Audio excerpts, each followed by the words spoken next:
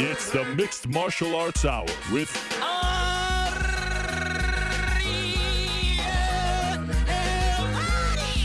The Mixed Martial Arts Hour back in your life on this Monday, February 13th, 2017. Hello again, everyone. I'm Mario Helwani, back inside our New York City studio, but there is a twist this time. Yes, it is the same old set, but we are in a new studio, a better studio. This is unbelievable. We're actually like a real TV show here. Wow, look at this. There's a few changes, and I'll get to them in a second, but for you right now, if I didn't even tell you last week that we were moving, if I didn't tell some of you on social media that we had moved, you probably wouldn't have noticed. But trust me when I tell you this, the entire company, Vox Media, has moved to a new location, and it is state-of-the-art. And around me, it's all brand new. Where the crew is sitting, it's all brand new. And I really have to thank all of them right off the top. Everyone from Adam, Alex, Rob, Miles, Nick, Eric.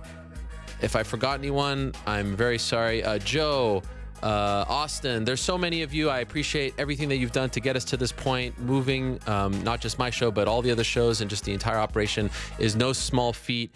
And so it is just amazing to be here. And I hope we're on. I hope we're actually working. So what are the slight changes, at least for now? Well, that window that a lot of you used to complain about with people walking behind me with the screen, that's gone. We're actually back to the old set over here, so you can see a little more over there.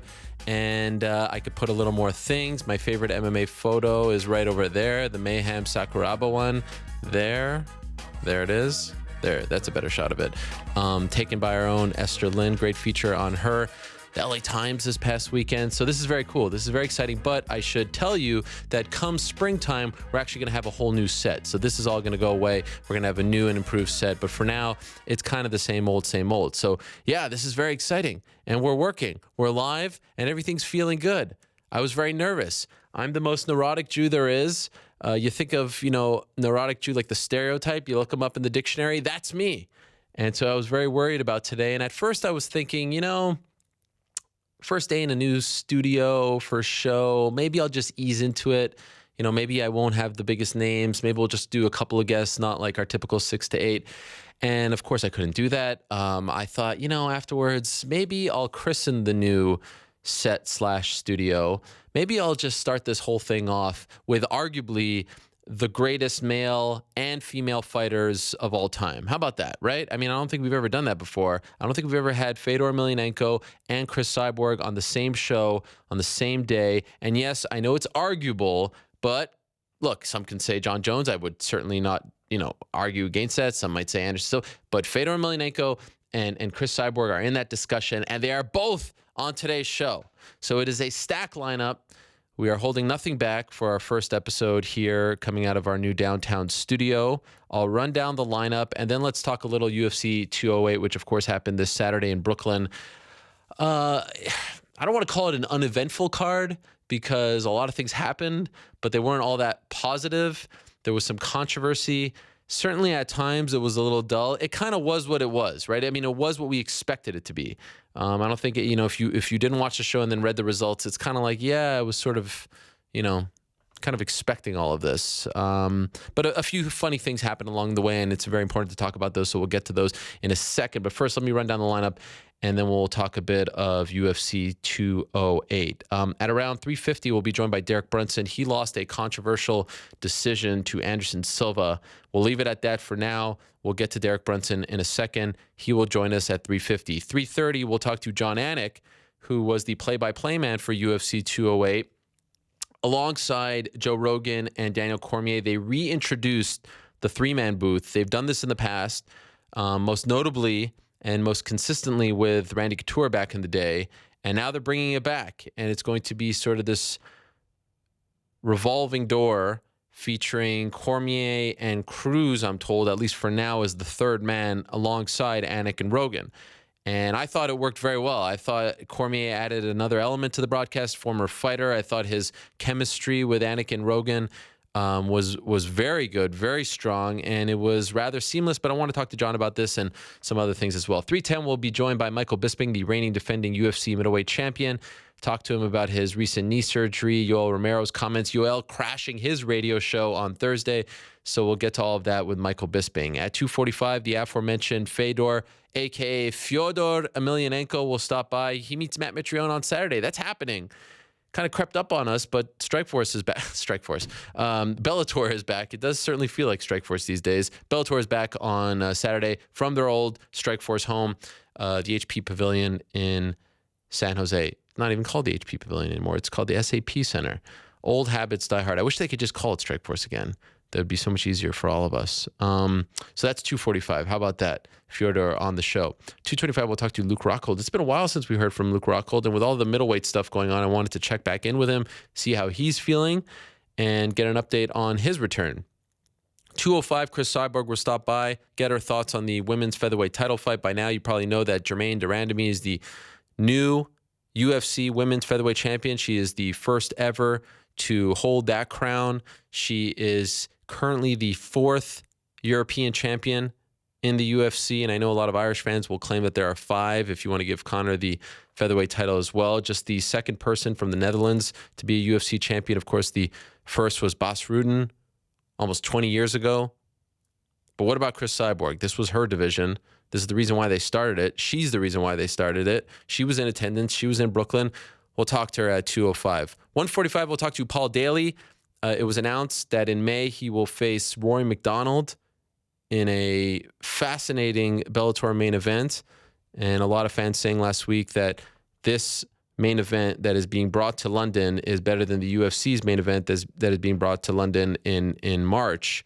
And it's hard to argue against that. Rory MacDonald versus Paul Daley going up against Corey Anderson versus Jimmy Manuwa.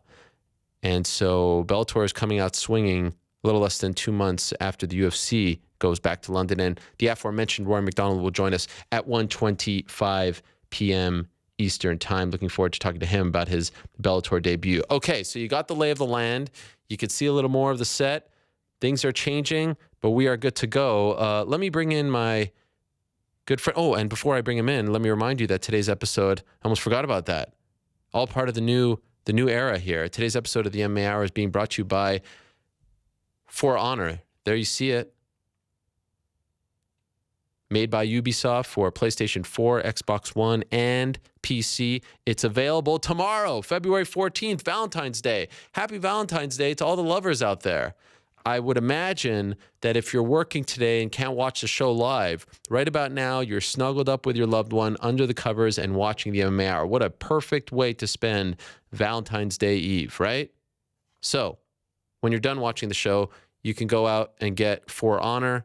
It's out on February 14th.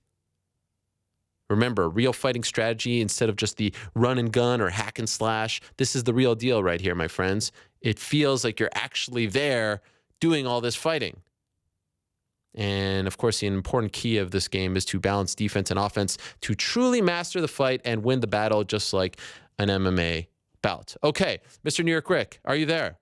Have you made it? Did they pack you up? They put me in my box, and I was successfully shipped. Look at you. It's a whole new era. How do you like your new digs? I mean, I think if we're just going to, do this in terms of analyzing who got the better end of this deal between you and I think I, lucked out. Why is that? This nice new studio. You're kind of in the same old, set over there. While I'm here in this beautiful new studio with all these wonderful people. Yeah, look at that. It's actually like a pro control room. We're like a real TV show now. We're like a real TV show now. This is amazing. All grown up. Okay, well, no one wants to hear us just kind of get all excited about our new studio. So let's talk some mixed martial arts here. You were not in attendance. You did not go to UFC 208. Is that correct? I did not. And you didn't watch the event. I went on your Twitter and you're like, I'm just checking in for the main event. Is that not true? I only watched the main event live. Okay. But I saw the What could you possibly have been doing instead of watching the UFC's debut in Brooklyn? Twofold. One, I was at a 100-day celebration for one of my cousin-in-law's babies. Okay, fair enough. And following that, I was doing party preparation for my wife's birthday on Sunday.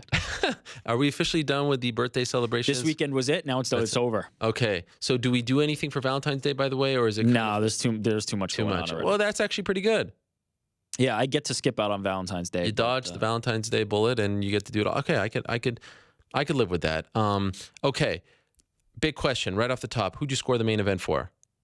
Jermaine Durandamy. But I think now I scored it that way based on just my score of each round. But if you're going to remove points, I had it a draw. Wait, no. Forget about the points for a second. Forget about the points. I scored it for Jermaine. Okay, which rounds? Oh boy.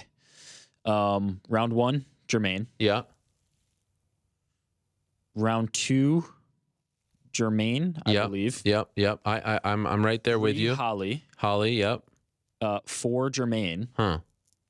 Or maybe I'm reversing 4 and 5. But I either scored 4 or 5 for Jermaine. So you're not one of those who's crying foul. You're not crying controversy. You think the right person won. I think the right person won. Now, with the caveat that obviously if a point is deducted, that changes the scoring. Yeah. Because she only would have won by 1 round. I didn't see any 10-9s or 10-8s or anything like that. So therefore, if 1 or even 2 points was deducted, that would change the outcome. But in terms of round by round, I think that the appropriate winner was selected. Okay, we'll get to the point deduction in a second, or deductions. I had it first, second round for Jermaine, third, fourth, and fifth for Holly Holm. But important to note, these were close rounds. In particular, the last 3. I thought Holly actually did a really good job of adjusting as the fight went on. I thought early on, it was almost like her striking was somewhat formulaic and predictable. Like she was doing the same thing, 1-2, and then getting caught by Jermaine. Yeah. I thought Jermaine was doing a great job of catching her at the end of the 1-2. And then she adjusted, I thought, very nicely towards the end of the fight. Now, to get to the sort of controversy outside of the judging, because I don't think the judging was necessarily controversial, though I disagree with it. These were close rounds. Like we can't just cry robbery perhaps like we can in the co-main event. These were close rounds. But as far as the controversy is concerned with the punches landed after the horn sounded, it really all falls on the referee, Todd Anderson. I don't necessarily even blame Jermaine Durandamy. Todd Anderson, fighters are taught, and the rules clearly dictate that the round is over once the referee steps in. He was too late stepping in. Second round, very late. Jermaine landed a 1-2. The second one completely rocking Holly Holm. I mean, it looked like she almost knocked her out. End of the third round, same. It was a little closer and less impactful, but those punches were way after the horn sounded. He got in there too late, and this is why, in my opinion, he did not take away a point. After the first one, okay, you can let it slide. Even Holly Holm conceded that. After the second one, you can't do it again. But I think he didn't want to do it because it was his mistake. He's the reason why she's landing these punches well after the horn sounded. And so it's on him. And again, why is a guy who does not have big fight experience, why is a guy who typically doesn't do UFC main events, why is he reffing in the main event? Why is he there? I actually reached out to Herb Dean and Big John McCarthy, who weren't in Brooklyn on Saturday. Both have yet to get back to me, asking them, why weren't you guys there? You know what? Like, how do you come to a district, a city for the first time, especially with all the issues that the New York State Athletic Commission has had? You know, they're maybe too buttoned up, and a lot of people don't want to fight here. And we're just 3 fights into this new era. MSG, Albany, and now Brooklyn. They're going to Buffalo in April. How do you not rely on these veterans? And I just thought it was unfortunate. Now, also important to note, end of the second round, she lands that big punch. I thought Holly won the third.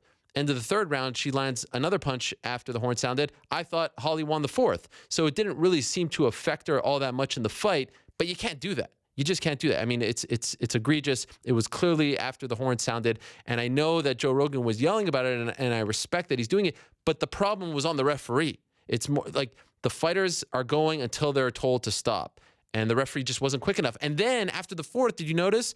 He got in there too early. He was clearly conscious of the fact that he was late, and then he got in there too early. That's a bad job by the referee. And I wish that they could answer to it, answer why they're doing this, judges, refs, etc. But they never have to. They just get away with it. Move on to the next one.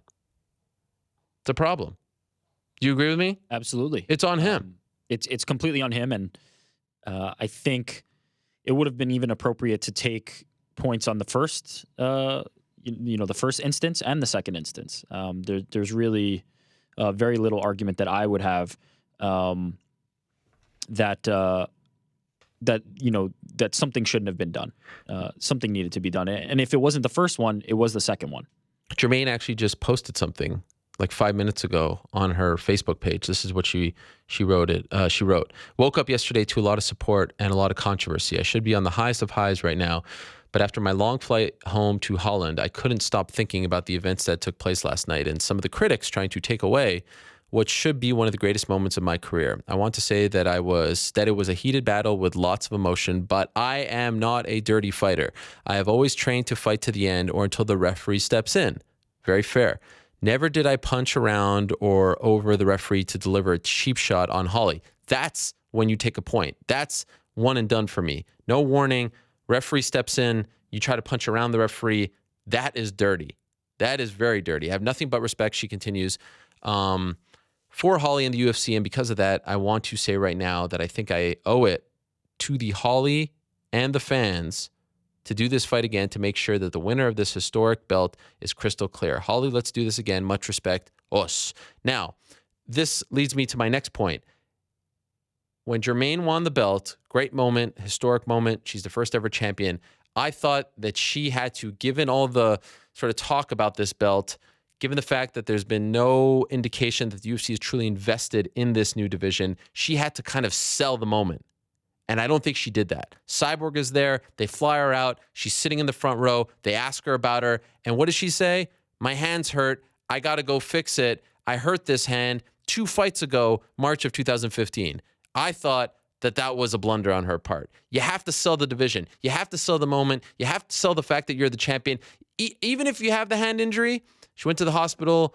She's out now. Of course, she's back home. Even if you have it, forget about that for now. Cyborg, where you at? I'm coming for you. Just sell the moment. Have the moment in the cage. Have the soundbite. Get people excited about this new era. Get people excited about the fact that someone who wasn't even in the title picture as a bantamweight is now the champion at 145.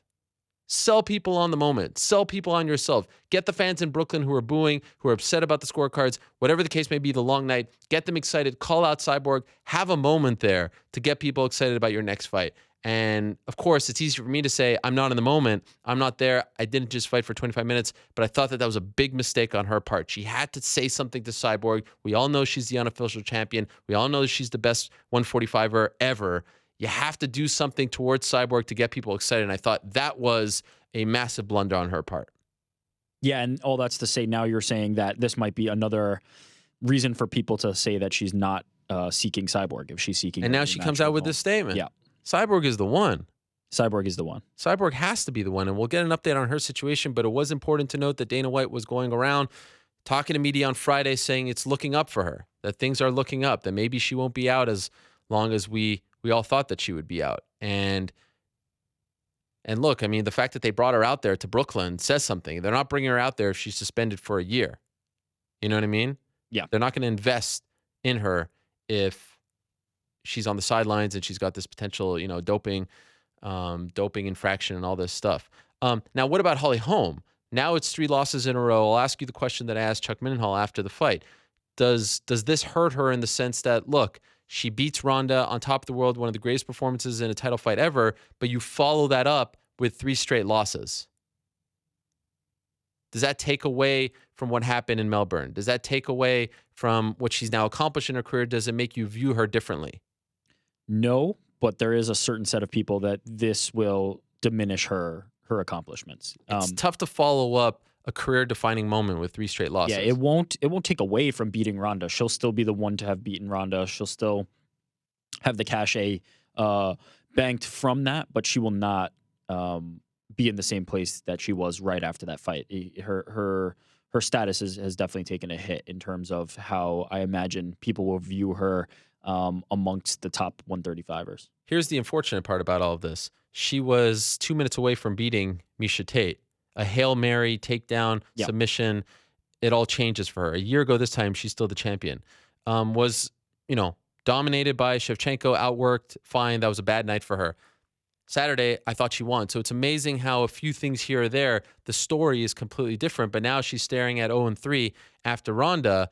And I could definitely see some people showing up today and saying, like, look, she was the Buster Douglas that we thought that she was. Ridiculous comment. Buster Douglas was a 42-1 underdog. It doesn't apply here. But for those that don't understand MMA and didn't know who she was going into that fight against Ronda, this kind of validates what a lot of people said at the time. And that's unfortunate. And I hate that because it's not fair. I have so much respect for Holly. She showed up to the press conference. She was so sad. I mean, her lip was quivering sitting up there to show up. And Jermaine didn't show up. She had to go to the hospital. I get that. But she certainly didn't have to show up. Holly Holm did not have to show up that post-fight press conference. But we've talked about this a bunch of times now, people losing and then showing up. She didn't want to be there. And she answered all the questions and was as respectful as possible, I thought, even towards Jermaine, even after, the 2 punches or the 3 punches, I should say, that landed after the horn. And it's really unfortunate to me that now she has this hanging over her. I think it's temporary. I think it's for the moment. Because she could come out and restake her claim at 135, and I think the narrative would change very quickly. It's possible in... You think she sticks around? I mean, she looks so much better at 145, right? Especially... She does? I mean, she looked fine at 35. I didn't think... Go look at her when she weighs in on 135, like prior to the Ronda fight, and then go look at her on Friday. You can tell she looks a lot healthier weighing in. Yeah, but that's not what I'm basing it on performance. I'm not looking at how she looks at weigh-ins because that's for her to determine like where she wants to compete. I think her performance was the same at 35 as it was at 45. I'm not. I didn't go, oh wow, she looks so much better at 45 in the cage. She looked, roughly to be the same fighter that she. Come fight night, yes. Come fight night. And I so, agree with you. Staying at 45 doesn't really do her any favors either because it's a bunch of who are you facing and who are you going to beat. Okay, so then let me ask you this: if Cyborg is really out for a year, let's say worst case scenario, right? She's out for a year. What do you do with Jermaine next? What do you possibly do with her? Do you actually run it back? Or do you try to sign Megan Anderson? Like, what do you think is the bigger fight? Well, the bigger fight? I don't think either of them is necessarily bigger than the other. I think, if you brought in Megan, she'd be a great opponent for somebody at 45. But I don't necessarily see that as the fight that people go, oh, now this is what I was waiting for at 45. I think it's Cyborg or bust. Yeah. So you could run it back. You could bring in Megan. It doesn't really matter. It's really just biding time until Cyborg comes back, and then that person eventually faces Cyborg. And that's why I wish she sold it a little better. Jermaine sold it. Like, you can't talk about your hand that you injured. I get it. I'm not trying to take that away. I'm sure it killed. And I give you a ton of respect for actually fighting with injured ligaments in your hand. But just in the moment, just to get people talking, people who don't watch the post-fight press conference, people who don't, consume shows like these, you got to get them excited in the moment. You just have to. You have to say something. Cyborg, I'm waiting. You think you're the best. I'm the best now. I'm the greatest striker in MMA history. I've been gunning for you for years. Let's do this. You got to do that. Now, before we get to Rory, let me quickly ask you about Anderson Silva, Derek Brunson. Who did you score that for? Please don't tell me Anderson. No, I scored that for Brunson. Jesus Christ. But I would say this, that those rounds were not... Close. Yeah, not as easy to score as some people are trying to make this into. I didn't think that they were that hard. And go look at the first round. The biggest. So the new criteria and even the old criteria, they don't like to talk about. They don't like to talk about the word damage. They don't want to use that word. It's not PC. Blah blah blah. But it's effective striking. All this nonsense. We're talking about damage. Let's just talk about damage for a second. When Anderson clinched with Derek Brunson in that first round, he was landing some big shots that did damage. I don't see how you can give the first round to Anderson. I certainly don't see how you can give the third round to Anderson as well. The second round is certainly the closest of all and debatable. But to give Anderson 30-27, not say that Derek Brunson won one of those rounds? No, that is ludicrous. That was egregious, but I think I've said this before, the term robbery just gets thrown around too much. It wasn't a robbery. It was a decision that most people It was would not agree it with. was a really bad decision. I don't know one person, and someone please correct me if you're wrong, like a sane-minded non-Anderson Silva fan who didn't have money on the fight. I don't know one person who actually scored that for Derek Brunson. Excuse me, for Anderson Silva. I don't know one person who scored it against Derek Brunson. Did you see anyone? Like, do you know anyone who I saw scored? some people on Twitter. But these are fans, like, who have a. Yeah, I mean, at this point, are the only people I trust for opinions on this are people who have actually taken these courses and understood the rules and learned how to properly judge a fight. It doesn't really matter these numbers that everybody throws out, and I think we're going to continue to just have controversial decisions until the rules are either more clarified or crystallized, or fans educate themselves, media educates itself. But I think that 29-28 either way, I'm not really thinking that that's such a bad score. I really don't. I don't think a 29-28 for Anderson Silva is the worst scorecard I've ever seen. I don't agree with it, but I don't think it's as bad as people are trying to claim. We've seen some fights that were 30-27 the opposite way that they should have been, when the fighter on the losing end should have won 30-27. Yeah. This was not one of those times. Some people tell me on Twitter that Misha Tate and Kenny Florian scored it for Anderson. Yeah, Great. I think it's possible. And by the way, I'm not calling it a robbery. I never used that word. Yeah. Let's be very clear here. I thought it was a very bad scorecard. I thought it was 30-27 is an unacceptable scorecard. unacceptable. I mean, that judge needs to explain themselves. And again, I still feel like, forget about that one. I still feel like it's hard to justify 29-28. Yep. I thought Anderson looked slower. I thought he looked older. He agreed afterwards. I mean, he wasn't blown out. I still would like to see him fight. He's not getting, brutally knocked out here. He's just a 40-year-old Anderson Silva now. He's just an older guy. It did seem to me, and we'll talk to him about this, that Derek Brunson was obviously a little less aggressive. It was smart not to rush in there with, your chin up, your hands down. But at times, when you're fighting Anderson, he's so dangerous and he's still quicker than most, even in his 40s. It seemed like he was a little tentative. You're waiting for that counterstrike, and Anderson can lull you into that game. And for the most part, I thought, Derek fought a smart fight. Could it have been a better fight, a more dominant fight, really sealing the rounds? Yeah, sure, absolutely. But I don't know. I gave him the first and the third, and I could even see an argument for the second. You have to feel for him. You certainly have to feel for him. This is, obviously the biggest fight of his career. He's coming off that loss to Robert Whittaker. He's fighting Anderson Silva. Many people consider him to be the best of all time, the greatest of all time.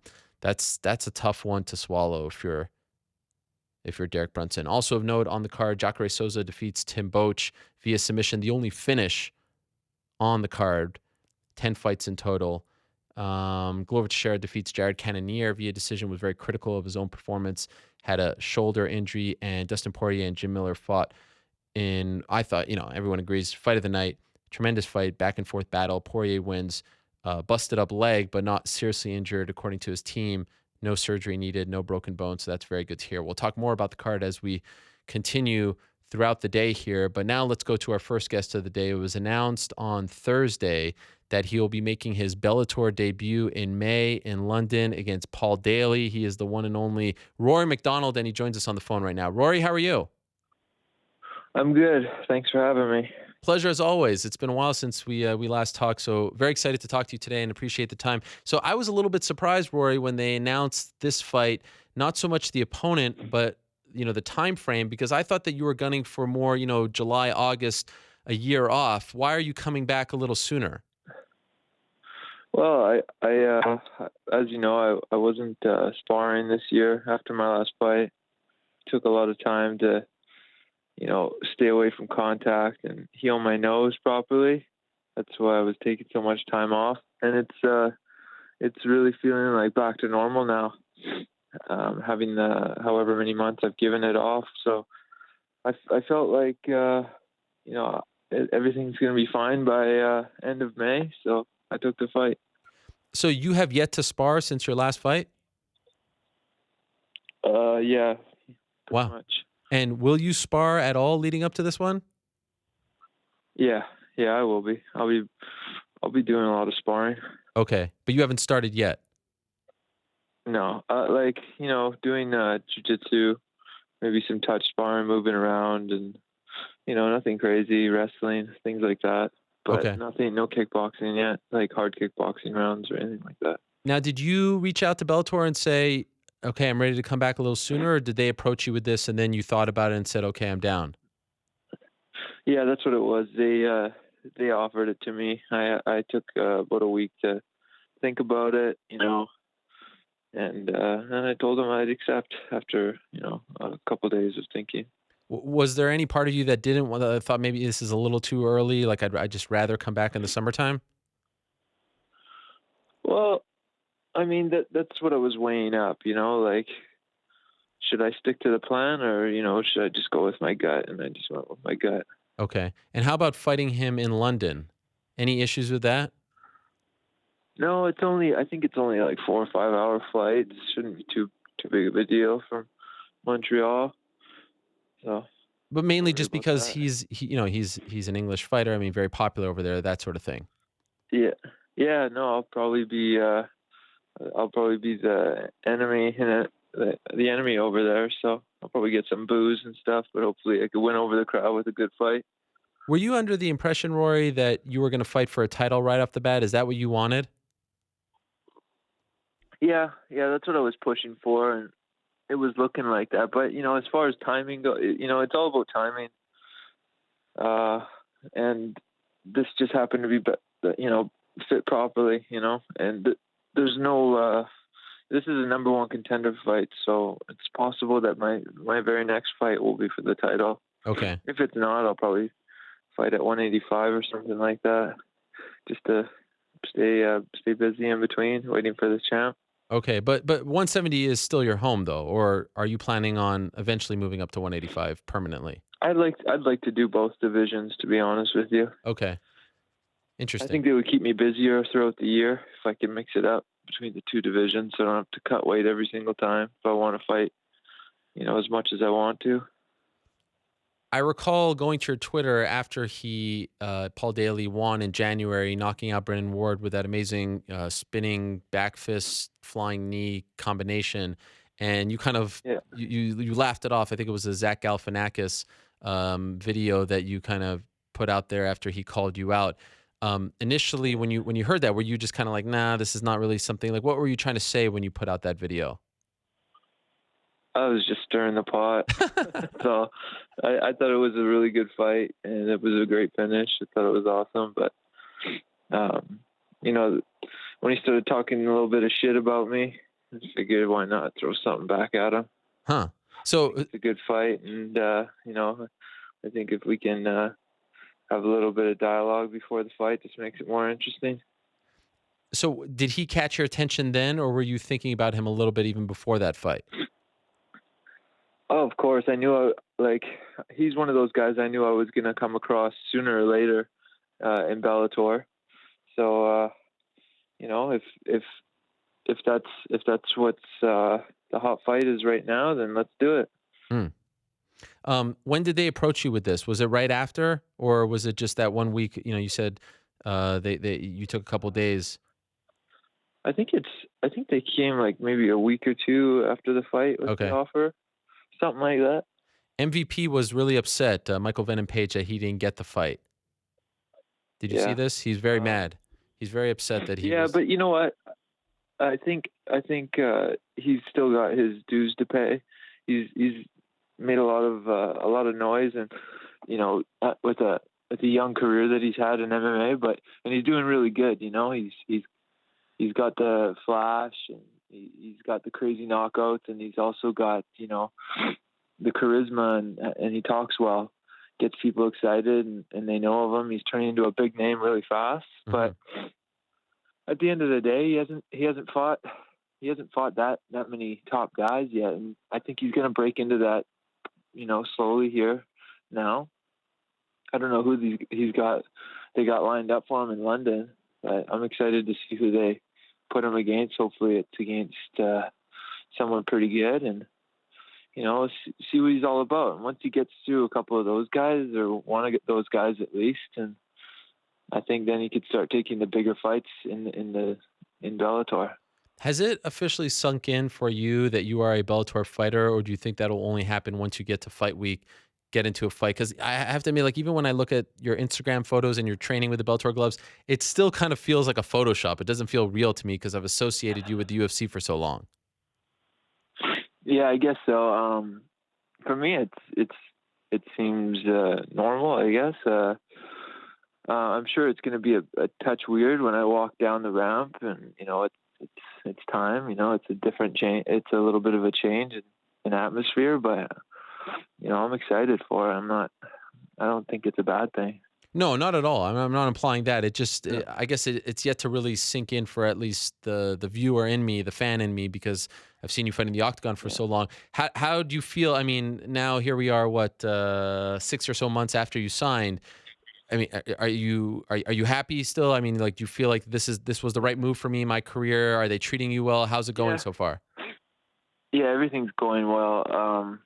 Yeah, they're treating me really well, and they have a lot of respect for their fighters, and really happy with the contract, happy with the way we line this fight up, and I'm looking forward to how we're gonna do the promo for it, and I think it's just a good thing in general for my career, because I really think this is like it's like a fresh start almost, because of the changes I'm making in my fight game, and I think just having the different look and the different promotion to fight for, I think it all fits. How does it work with your Reebok deal? Because I see that you still rep them, but because they have the deal with UFC, are you still a Reebok fighter? Yeah, I am. And will they sponsor you for this fight? I don't know. Okay. Have you inquired? I think that's a discussion that's going to happen any day now. Oh, okay. Just because I think they needed to see. I think all of the sponsors that are interested, they had to see if I actually put the paper and have a date and see the promotion, things like that, before they make any decisions, which makes sense. Have you had a lot of fighters reach out to you and say, okay, you signed, what do you think so far? A lot of UFC fighters, a lot of free agents inquiring about what it's like on the other side of the fence? Not a lot, here and there, around the gym kind of thing, but that's about it. Okay. I saw that you and George were at an event recently when they brought out Fedor. You took a picture with him. What was that like for you guys to meet a legend like that? You seem also happy being there next to him. Well, George was making me laugh. I thought he was pretty funny. He was having a good time meeting Fedor like that. But no, it was cool. Two people that I really looked up to in my young years. I got to hang out with, and Fedor was wearing that sweater. I thought it was pretty funny. Yes, it was. And I didn't expect it either. I didn't even know he was there. Oh, wow. Walked into a room, and there he was. Kind of weird. Why were you at the fight? I was doing promotion for Bellator. Okay. It does seem to me like when they make a point to do this, like they show all the fighters sitting around, like for the Chael Tito fight. A lot of the fighters, even the UFC fighters, have massive smiles on their face. I don't know if they go out of their way to make the fighters feel very much at home, but it definitely comes across on television. You notice that as well? Yeah, I do. Seems it's a happier. Everyone's happier over there, huh? It's a happy bunch. I don't know what they're doing, what they're giving you guys behind the scenes, but it certainly comes across that way. By the way, do you have an update on George for us? Is he coming back? What's the scoop here? I haven't heard anything. You haven't heard anything? I haven't heard anything. Because now no one has to bother you anymore about quiet. fighting him. So, like, I figured you can just kind of let it slide. Tell us the announcement if there's anything going on. I don't think there's gonna be an announcement. Oh, really? I mean, I could be wrong. Yeah, I don't know. That's the vibe I got anyway. Interesting. Do you hear people when they say, okay, Rory with the broken nose, he had his moment, Robbie Lawler took his soul. Like, do you hear these things? And if so, how do you react to them? Yeah, I've seen a couple of those things, but I guess I'll just have to go and prove them wrong in this fight.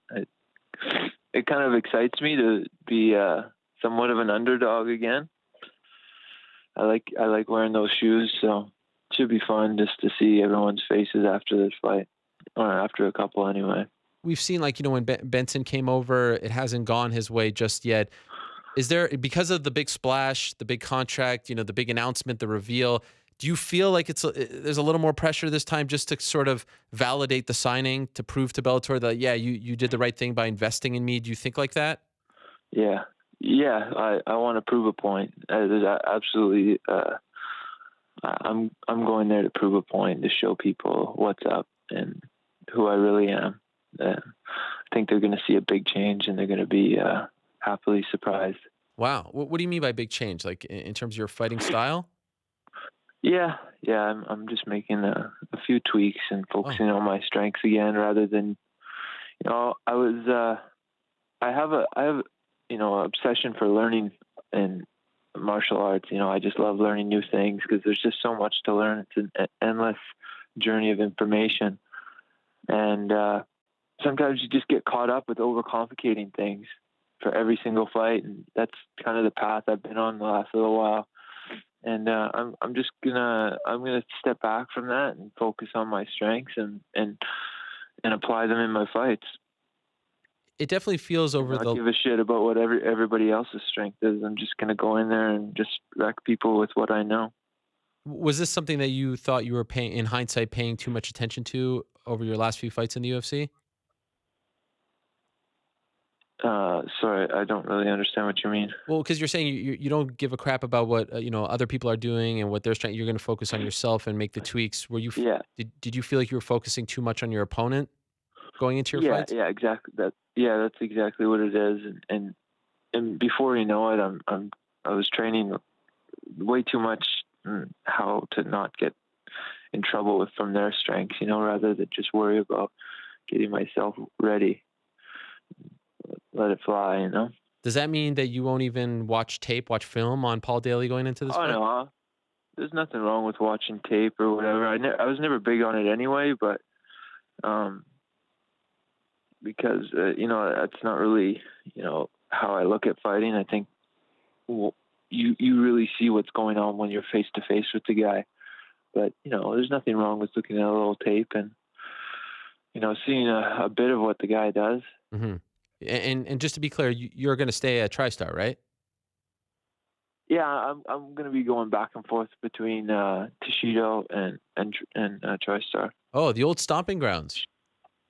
Yeah, I'm here right now, Kelowna. Oh, you're in BC. Oh, wow, I didn't realize that. So how do you decide when you go back and forth?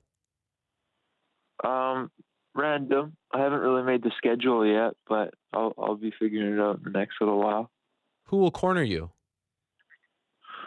Well, I haven't decided that, just because the fights until Right. it just popped up. Right. So I'm just going to take the next month or so and see how things pan out, and talk to my coaches and see who's I'm clicking with, and we'll go from there. See how training camp goes. When's the last time that you did something like this, that you spent a lot of time in BC before a fight? Last time that for how much I plan on just being here, Yeah. probably back when it was the Carlos fight. Carlos won it like 7 years ago. Wow. And what led to this decision? Like I was saying, just getting back to my strengths. I think my coach David Lee understands that, and he knows how to coach me in that way. Huh. Wow. That's interesting. I'm curious to see what this leads to. And also interesting that you tweeted the beginning of a bloody chapter. So that would suggest, at least to me, that you're still going for, you're not trying to shy away from the brawls, so to speak, right? But when I think bloody, I think you still want that after all this time? You're not tired of those types of fights? Well, who wouldn't want a dominant performance? That's what I'm shooting for. But I'm fighting the best guys in the world. Paul's a good fighter. All the guys I'm going to be fighting in Bellator are very tough. And I would be a fool to think I wouldn't leave with a little blood and a few scrapes here and there, So you gotta learn how to like that stuff. I'm a rough guy, and I like it when fights get tough. Did you hear from a lot of fans who said, "Wow, the Bellator main event in London is better than the one the UFC is bringing a couple of months prior"? I didn't hear that, but it doesn't surprise me. Because you know what that main event is, right? No. It's it's Jimmy Manuwa versus Corey Anderson. I put a poll, and I think like 15,000 or so people voted. I asked them which fight they liked better as a main event for the UK fans, and I think your fight won like 85% to 15%. Yeah, absolutely. That's the direction Bellator is going. You feel good? Yeah, Bellator is doing the right things. They're making good moves. It's not going to take too much time before people really start seeing how much competition we're bringing. Wow. All right. Well, I wish you the best, Rory. I'm looking forward to it. And I think, I mean, just based off the reaction, I don't know how much you were paying attention, but people were really excited. I think it kind of came out of the blue because a lot of people weren't expecting you to come back, this soon. But people seem legitimately excited for your debut. This is good. Yeah, no, we're gonna have a good fight. It's gonna be an awesome time. Fans are gonna love it. One last thing: is there any talks about you fighting in Canada? I got a lot of questions about that. I hope the one after this fight will be in Canada, but okay, we'll see. Hopefully, we could do a title fight with Lima. If I win this fight against Daley, we could do that one in somewhere in Canada. Okay.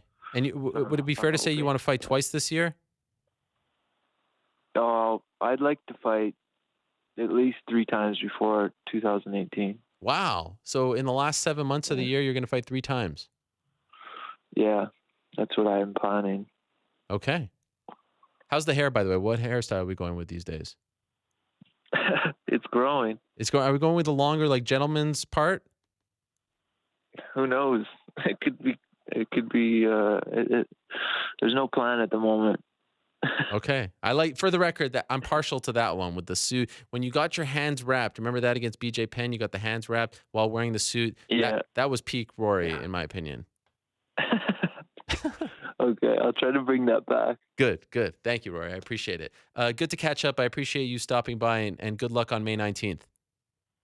All right, thanks, Ariel. Good to talk to you. All right, there he is. The Red King, Rory MacDonald, May 19th, SSE Arena in London. His Bellator debut against Paul Daley. Not so much surprised that he's fighting Paul Daley. I think that makes a hell of a lot of sense. Was just a little surprised, and there you see it right there. Good stuff. Nice job. New era. We got promos. Friday, May 19th. Like I was saying, not so much surprised that he's fighting Paul Daley. I mean, that is a big-time fight. Look at those two guys. Those are names. Those are big names. And like I've always been saying, you had to give Scott Coker 5 years to really weigh in my opinion. He came into an organization, a promotion that was run completely different than the way he likes to run things. Tournament format, less on sort of stars, but more on, competition, and this guy's going to fight for this belt at the end of season, blah, blah, blah. I mean, they were trying to make Bellator into more of a kind of weekly sport. I thought, and I know the ratings necessarily don't reflect it in the sense that they're not vastly better than they were back in the Bjorn days, but it all kind of blended together. For example, I could tell you'd say to me right now, UFC 169, who headlined it? I could tell you. That's just the way my mind works. Bellator 169, I have no idea. It never kind of resonated with me because I felt like all their events happened so quickly, so close to each other that they didn't stick out. They weren't special. And I feel like they're doing a better job of that these days. I feel like that's evolving a little bit. And so, love the fight. Would have loved Daley versus MVP too. Was surprised that he came back a little earlier, but you heard it from him. Less sparring these days, so he's ready to go. Speaking of the fight, speaking of May 19th, London, SSE Arena, the man Rory MacDonald will be fighting is Paul Semtex Daley, and he joins us right now on the phone. Paul, how are you? I'm good, mate. Good. Good to talk to you. Thank you. I'm good. I'm good. You good? Everything all right? Yeah, I'm good, mate. I'm good. Yeah. I'm just in my gym at the moment, so just busy teaching classes and stuff. I appreciate you squeezing us in. I know you're very busy, Paul. When you got the call that you're going to fight Rory MacDonald, was this a no-brainer for you? This is what you wanted, right? Yeah, most definitely. I wouldn't have called him out in front of 17,000 people if it wasn't something that I really wanted. So I'm happy we've made the fight, and looking forward to it. So can you clear up the whole MVP stuff? Was that even ever on the table, or was he trying to bait you into something that wasn't really there? No, the offer was there. I got an offer, do I want to fight MVP? I said, look, I'm after bigger fights. I want to position myself back for a title shot, back for a rematch with Douglas Lima. And for me, the MVP fight is neither here nor there. So I was just chasing the big dogs. Does nothing for you right now? You don't feel like it's of any interest to you? It's nothing for me. But Michael Page is doing what I was doing like 12 years ago. You know what I mean?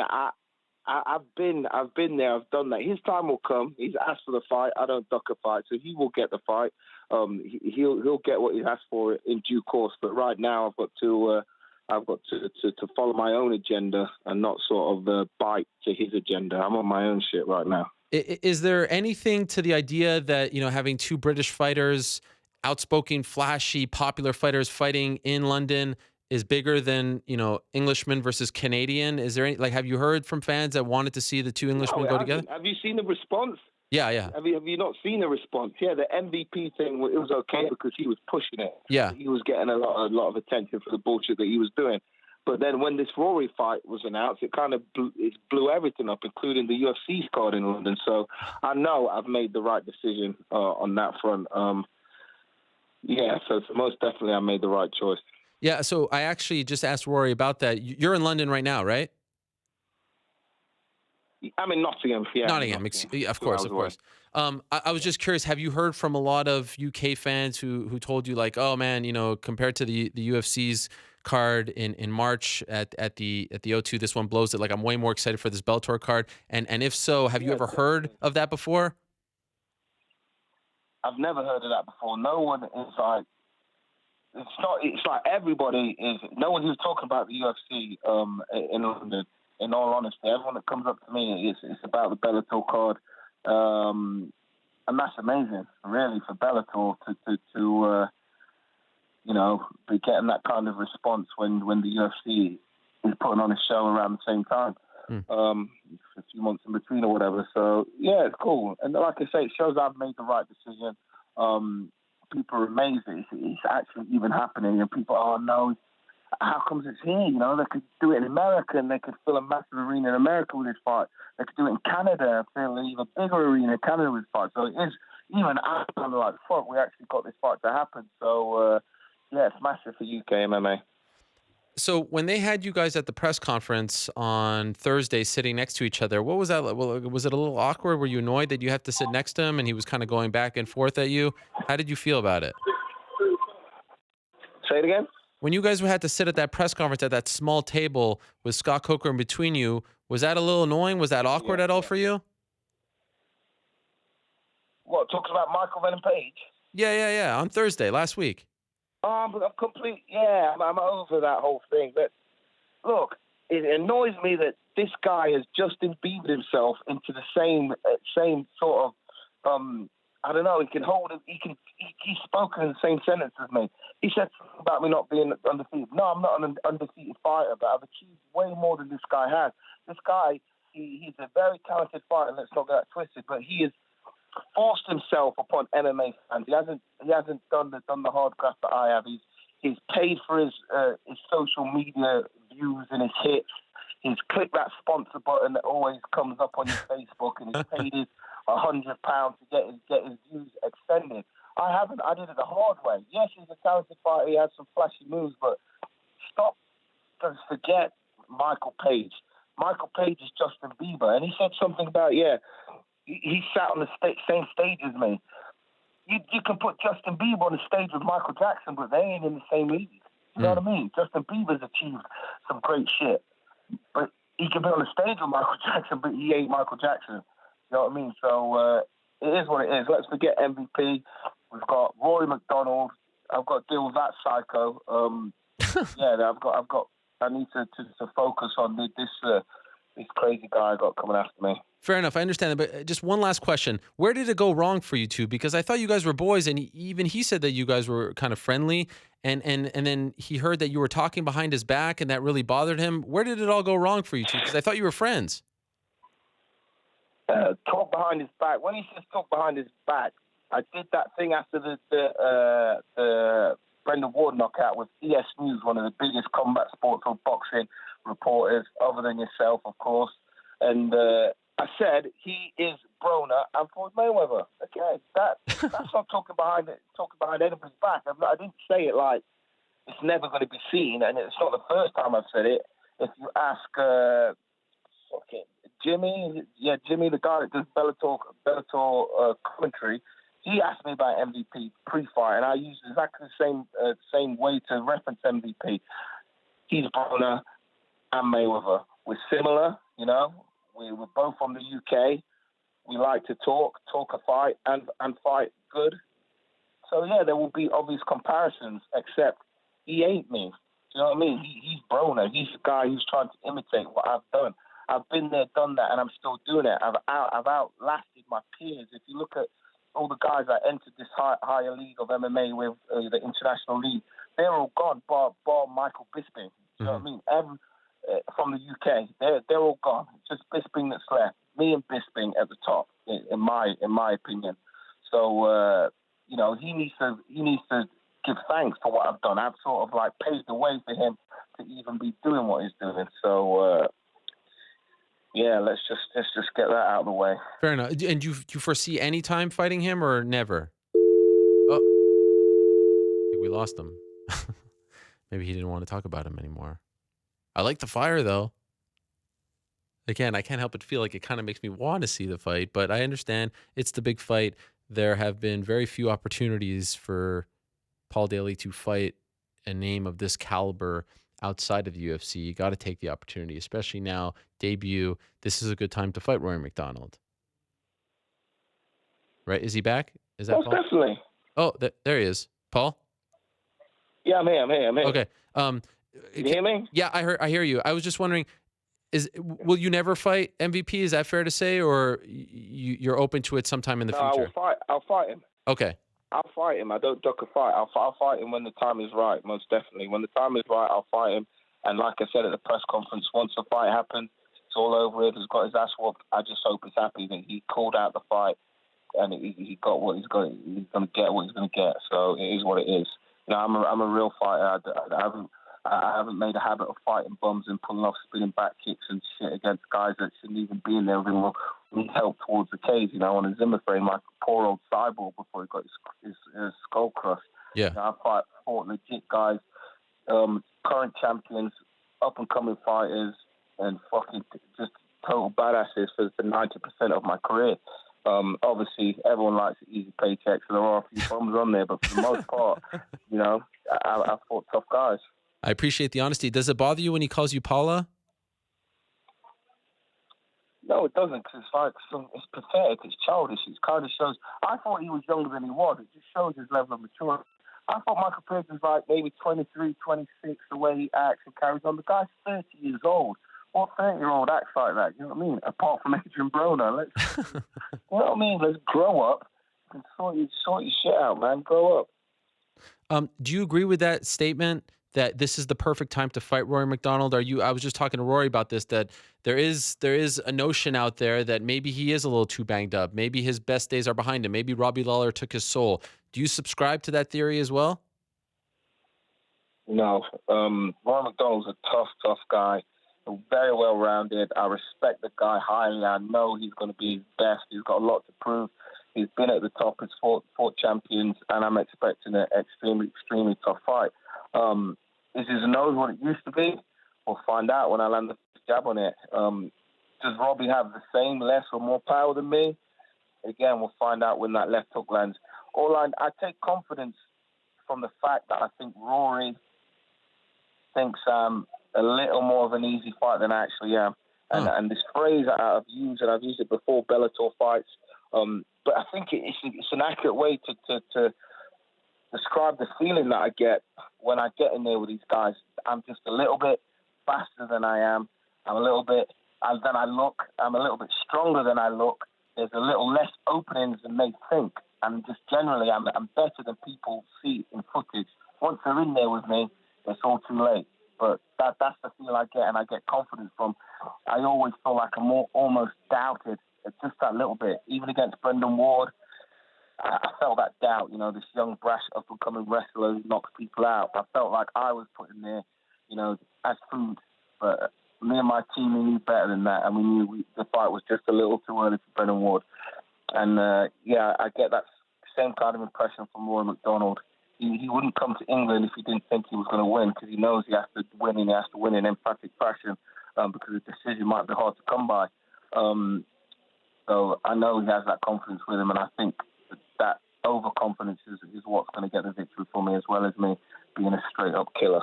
What makes you think that he doesn't think that you're the toughest guy out there? Is it something that he said? Well, you know, he put that little fucking thing with Fat Alan from The Hangover up after I called him out. That doesn't show a guy who's generally worried about a call-out, does it? But it's all good. It's all good entertainment. I'm looking forward to seeing him at the press conference next week and exchanging a few words and, you know, staring into those crazy eyes and, you know, seeing into his soul. So you guys are going to be, because I was going to ask you about him not making the trip over to London. You will actually see him next week?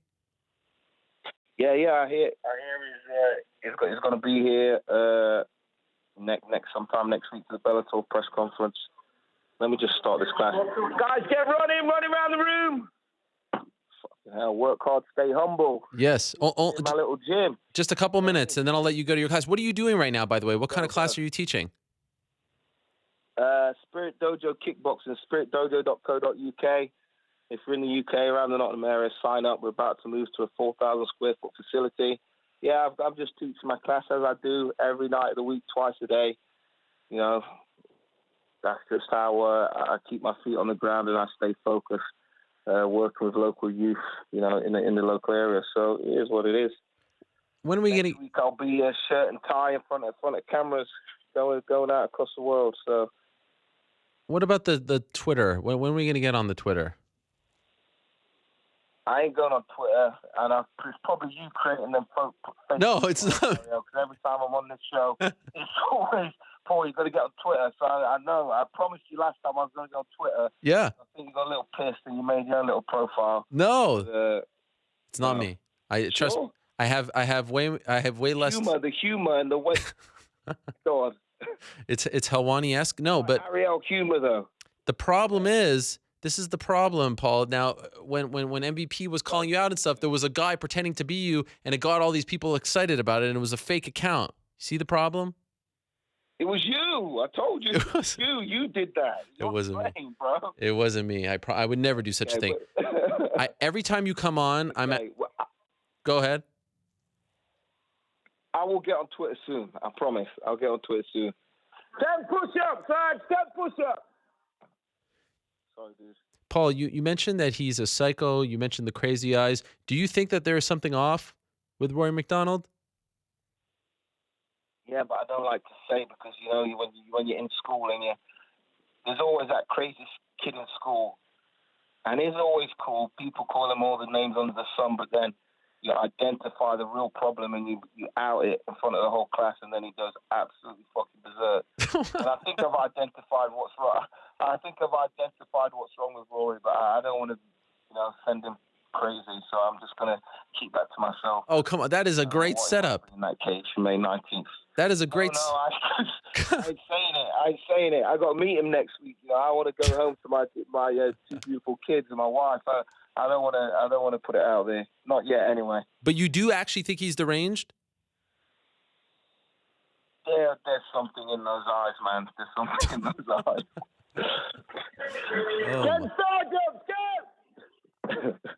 Maybe after you meet him, you'll tell us? I gotta go. You gotta go? That's it? After I meet him, I'll tell you. I gotta go. I gotta get this class done. These guys are paying me good money. Lazy bums, Paul. Lazy bums. They can't do 2 minutes without you. I understand. All good. Paul, thank you for the time. I'm the master. I'm the sensei. Ariel, no, thank you. And stop pretending to be me on Twitter. Everyone listening, it's Ariel. You know, troll him, do whatever. It's all Ariel. It's not Sensex. Find me only on Facebook. Much love, Paul. Thank you. Peace. Bye. There he is, Paul Daley. Teaching a class in the middle of being on the show. You can't beat that. saying that Rory MacDonald is a little bit deranged, but he's not going to tell us before he meets him because he's afraid that he's going to do something to him. Okay. Well, I guess you heard it here first. They are going to be meeting face to face next week. It's like the picture of him sitting next to Scott with Scott in the middle between him and MVP, that little table, the sunglasses. They look like they were so uncomfortable. It was great. And so a part of me thinking like, I wish we could just have this. But then you're getting Rory. This is a good problem to have. If MVP gets by his fight, or even if not, if they both lose, who the hell knows? They got to make that fight at some point, and it has to be in London, I think. Like please, let's not do it in, Newkirk, Oklahoma, or some other random place that Bellator likes to go. With all due respect to those places, this needs to be in England. MVP Paul Daley. But for now, we're getting Paul Daley versus Rory MacDonald. Rory MacDonald's debut. It's all very exciting stuff. May 19th, Wembley, SSE Arena. Good stuff. Okay, in a minute, we're going to be joined by Cris Cyborg. She was in attendance. She was in Brooklyn on Saturday, UFC 208. They showed her on camera. Dana White brought her out. This was a very exciting development. This is big news. Yes, she's fought for the UFC twice, but it just kind of felt like they were getting behind her, and it was interesting considering what's going on with her and USADA right now, the provisional suspension, whatever you want to call it. For them to push her, to get behind her, I thought was very notable. Showing her on camera, asking Germaine de Randamie about her after she won the belt. I thought that was a very, very, very notable moment. And so I wanted to have her on the program to talk about the fight, who she thought won. Again, I thought Holly Holm won the fight. It was close. I wouldn't call it a robbery necessarily, but it was, to me, it was 2 to Germaine, 3 for Holly, 3, 4, and 5. What the hell do I know? Let's talk to Cris Cyborg. In my opinion, regardless of who's the champion in the UFC, the best 145-pounder out there. She's joining us on the phone. Cris Cyborg, how are you? Great. How are you doing? Thank you for bringing me your show. Oh, it is always a pleasure. I always love having you on, Cris. So you were in attendance on Saturday, yes? We saw you there. Just making sure that was you. Yes. Who do yes. Yes. Yeah. Who do you think won the fight between Germaine de Randamie and Holly Holm? Do you know? I think it's a very close fight. But if you look face the Holly and you look face the Germaine, you see Holly have more beat than Germany. I think Holly got more combos, like throw more combos, but no effective combos. Germaine touch more in Holly than Holly touching Germaine. I think she's the win. I think she's the win. Okay. But you didn't necessarily score it. Like if I asked you which round you gave to Germaine, that's a hard question for you to answer. She always, you can see Holly, she's no feel comfortable in stand-up because she try grappling. She try wrestling. She don't try keep her game in stand-up. She try grappling, but, she cannot take down Germaine, and Germaine cannot get out the expense too, and then stay like a boring fight a little bit, but, I think Holly Holm have the moments. I think when she kicked the head and Germaine, and she's having moments, but I don't think affect the moments. I think the other girl should touch more in Holly. I don't know. I have to watch this fight again. Yeah. Yesterday I was talking to Ray. I said, man, I want to watch again this fight because it's a lot of emotion too because I was there and watching. Yeah. And sometimes no. I think probably I missed a lot of things about the fight. Sure. But I think before the event I told Dana White, I said, he asked me who you think gonna win. I said I think you're gonna win the German girl, Holland girl, because just if Holly Holm she's doing wrestling. I never see wrestling Holly Holm, but if she put the wrestling in her game, I think she's gonna win. But if not, I think other girl gonna get it, and this will happen. So you met with Dana White before the fight? Yes, no, during the fights, Oh, sit with him a little bit, and then he asked me, and they have like Instagram live, oh. and yeah, and then he asked me, and then I said this, but really we don't know about the game, the hold home, but who have more MMA game, you know, she have more MMA games, she can beat the other girl. How was it when you met with Dana? I mean, you guys have a long history together. Was he cordial towards you? Was it nice? Did you enjoy talking with him for a little bit? No, he just bring me and he asked me a couple things about fight, just more for the event, Okay. nothing serious. Yeah. From what I understand, it was his decision to bring you to Brooklyn. Were you surprised when they reached out to you to bring you to the event? I was surprised, I mean, really happy about. I think he, didn't show respect for me because, they always say, they make a division for Cyborg, and I feel very happy to be there at the same time. I'm really happy be there.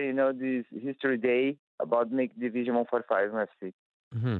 Was it weird for you to watch that, like knowing that you're the Invicta champion, knowing that everyone considers you the best 145er, if not the best female fighter on the planet, if not the best of all time? Was it strange for you to see finally a UFC 145-pound title fight and not be involved? Did that bother you? No, I think it's God plan, and I was really don't went to the cage this weekend because I was my health. I want to fight like Cyborg. I don't want to, no health in my body. I cannot cut weight too soon after my last fight, and I really felt happy. Then have my division. I know division gonna keep there. It doesn't matter if I'm gonna fight now or later. It'll be there, and when it be there, it'll be my time, and everybody know who the champ 145. I'm not almost 10 years world champ, and I keep training like contender number one, and it'll be perfect. Be perfect if fight for with the champion UFC now 145. When this fight was first announced, everyone, including myself, was very surprised that you weren't a part of it. And they said that you were offered multiple fights and you turned them down, and so they had to move along. Is that really what happened? And were you bothered at kind of how it came out? Because it seemed like, I mean, even talking to Jermaine on Wednesday about it, she was like, "Look, you were offered a fight 10 weeks notice. Why aren't you taking the fight?" It seemed like everyone was just kind of putting out their theory without you really being able to speak about it. People like talk too much. Some people you just watch the fight inside the octagon, but don't know what's behind the stand. Don't know backstage before you're gonna inside cage. And I did like 8 months, 3 fights, and the last years, and the last 2 fights I cut for 140.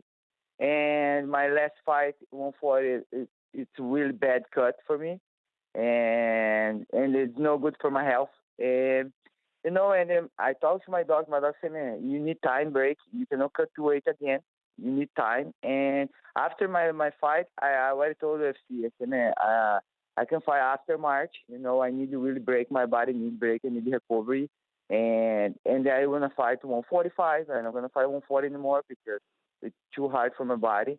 And I told this after fight, I told this. And if you check after my fight, then ask who next for you? I said, "Man, I'm gonna back to 145, defend my belt." He didn't then ask me if I'd like fight, but then asked me before. I told him be ready, And I said, "Man, I cannot cut weight again. It's too much for my body." And yeah, man, I worry about. I was scared about my health. I love fight, but my health first. My body first. End of the career, I'll be with my body. It's Sure. nobody will be. And then I have to think more about this. And I say, man, be ready after March, and I'll be ready. And after the March, it'll be cool in my division, perfect. How is your body now? How are you feeling? I getting better, but I did more exams, and I'll be better soon, but I'm start training already, I'll be able for be training in the diet soon. And now I just training, be diet, but eat clean, eat good health, and soon I don't know when I can fight again. I have good news, better news after. So on Friday, Dana White was doing a lot of interviews, and he said that it's actually beginning to look very good for you and your situation with USADA, that you might be back sooner than we expected. Can you confirm that? Is that true?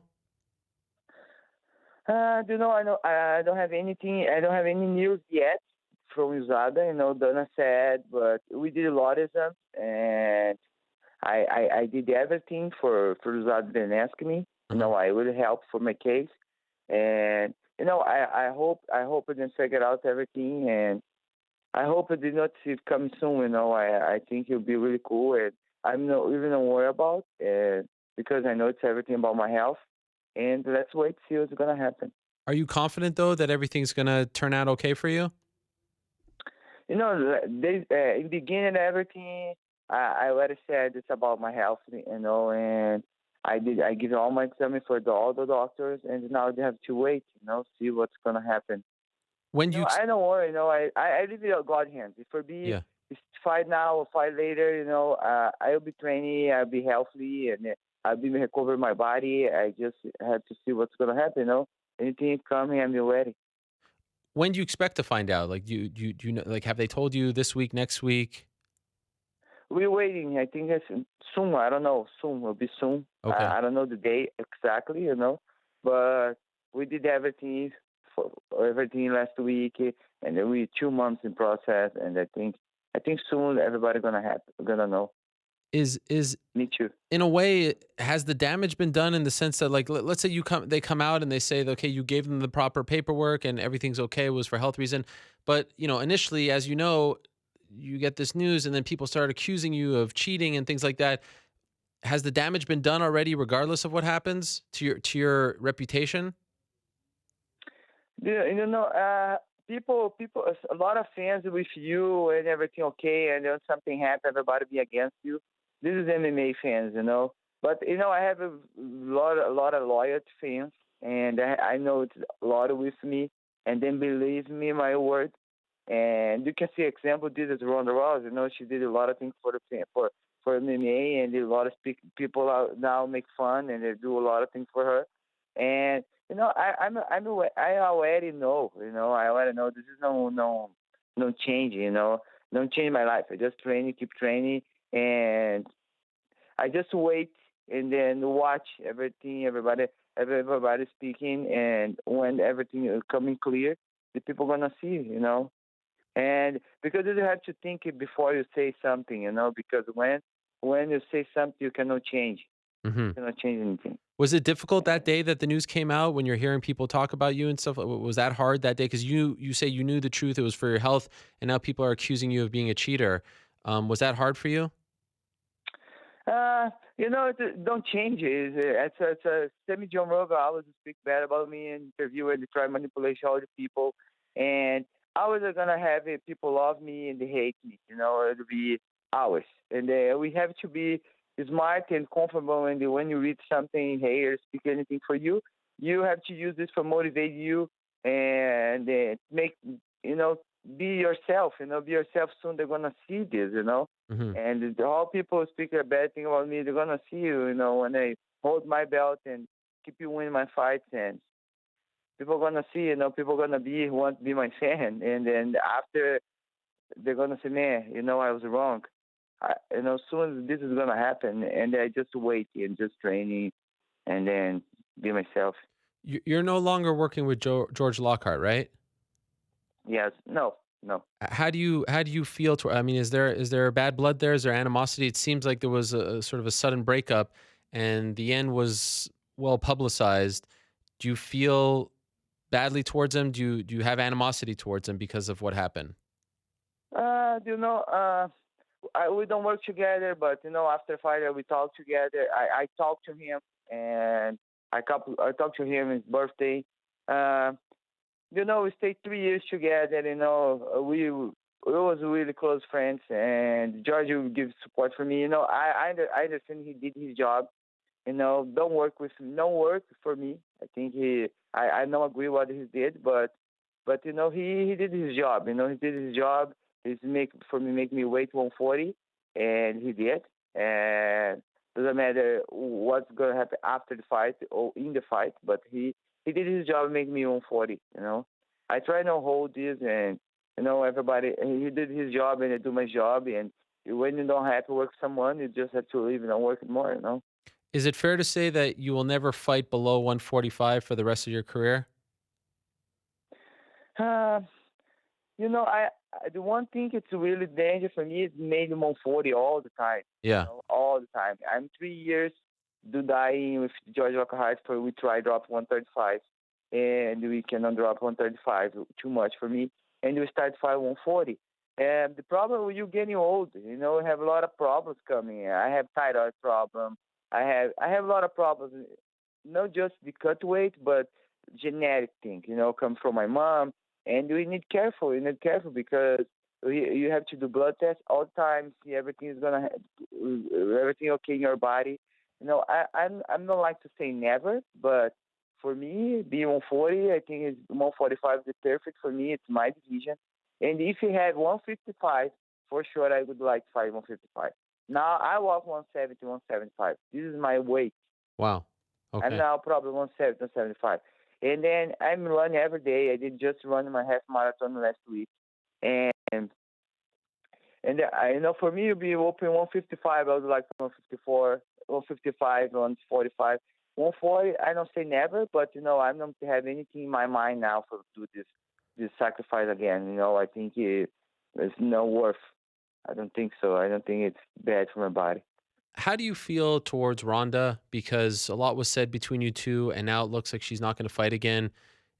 Do you like how do you react to that? Because she's obviously going through a tough time as far as her career, but there was animosity there. There was a rivalry between the two of you. So when I say Ronda Rousey now, what's your reaction? I never hate her Ronda. I think we make she's always talk about me.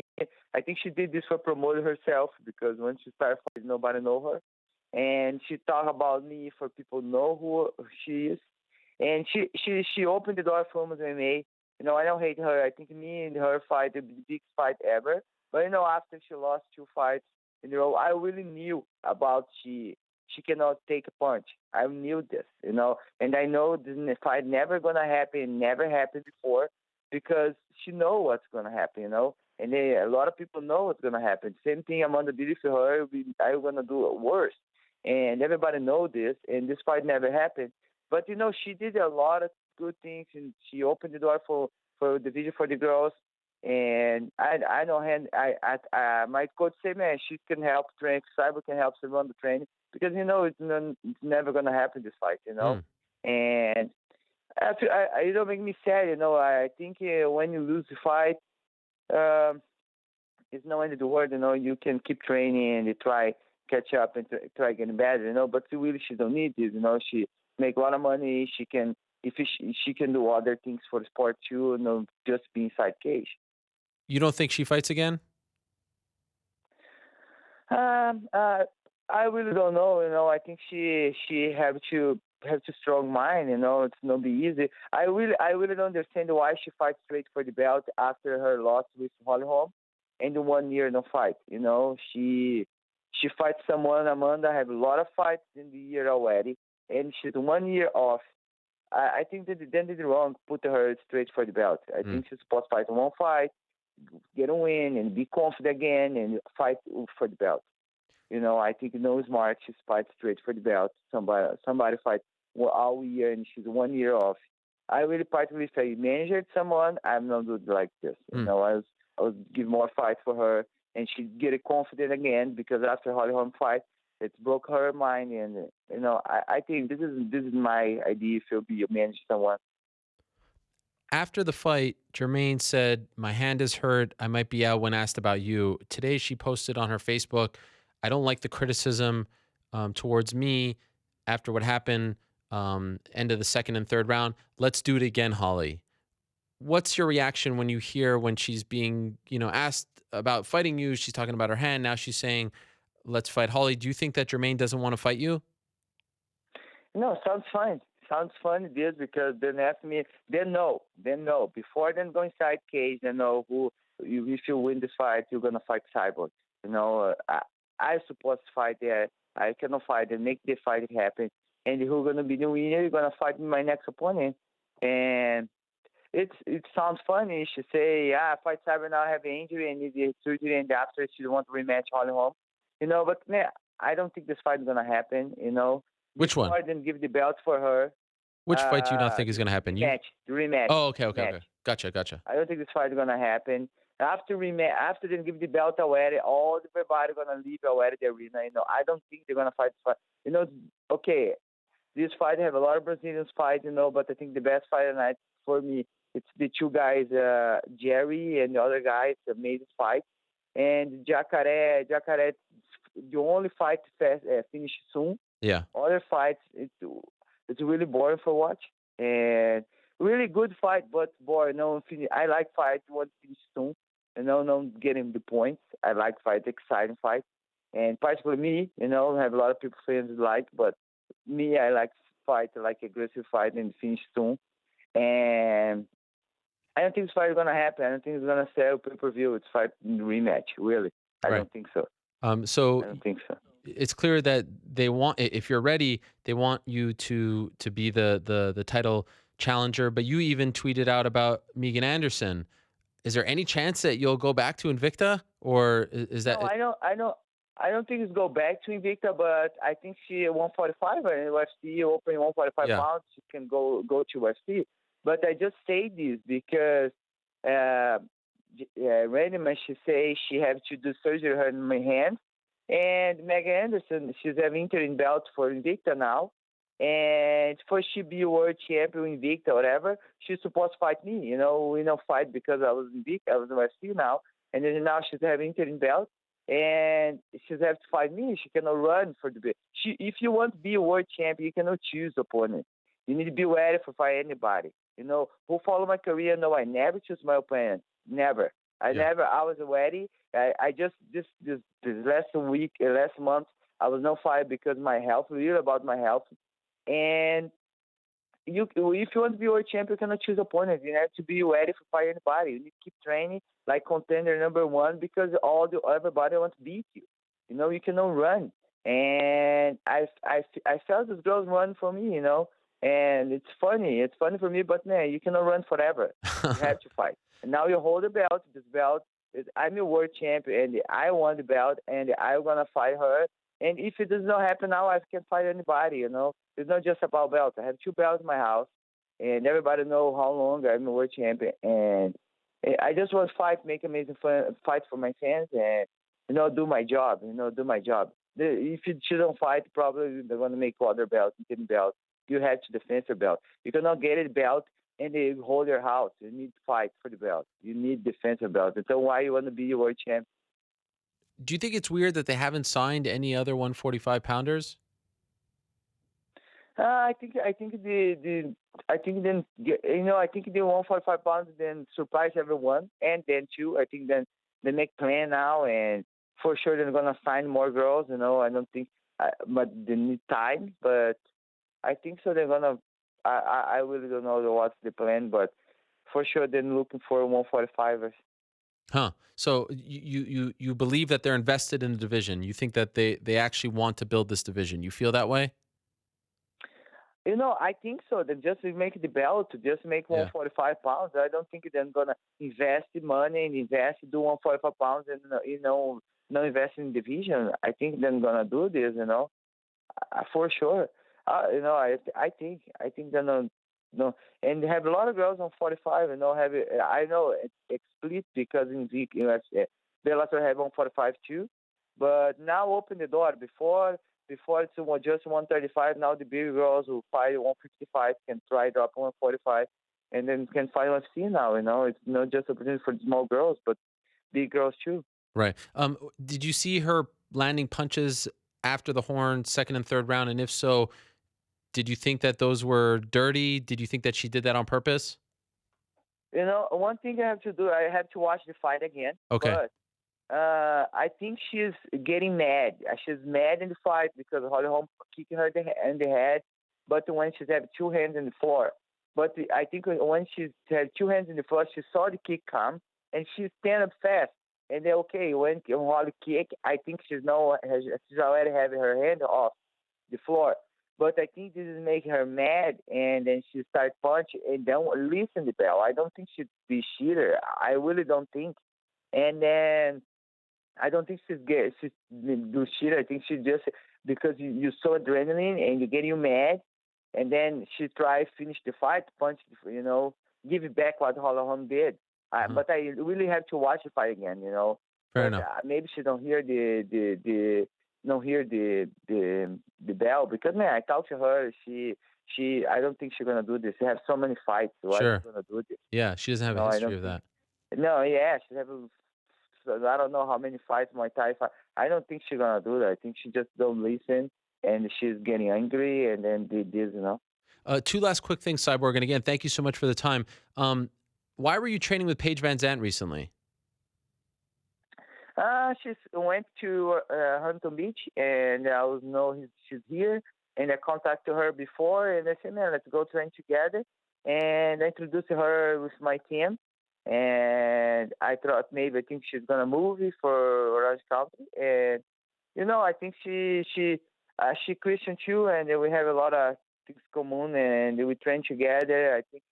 I think she, I can help her too, her game, and I don't know. Maybe we'll make one team. I don't know, train together. But Wow. I told her I'm here for help. I know it's how hard you get out one place, you go other place, and I'm here for help. Doesn't matter if be training for me or not, but she's gonna move close to me, and I'm open the door for her for help and training and help her, for next fight. So she's leaving Alpha Male. Did she tell you that? No, I don't know. She say maybe she's gonna move to city because she's gonna be close to her family. I really don't know if she's gonna leave or not. Okay. But because her family lives close here, and she's family girl, and Yeah. I don't know. But say anything she needs from me, I'm gonna help. When do you think you'll fight again? I really don't know. I have to wait till what's gonna happen, and wait to the result, the Rosada, and keep training, and let's see what's gonna happen. I really don't know. Just training and wait. But UFC returning to Rio in June, would that be the perfect time for you to return? It'll be perfect time. In Brazil, I think it'll be amazing. I think the two fights I did already in Brazil with one, the history, the arena in Curitiba, Yeah. and in Brasilia, we did 1.3 million people watching. I think in America and in Brazil, it's 30 million. I think it'll be cool. I think all my fans are gonna love. And for me, it's a pleasure fighting Brazil. And let's see what's plan Dana have for me.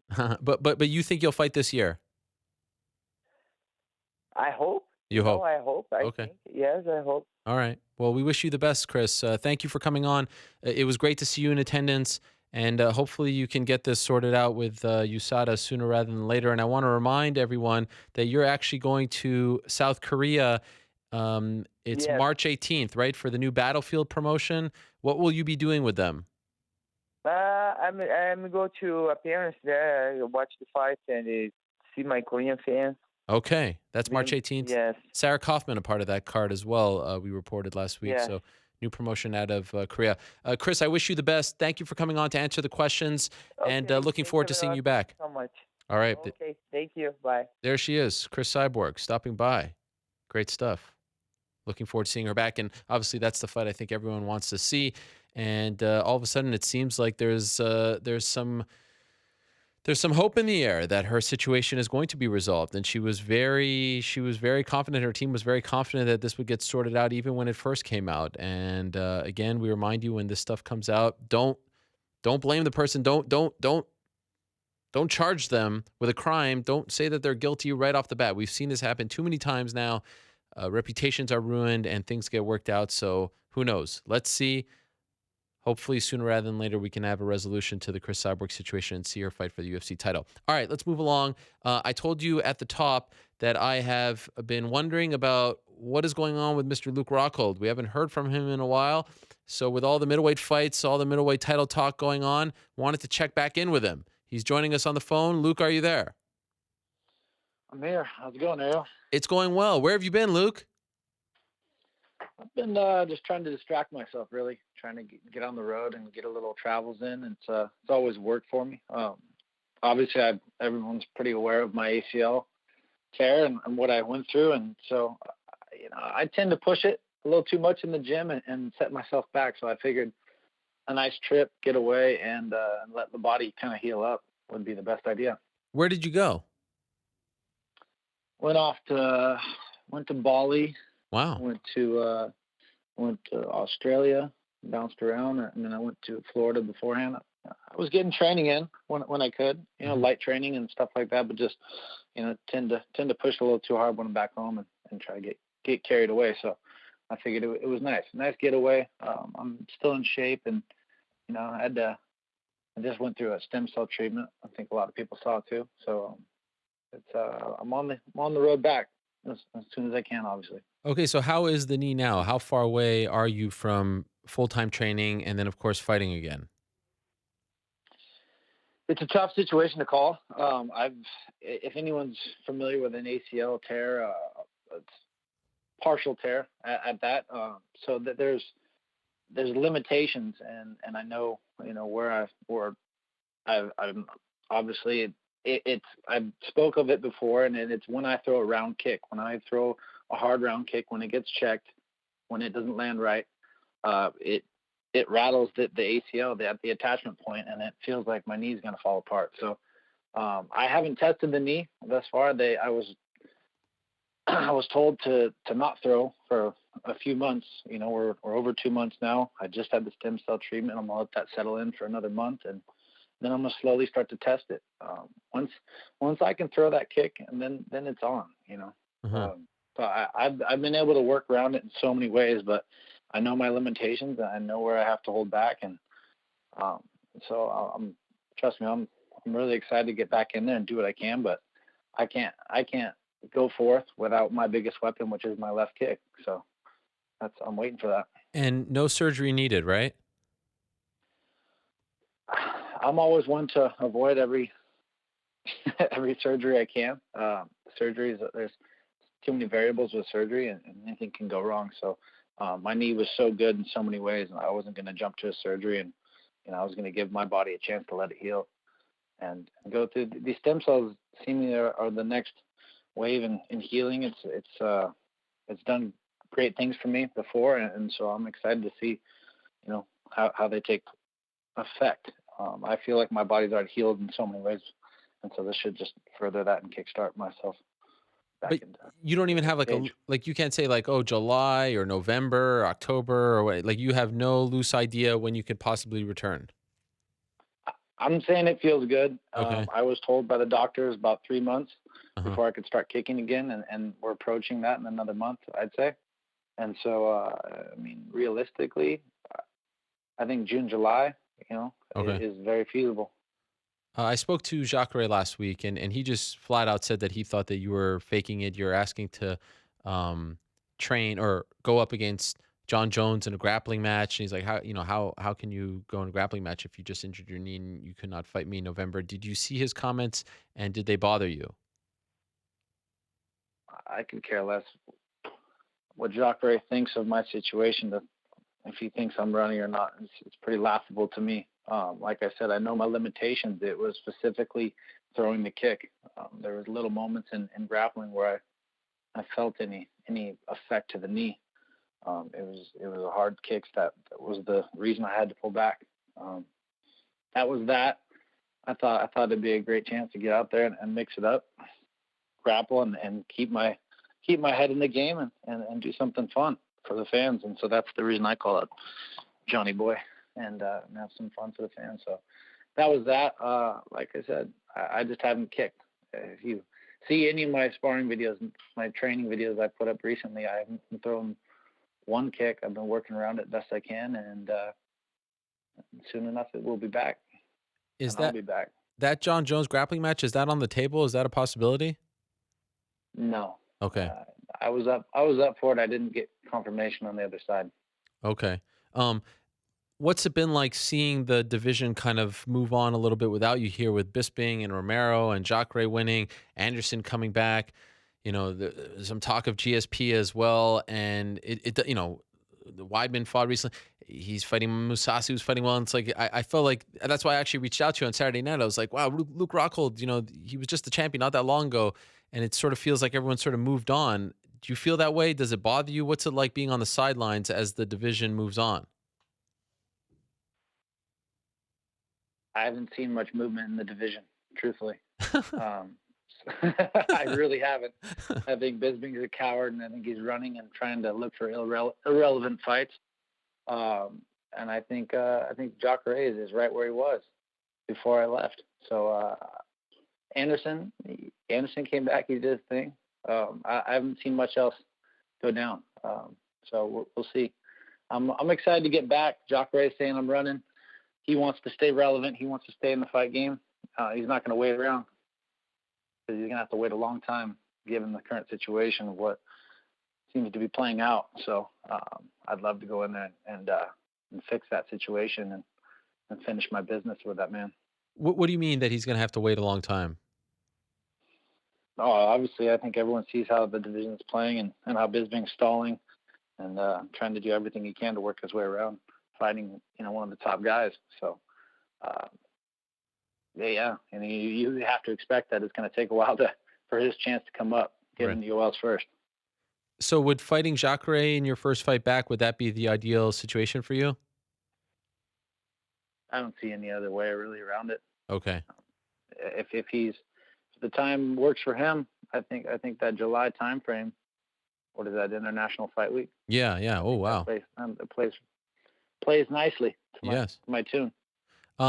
What did you make of Anderson? Did you think he won the fight? And just overall, I mean, assessing his skills, what did you think of him? I don't know. And Anderson, it was close. I think he easily could have gave him the fight.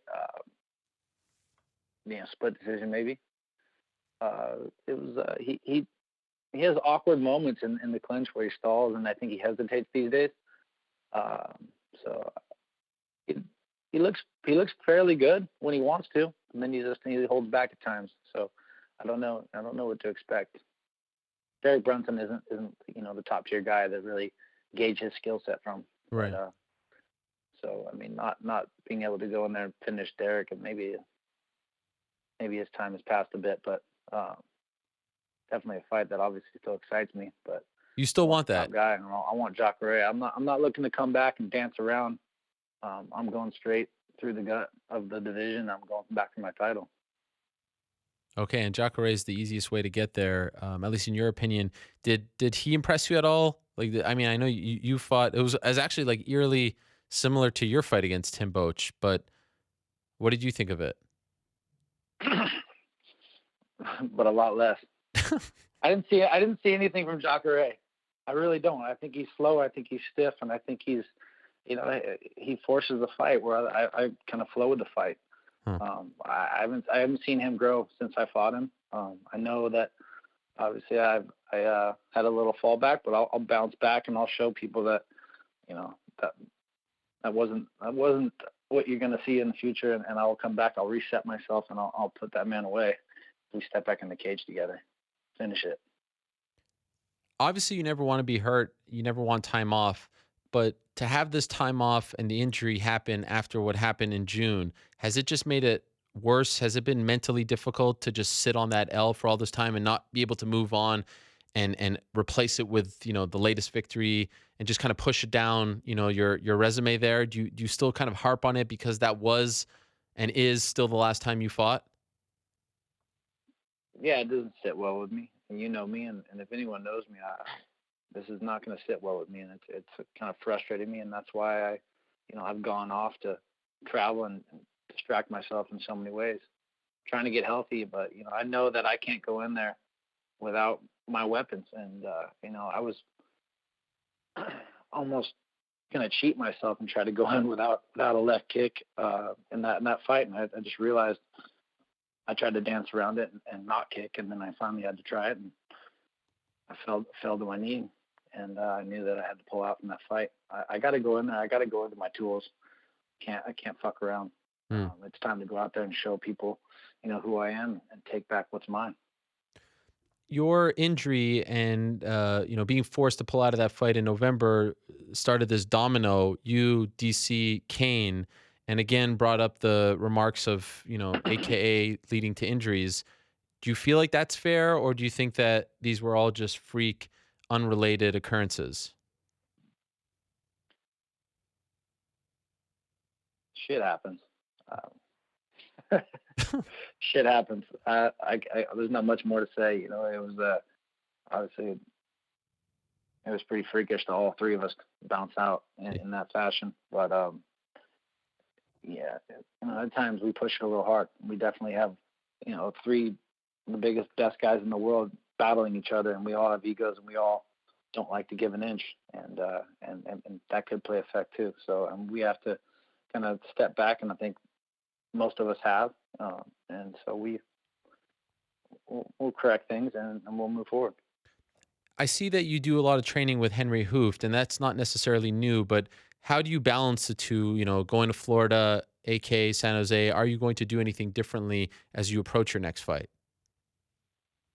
I've always liked working with Henry for years now. So it's a nice change. You know, I believe in you can learn from so many people out there, and so it's got good. I've always had good chemistry with him. We got similar styles, and so it works really well. I balance it. Obviously, my loyalty is with AKA and my people there, and people can talk what they want.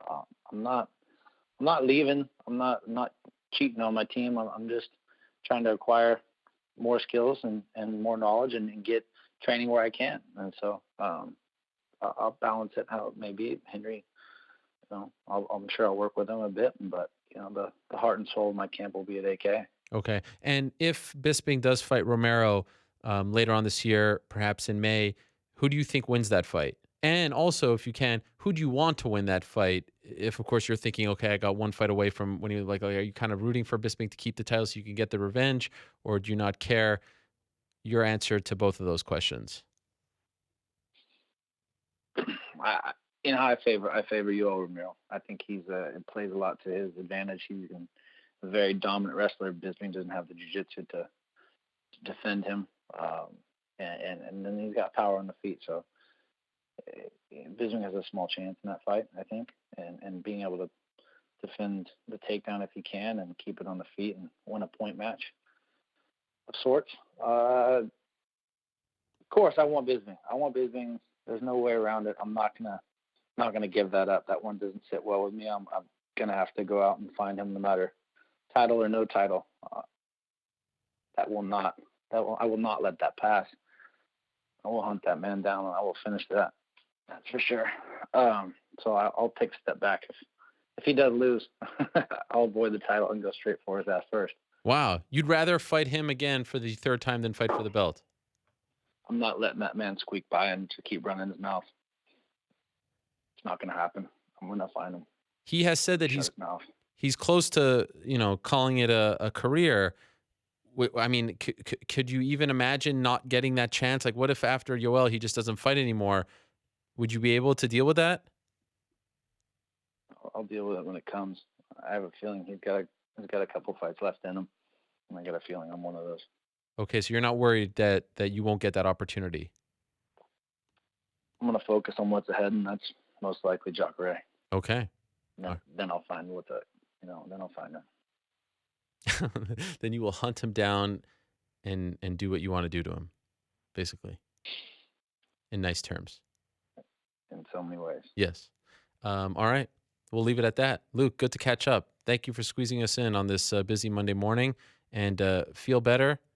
Good luck on the road to recovery, and hope to see you in the summer. That sounds great to me. Sounds good to me. All right. We'll talk to you soon. There he is, Luke Rockhold. I can't help but feel like he's in some dark room and just like with pictures of Michael Bisping and all his foes surrounding him, and is just very much focused on getting you sense the motivation there. You sense how determined he is, and who can blame him? Still, in my opinion, one of the very best in that division. Looking forward to his comeback. I know everyone would love to see that Jacare fight. July, perfect timing. Okay, let's move along. Big weekend coming up in the world of mixed martial arts. Big weekend for Bellator this Saturday, SAP Center. It's Matt Mitrione against Fedor Emelianenko. Wow, this is exciting stuff. One of the best main events Bellator has ever put on. They've recently signed Fedor, and he is joining us on the phone. How exciting is this? Arguably the greatest of all time, joining us right now from, I do believe, Russia. I do believe. Let's make sure. Okay, we just lost him for a second, but we are going to get him back. I do promise you that. So there you see it, Saturday, February 18th. Fedor Emelianenko against Matt Mitrione. They've done a very nice job, I think, of selling this fight, doing it a little differently, building it up with the video, the sweater. If you haven't seen it, I think they've thought outside the box a little bit. And it's been creative, it's been fun, but it's gotten people talking. And I think that legitimately when you consider who Fedor is, who Mitrione is, matchup-wise, this is one of the best that they put on. There you see also Josh Thompson against Mr. Pitbull, Tricky Pitbull. You also have the return of Josh Koscheck. He'll be making his Bellator debut. We have not seen him in quite some time. But the big one is Fedor versus Matt Mitrione. And this could kick off an interesting time for the Bellator heavyweight division, which has been somewhat stagnant. It's not a one-fight deal for Fedor. He's signed a multi-fight deal, so this is massive. And it's not one where it's just Fedor being featured against another opponent, because if Mitrione beats him, now Mitrione beat Fedor, and now you can really push him. And if Fedor beats him, there's not much more to add to the resume, but he's just back on track. And you'll recall that he was on this program in the summertime, and this was before he was coming back to fight in Russia, and it seemed like he was all in. He was ready to really get back in there, really ready to resume his career, not to come back for one or two fights. Certainly that has been cemented by the fact that he has signed with Bellator, but he came back December of 2015, fought Jaideep Singh. That was a relatively easy fight for Fedor, and then fought that fight against Fabio Maldonado in June. And then after that, signed with Bellator. I do believe we have Fedor on the line right now. Fedor, are you there? Федор, вы с нами на линии? Да, я вас слушаю. Yes, I'm here. All right. Well, thank you so much. Thank you for being here with us, and thank you to Felix as well. Just to clarify, where is Fedor right now? Спасибо за то, что присоединились к нам. Федор, хотели бы прояснить, где вы сейчас находитесь? Сейчас мы находимся в Сан-Хосе. Currently, we're in San Jose. Okay. So he's already arrived to America. That is good to hear. Let's start at the beginning, Fedor. The last time I spoke to you, the last time you were on this show, you said that you were very close to signing with the UFC. You have not signed with the UFC. You've signed with Bellator. What happened with the UFC? Why did you not end up signing with them? Федор, последний раз, когда мы разговаривали с вами, когда вы были гостем на нашей программе, вы сказали, что вы очень пристально рассматриваете возможность начать выступать вместе за UFC. В то же время вы не начали выступать за UFC, а начали выступать за Bellator. Что произошло с UFC? Почему вы не подписались с ними? У нас очень хорошие, отличные отношения сложились с Скоттом Кокером. От них я... Well, we had made a great relations with Coach Coker. Я получил от них хорошее предложение от Bellator. I received a very good offer from them, from Bellator. А также Bellator пригласил всю мою команду. Все ребята будут выступать в этой организации. In addition, Bellator invited my entire team, so all of the guys will be performing as well. Okay, so that seemed to be a very, I guess, attractive offer for you. How many fights did you sign with Bellator? Наверное, это очень привлекательное для вас предложение. На сколько боев вы подписались с Bellator'ом? 2 боя с возможностью третьего. 2 fights with the possibility of the third one. Are you, По обоюдному согласию. if we come to a mutual agreement. Have you been told that Bellator is going to kind of reignite the heavyweight division, and if you beat Matt Mitrione, will you be fighting for their heavyweight title, or is that not of interest to you? Сказали ли вам, что Bellator собирается, так сказать, задать новый старт своему подразделению борцов в тяжелом весе? И будете ли вы бороться в этой категории, или вы считаете, что это не будет для вас? Но все будет видно по моим выступлениям, по моему самочувствию. Да, я слышал, что... We'll see based on my performance and based on how I feel. Мне сказали, да, что Bellator хочет дать новый старт в тяжелой весовой категории, ну, обновить сделать новое движение в тяжелой весовой категории. И что позже будет разыгрываться пояс. I was told that Bellator indeed wants to give a new start to a heavyweight division, give it a new movement, and that later the new belt will be up for grabs in that category. Do you want to end your career with Bellator? Like, in other words, is this your last stop, or you're not thinking about that? Maybe you'll fight, 3, 4, 5, 6, 7, 8, 9 fights and go elsewhere. How are you viewing this new chapter with Bellator? Хотите ли вы закончить вашу карьеру с Беллатором? То есть будет ли Bellator последней остановкой? Или вы, может быть, проведете с ними 3, 4, 5, 6, 7, может быть, боев, а потом уйдете еще куда-то? Как вы считаете? Нет, я думаю, что в Беллаторе я закончу свою карьеру. Я бы хотел отработать контракт, и, конечно, это отношения между людьми, и для меня важно отношение Скотта ко мне, поэтому я, наверное, здесь и закончу свою спортивную карьеру.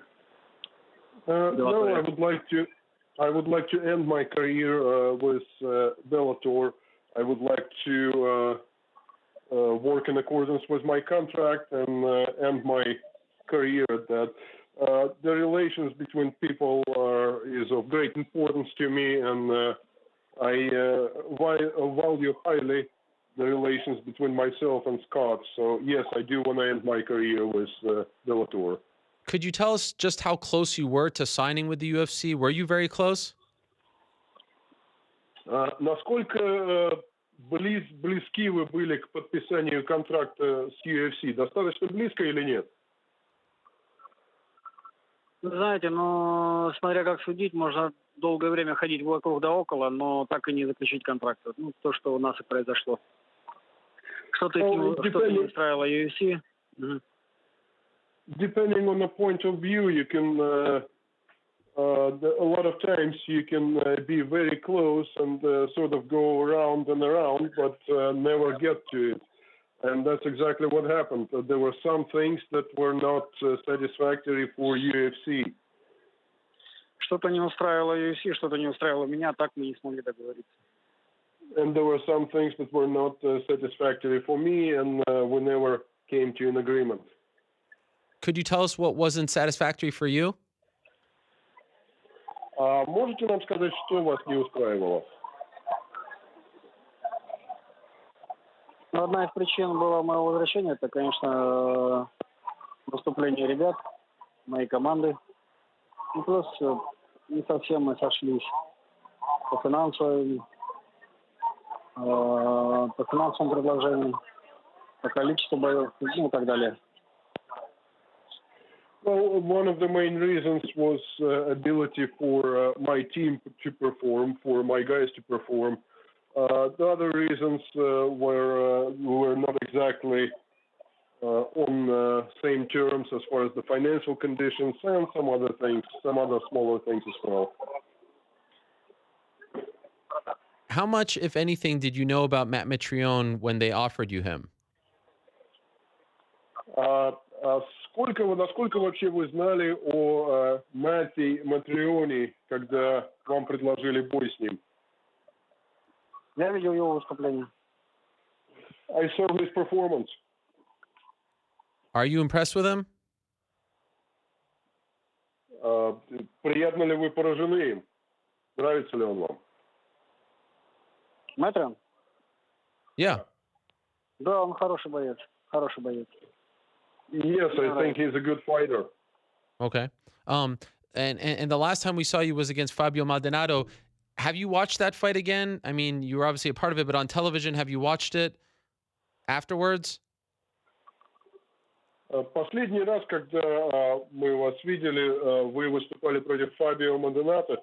Вы смотрели этот бой после этого по телевизору? Да, я посмотрел, конечно. Yes, of course, I did watch it. After watching it, do you think that you deserve to win the fight? После просмотра этого боя, считаете ли вы, что вы заслужили победу в этом бою? Да, я просмотрел и считаю, что я победил. К тому же я разговаривал с теми судьями, которые судили бой, слушал внимательно их оценку каждому действию, поэтому я полностью согласен с решением судей. Yes, I did watch it, and I do think that I deserve a victory in this fight. In addition, I talked to all of the judges that were involved and all of the referees that were involved in the fight, and I got their evaluation of the situation as well. And I do think I deserve a victory in this fight. In the first round, it seemed like he hurt you, and you were rocked, and it was close to being finished. And obviously it was a tough fight. It was a close fight. Afterwards, did you consider not fighting again? Did you ever consider saying, okay, that's it for me? Or were you always planning on continuing your career? В первом раунде выглядело, что вы получили травму, что вы сильно пострадали. И, в общем, это был, безусловно, непростой бой. Считали ли вы, что думали ли вы, что после этого боя, может быть, вы закончите карьеру, что, может быть, пора закончить? Нет, еще не думал на тот момент. No, I did not think so at the moment. Я понимаю, что у меня уже немного осталось биться, что возраст, но так, чтобы закончить после прошлого боя, нет, таких мыслей еще не возникало. I do understand that there isn't a whole lot of time I have left, and considering my age, of course, but no, I didn't think that it's time to end my career after the last fight. No, I didn't have any thoughts like that. Okay. One of the big stories that they're pushing going into this fight for you is the sweater that you wore when you made your Bellator inaugural appearance, when you faced off with Matt Mitrione. Do you like when people talk about your sweater and make it out to be such a big deal, or do you not quite understand why people have such an affinity for this sweater that you have often worn? Один из моментов, который сейчас часто обсуждается, это ваш свитер, который вы одели перед боем. Считаете ли вы, что это действительно как бы важный момент для обсуждения, или люди просто слишком серьезное внимание этому придают? Мне кажется, слишком серьезное внимание. Я просто стараюсь аккуратно носить вещи. И, действительно, свитер попался. Вещь оказалась очень качественной, поэтому долгие годы его ношу. Я бы не сказал, что он какой-то особенный. I think people pay too much attention to this sweater. I think they exaggerate its meaning a little bit. I do pay attention to what I wear. I think that this sweater is of a very high quality, so I wear it for a long time. But I don't think it has any special significant meaning. Do you only have Очень one? нравится, Oh, go ahead. поэтому я его ношу. Простите, Федор, повторите, пожалуйста. Мне он очень нравится, поэтому ношу. I simply like it, so I wear it. Yeah. Who can blame you? It's a nice sweater. Do you only have one or do you have multiple sweaters? Ну, действительно, почему бы нет? У вас один или несколько? Такой один. Of such kind, just one. Okay. Did you bring it with you to San Jose this time? А в Сан-Хозе привезли в этот раз его? А вы с какой целью интересуетесь? Why are you asking? What's the purpose of you asking? Well, I think people maybe are wondering if they're going to see it this week. Press conference, open workout, walking out. You know, they kind of get excited when they see it. So I'm trying to find out if it has made the trip with you and if it will make an appearance. Ну, людям интересно, увидят они его в этот раз или нет. Это обсуждалось на пресс-конференциях, на тренировках. Людям просто интересно, увидят ли они его снова. Знаете, я его взял, но из-за того, узнав, какое к нему повышенное внимание, я думаю, что его не буду надевать. Well, I did take it with me, but once I found out that there's such exaggerated attention to this item, I probably not going to put it on. Oh, well, I can understand that. Remember a long time ago, you actually promised that you would give it to us in the studio. We would hang it up. Do you remember that when you were here many years ago, like 5 years ago? Do you remember that conversation? Понятно. Но помните, какое-то время назад, довольно давно назад, может быть, 5 или 6 лет назад, вы обещали, что вы подарите его нам, и мы его здесь вывесим в нашей студии. Помните этот разговор? Я не помню. Не хочется это цветать. I do not remember. Oh. Do you want this sweater? I would love nothing more. I want to hang it up here. This has become sort of like an MMA museum, and I feel like this would be the perfect place for it. If you don't want to wear it anymore, if you're tired of the questions, wouldn't it be nice hanging up here? I mean, it would be something else. Да, действительно хочу, очень хочу. Это прекрасный экспонат, чтобы повесить в нашем практически музее ММА. И если вы его больше не хотите носить, ну, если вы устали от него, так отдайте его нам, мы его повесим как экспонат. Хорошо, я подумаю. Okay, I will think about it. Okay. You know, when you were fighting for Affliction, a massive fan of yours was Donald Trump. Are you surprised that he's actually the president of the United States now? Ну, учитывая ваши бои и учитывая ваших фанатов, одним из самых больших ваших фанатов был Дональд Трамп. Удивлены ли вы тем фактом, что он сейчас президент? Ну, как говорится, пути Господни неисповедимы. Well, no one knows where the God will lead us, as we say. Если честно, я очень рад, что Дональд Трамп состоялся как человек и как президент. Во-первых, он, конечно, состоялся как бизнесмен. Ну и теперь вот посмотрим, каким он будет президентом. Я очень рад за него. To be sincere, to be honest, I am very happy that Donald Trump is an established person and that he has become a president. I know that he made a very good name for himself as a businessman, and I'm happy to see him as a president. Do you still keep in touch with him? Have you talked to him recently?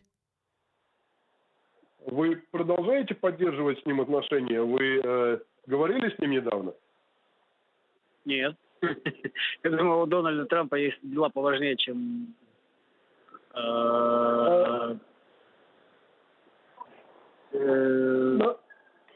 Not really. I think Donald Trump has matters that are more important than just talking to me. Okay, fair enough. I feel like he would like to talk to you, but I understand that. Before I let you go, I want to ask you about Khabib Nurmagomedov. I don't think that I've ever asked you about him. Do you feel like he is the biggest Russian MMA star now? Do you get a lot of people who talk to you about him? How do you feel about him as a fighter? Понятно, но тем не менее, я думаю, что Дональд Трамп хотел бы с вами поговорить. Ну, перед тем, как я вас отпущу, я хотел бы спросить вас о Хабибе Магомедове. Считаете ли вы, что он действительно восходящая звезда ММА? Да, я думаю, Хабиб очень хороший боец, и у него есть все шансы стать чемпионом UFC. I think Khabib is a very good fighter, and he has everything that's going for him to become a champion of MMA champion with UFC.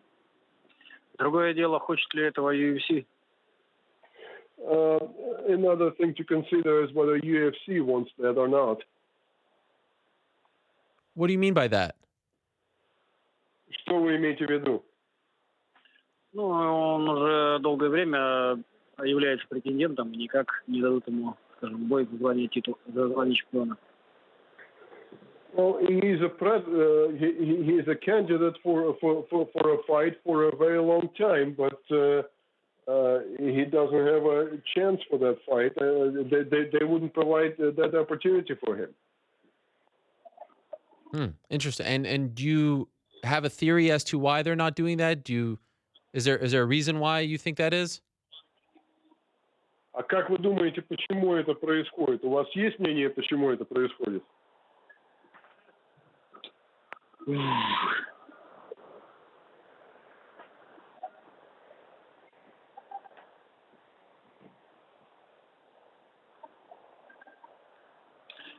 Не знаю, такая политика UFC. I don't know, such as the politics of UFC. Для меня многие, скажем так, действия UFC остаются загадкой. For me, a lot of UFC actions are still a mystery.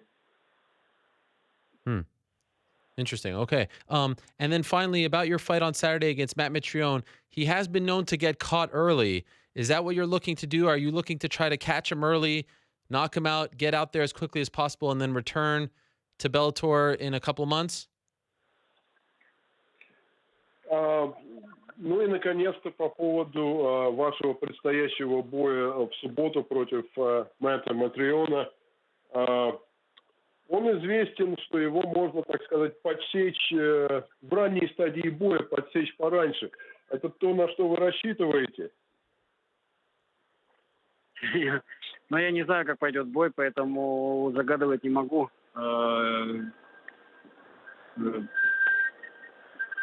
It's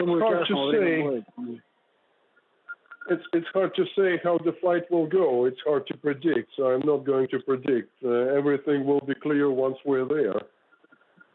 Okay, fair enough. Final question. I promise this final question. Can you, and this might be a tough question for you to answer, but do you think right now, because we just saw Anderson Silva, so this is why I'm thinking of it, can you call yourself the greatest fighter of all time? Are you comfortable doing that? Ну и, наконец-то, последний вопрос. Я обещаю, что это будет последний вопрос. Это, может быть, трудный для вас будет вопрос, но, тем не менее, считаете ли вы, что вы самый великий боец нашего времени? Комфортно ли вы ощущаете, называя себя таковым? Смогли бы вы себя таковым назвать? Я очень некомфортно себя чувствую, когда мне задают подобные вопросы. И никогда их себе не задавал и не отвечал на них. I feel uncomfortable when people asking me such questions. I never put such questions to myself as well, and I feel uncomfortable to responding to such questions.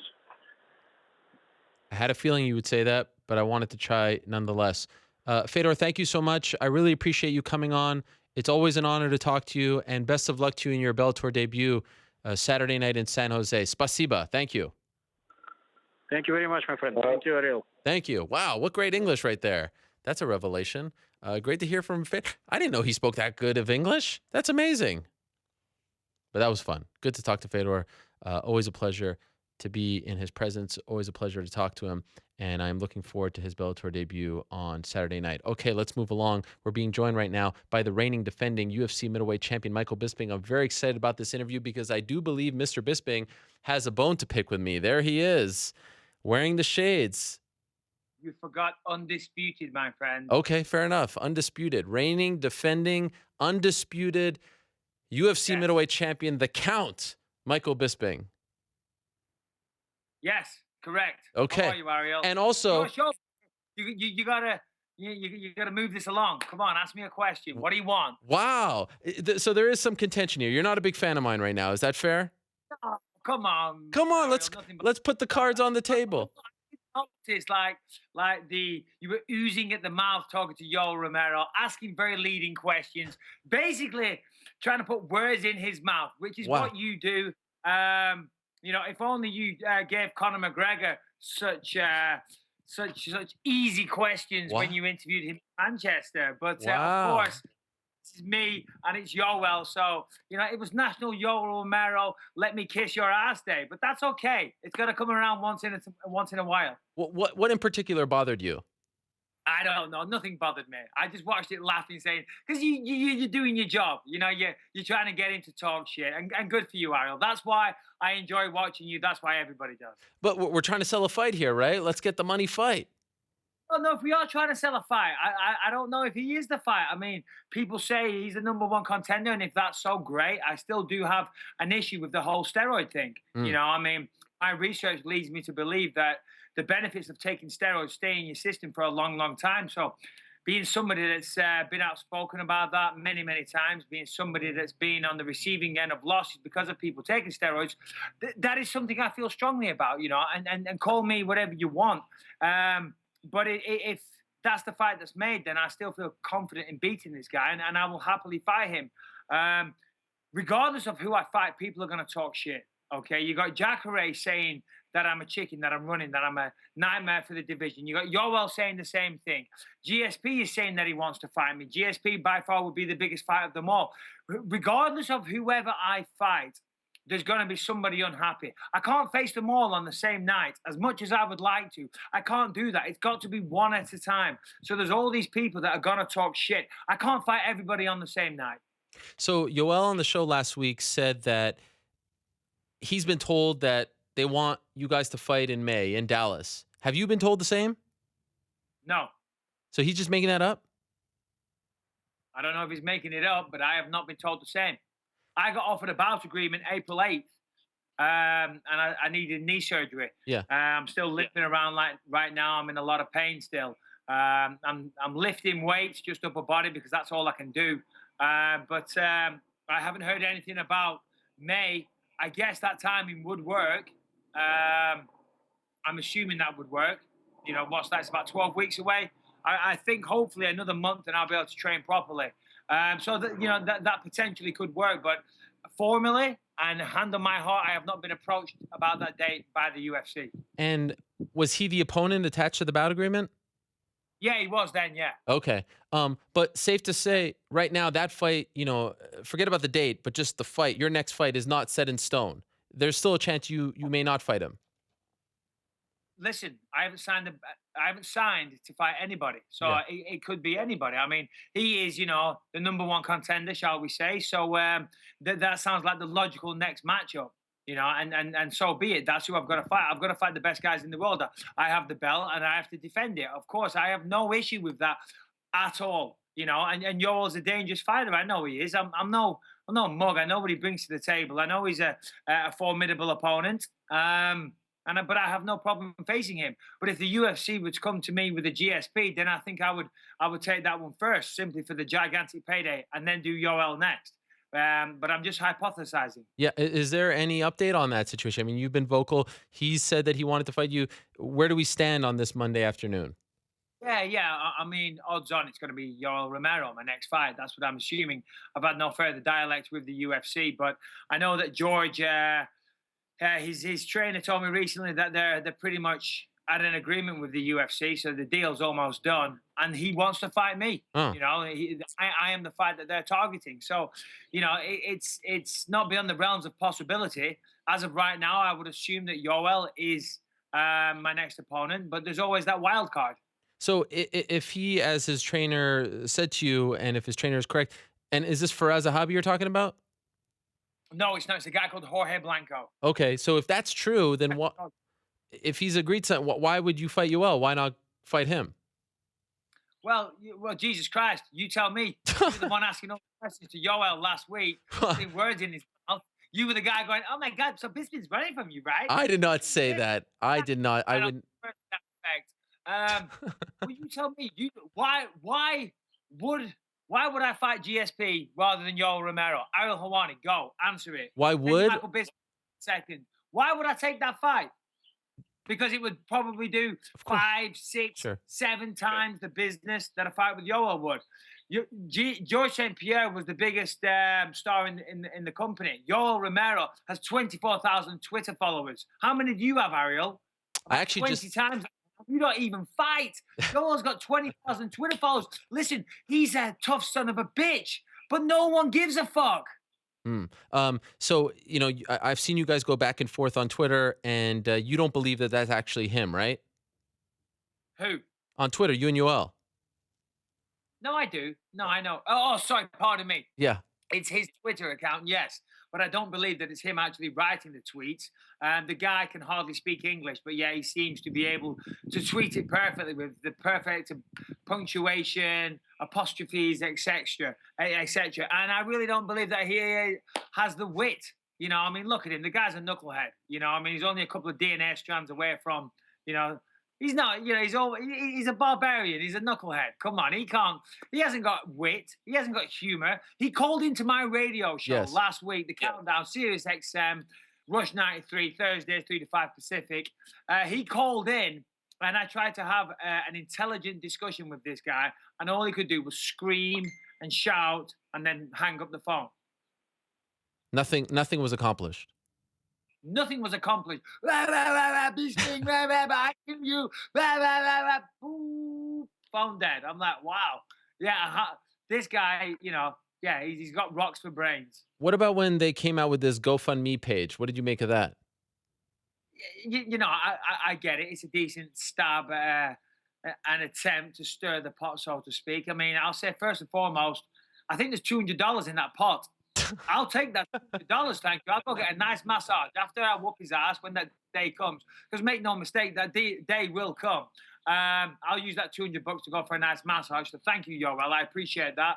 On a more serious note, GoFundMe pages do fantastic work for people that need help. You know, so it was a little distasteful him using that to mock me. I'm currently using a GoFundMe page to help a young child beat cancer for a 4th time, and thankfully, Leo the Lion, we raised the money. So GoFundMe pages do great things. So I don't know. It's poor taste. It rubbed you the wrong way. No, not what he was trying to do. Didn't rub me the wrong way at all.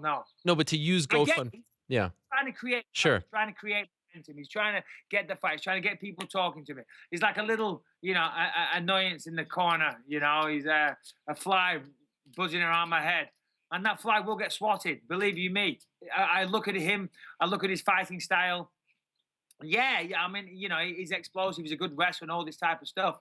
Chris Weidman was beating him. Chris Weidman was doing very well, but Chris Weidman kept going back to the same thing. He kept going back to a single leg attempt. And far be it for me to criticize Chris's wrestling. He's a better wrestler than I am. But the single leg attempt was sloppy. It was poor. It was amateur. And pretty much he headbutted Yoel's knee. If you look at that fight, where the flying knee happened, Chris was pretty much parallel with his knee. And if he didn't keep doing that, Chris probably would have won that fight. Is there a part of you as a showman, as someone who sells fights, do you appreciate these efforts, calling into your show? Like, are you saying like, okay, here's a guy that doesn't really have a connection with the audience, but he's going the extra mile. He's actually trying to sell this fight and get people emotionally invested. Is there a part of you deep down that actually appreciates it? I've never really given him the time of day. I don't spend time sitting around thinking about Yoel Romero and, you know, how much I may or may not appreciate this guy or respect him. I guess when you put it like that, yeah, God bless him. Good for him. Go, you know, do you. God bless you. Okay, fair enough. And what about the knee? When did you injure the knee, and what's the state of it right now? How's it feeling? Yeah, you know, so people talk about injuries and whatnot. I've had a bad knee for years now, and it was just building up and getting worse and worse. After the Anderson Silva fight, I couldn't walk properly for a couple of months. I don't know what I did there, but I did some kind of issue. And then obviously the Rockhold fight came short notice. And then after that, the Dan Henderson fight came around pretty quick. So there was no time. So after that fight, I mean, I just haven't been able to. I can't run. I can't do anything. So they took out. There was a torn meniscus. They corrected that. They took out several loose bodies. Some of them were like this big. They were really huge. I had 2 compound fractures. They injected calcium cement kind of thing to rebuild the bone. There was a bone spur. They had to fix that. That was catching on a ligament. So there was many things they needed to take care of. But it was still a relatively minor surgery. It wasn't like a big reconstruction. I don't need a year out. So as I said, maybe another month, and I'll be good to go, and hopefully I won't be in pain when I train. You may not believe me, but I actually take umbrage with the fact that people continue to say, oh, you're ducking this guy, you're making up this surgery, this and that, because I feel like throughout your 10-year UFC career, you've really fought everyone that they put in front of you. I've never heard of you turning down a fight. I've never heard of you really picking opponents here or there. And now all of a sudden that you're champion, there's this narrative being thrown out by your foes at the top of the division that you're trying to hold on to the belt. This has to piss you off, right? This has to be annoying. I appreciate you saying that, Ariel, and I do, and I know we're friendly, and you do mean that. Here's the thing. I have got the belt, okay? And everybody wants to fight for the belt. Everybody wants to be the champion. Of course they do. That's part of the reason why we do that, and I totally get it. The reality of the situation is what I said at the start of the show. I can't fight everybody at the same time. I can't do that. So regardless of who I fight, there's always going to be someone pissed off. I mean, people talking shit about me.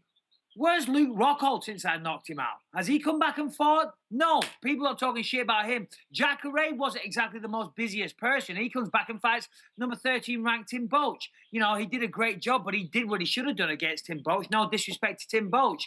And now he's saying he's going to sit around and wait for the title or whatever. There's always going to be someone pissed off. Yoel Romero saying he's going to be pissed off. He's calling me out. I can't fight everybody on the same night. Fingers crossed I get through them. I'll happily fight them one by one. I've never turned anyone down. I've paid my dues in this sport. I've paid my dues. I fought everybody. I fought people on short notice. I've saved cards. I fought people that we all knew were on goddamn steroids at the time. And I still took those fights. And I went out there and fought. I went down on my shield. You know, I did my best. And I've all that time. And now I've got the belt. And now I get a little bit of say in the matter. That's all it is. And if you don't like it, tough shit. That is the prize of being world champion. If you don't like it, kiss my ass, because I have got the belt and I do get a say. And that's why I said to Yoel Romero, until I decide to fight you, you are my little bitch. Now go roll me a cigar. Well said, Michael. What about this? What about this idea that I've heard you say this, but I want to clarify it. Please. Is it accurate that the next time you lose, if it's in 5 years, 10 years, 6 years, 6 months, that you're done? Is the next loss the last? What do you do? What are you planning? No, I don't know. I say things. I don't necessarily mean them. No. Listen, my wife wants me to retire. She wants me to retire right now. She's wanting me. Yeah. She wanted me to retire a long time ago. Don't worry. Listen, I don't listen to what she says. Oh my God. I do, of course. I'm kidding, babe. No, you know, like any woman, you know, she doesn't want me doing this forever, and you know, the sport's been good to me. So she says, "Listen, Michael, when are you going to retire?" So I've told her when I lose the belt, I'll retire. Now, when that becomes a reality, which inevitably will, you know, will I retire? Probably not. Probably not. I've said that, but I do love competing, and I know I would miss it terribly, and you know, I would still fight for the love of the sport. That said, I have achieved everything I wanted to achieve. You know, I was the first British champion. I'm the world champion. I've fought all over the world. You know, I fought more main events, more co-main events than anybody. I've had more fights than anybody, more wins than anybody in the history of the UFC. I've achieved a lot. There's not much more to achieve, but I do love it. I do. You know, it is part of my makeup. That said, alternatively, you know, whilst I'm still 37, there is other things I want to achieve in life, you know, whilst I'm still young enough to go out there and pursue these things. So I don't want to be a guy that sticks around too long. So there's a possibility, Ariel, to answer your question, I don't know. Okay. Probably not, but it depends. You know, we'll see what the future has to offer. So you haven't even set yourself, I have 2 years left, 1 year left, 6 months, 6 years. You haven't put a cap. I don't know. Okay, fair enough. Can I ask? The fifth.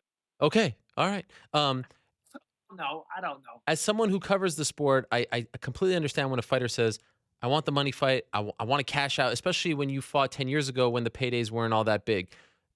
Yeah. I feel compelled to ask you this. Could you tell us what's the most you made for a UFC fight? Well, it's not really in my business to say. I just feel like if people knew how much time, how many fights, the injuries, all that, and they knew how much you made, they would say, you know what? This guy deserves a freaking payday. You know, that's all. I'll say this. I'll say this. You know, and with the greatest respect to the company and Dana White, you know, I know how you feel about Dana. Dana's always been very fair with me. I love Dana. What are you talking about? What are you insinuating, Michael? Come on. You know, Dana's always, you know, treated me with respect and this and that, and I've always been happy. I've always been happy with the amount of money I've been paid.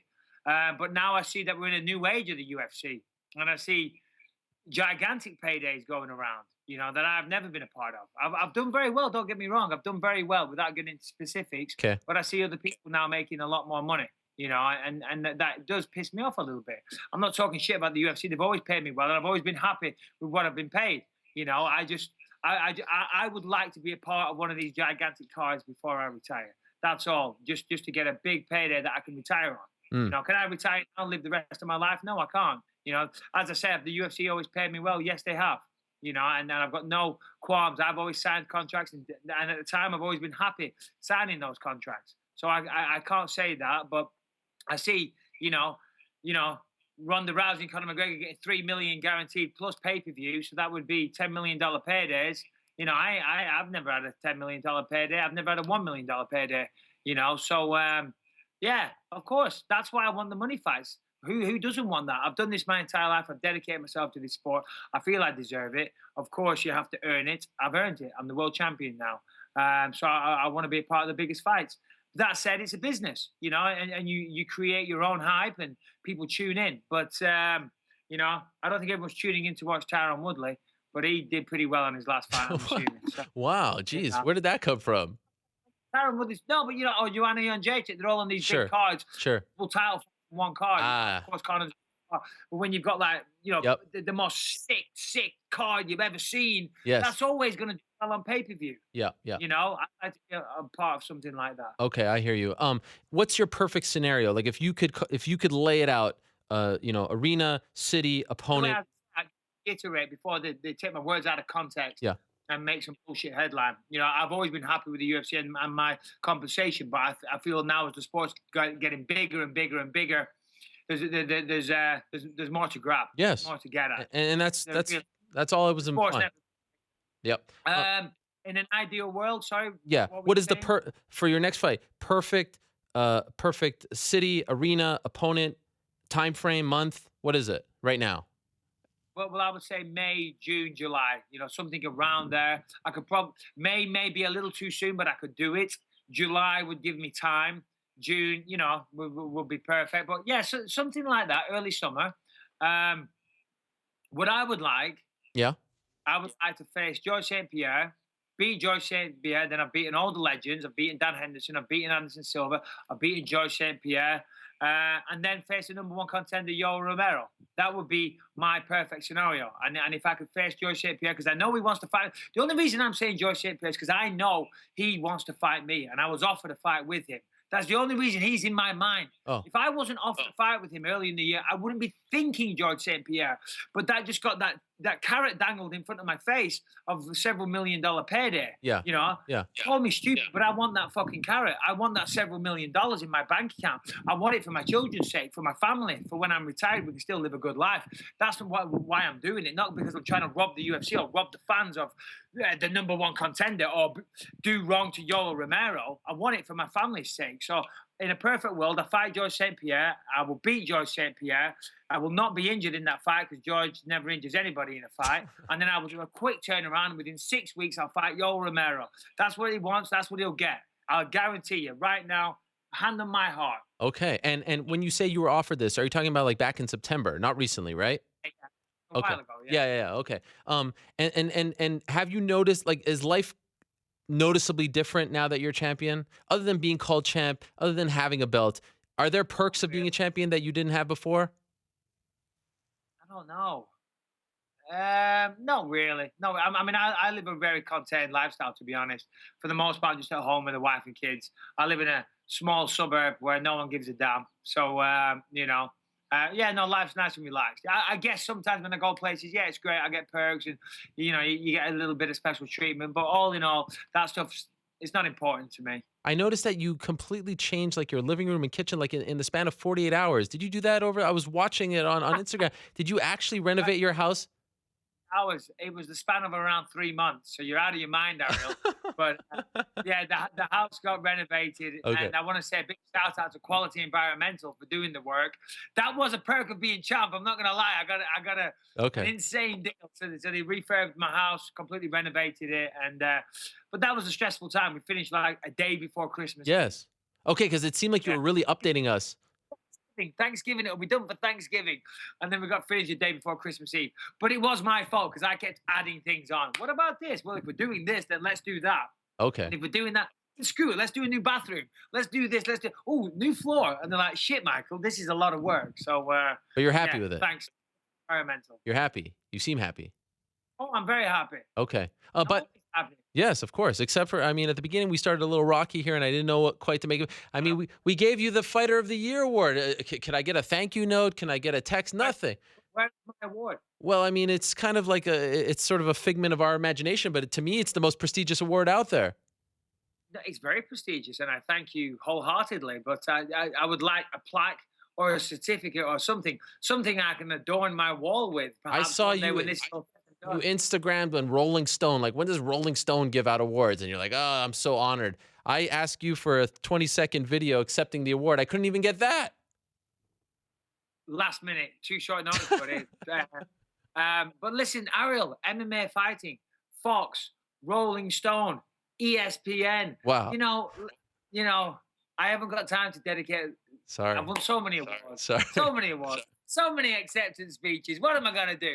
True. If I had to, block out time for each one of these, I'd have no time to myself. Okay. Last thing before I let you go, we actually just had Luke Rockhold on the program, and he kind of sounded. He sounded like a man who has kind of locked himself in a dark room and has pictures of you all around the room and thinks about you and said, even if he's offered a title shot and you're not the champion, he'd rather fight you, that he will not rest until he gets his hands on you. I mean, he sounded like a very focused, to put it mildly, individual. Like, he might be next door right now listening to this conversation and is going to come over later tonight. Why wasn't he in studio? Luke Rockhold? Because he lives in California. No, I said, was he in studio? No, I mean next door to you right now, like he's stalking you. Sorry, pardon me. Yes. Yeah, I mean, what is Luke Rockhold doing? When did he say he's going to fight again? What is his plans? I mean, I do believe we are now almost in March. Yeah. That fight was in June. Yeah. June. I don't know what happened there, but I don't think, I think I took his soul. I don't think we'll ever see Luke Rockhold again. Wow. I think I beat the shit out of him, and I don't know, I think he's done. Really? The way he went down. I think so. Why isn't he fought again? He says he has a knee injury, ACL. A lot of times passed. As I said, if that was me, I would have been right back in there. Why isn't the fight rescheduled between him and Jacare? Why haven't they rescheduled that? He said he's recovering. Why haven't they rescheduled? Pardon me? He's recovering, he said. Has he had surgery? I heard he no, didn't have surgery. Getting shots. He's getting shots. Oh, he's getting shots. All right, okay. So it's not bad enough that he needs surgery, but he needs what? He needs 9 months to go travel the world and be a playboy.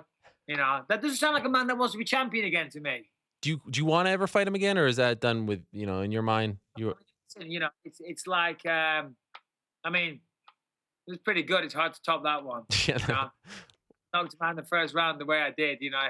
Head was bouncing around like a pinball machine. It's going to be hard to top that one. So hold on. What am I going to say now? Yeah, I want to face Luke Rockhold again. If I say that, he doesn't want to face Yoga. No. He doesn't Jacare. Ever. He doesn't want to. If I say yes, so A, B, C are going to talk shit. If I say yes to D, C, B, A talk shit. You see what I'm saying? I'll fight whoever the UFC say. I want the biggest fight possible, but ultimately, it's Dana White's decision. And if they want me to face Yoel Romero, I will fight Yoel Romero. Oh, by the way, did you watch Anderson's fight on Saturday? I did. I thought you were going to ask me about this. Yes. So do you think he won? No, I didn't. I thought he lost. I guess you could see an argument for him winning, but I think it was disappointing. I thought Anderson really, to be honest, clowned himself, clowned everybody in attendance, clowned the UFC.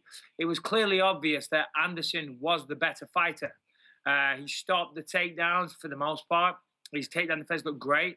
And when he did decide to pull the trigger and actually throw something, he was all over Brunson, but he just didn't pull the trigger. He stood there and he tried doing his usual Anderson Silva thing. He doesn't fight with a sense of urgency because he's the great Anderson Silva. Well, unfortunately, that's not good enough. He got very lucky with the decision, and I feel that it's a real shame because, like everybody, I'm a fan of Anderson Silva. I like watching him fight, and I feel that he didn't do justice to his legions of fans.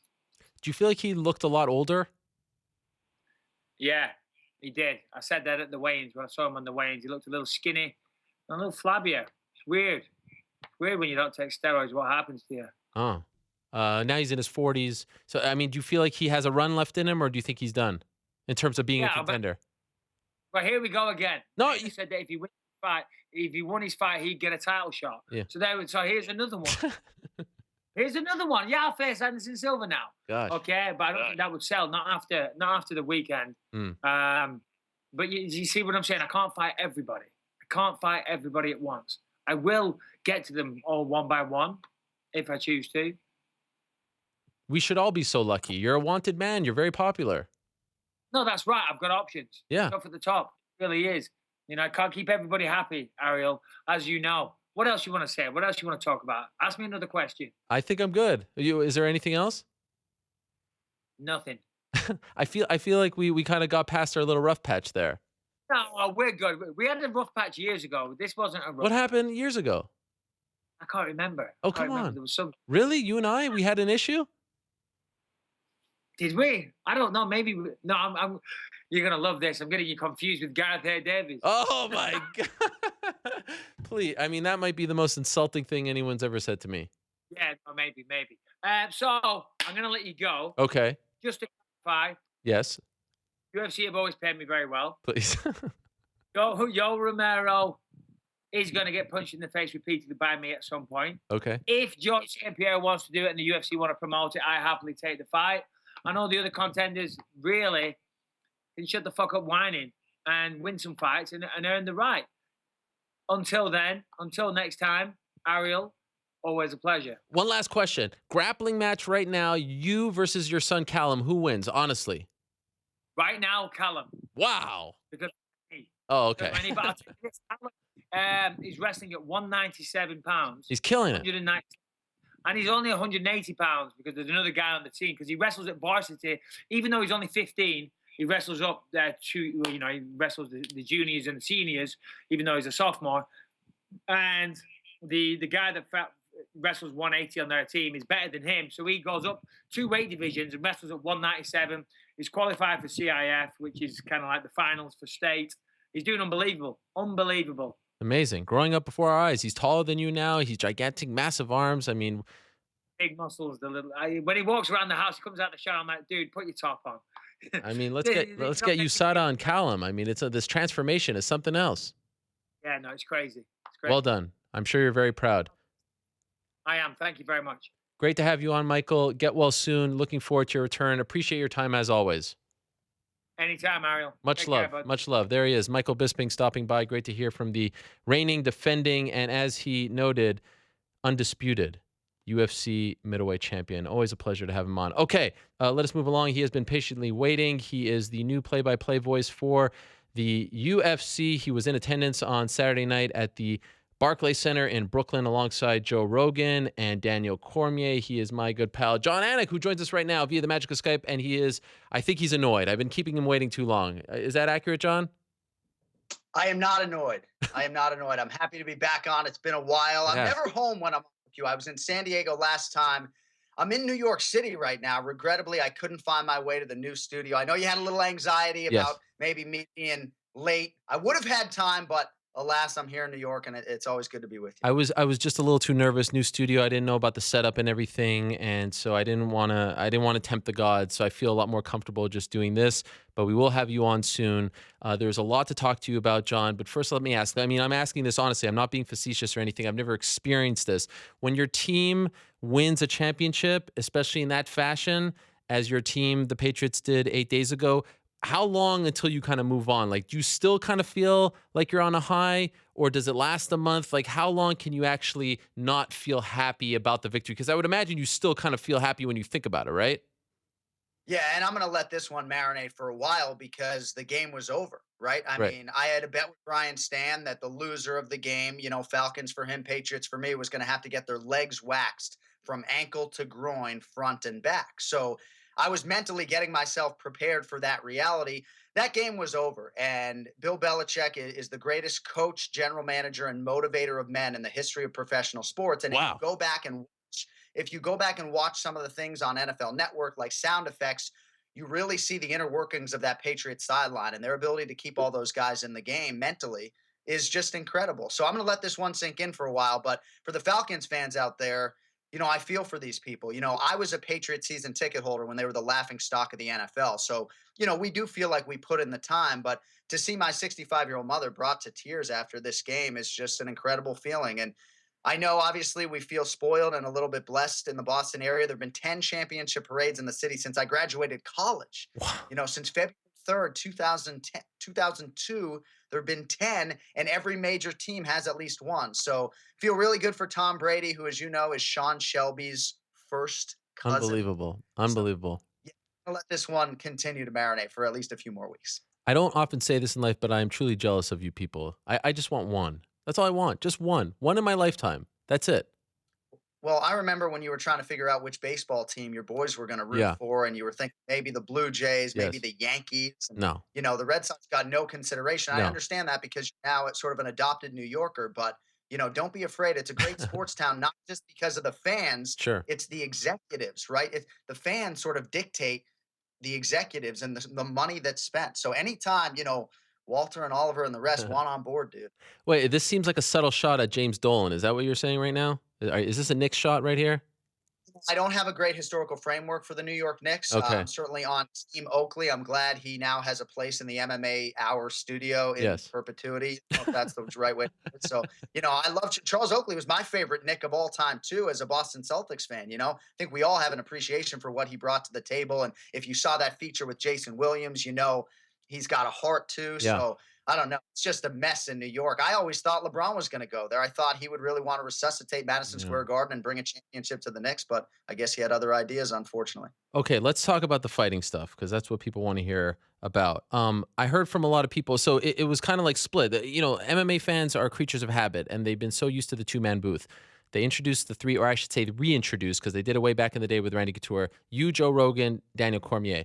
And the biggest complaint that I got, and as I said at the top of the show, I loved it. I thought that you guys had great chemistry. You're all friends, flowed very nicely. It was nice to have a fighter in there as well. The biggest complaint I got was we didn't hear enough from Jon. It was tough for him to find his way in there. Honestly, how difficult was it for you to go from the 2 to the 3? Did you feel like you had to lay back a little bit because Cormier and Rogan have such strong opinions? They're great at breaking things down, and they're used to just being a part of a two-man booth. For you, as the lead play-by-play man, how tricky was this for you on Saturday?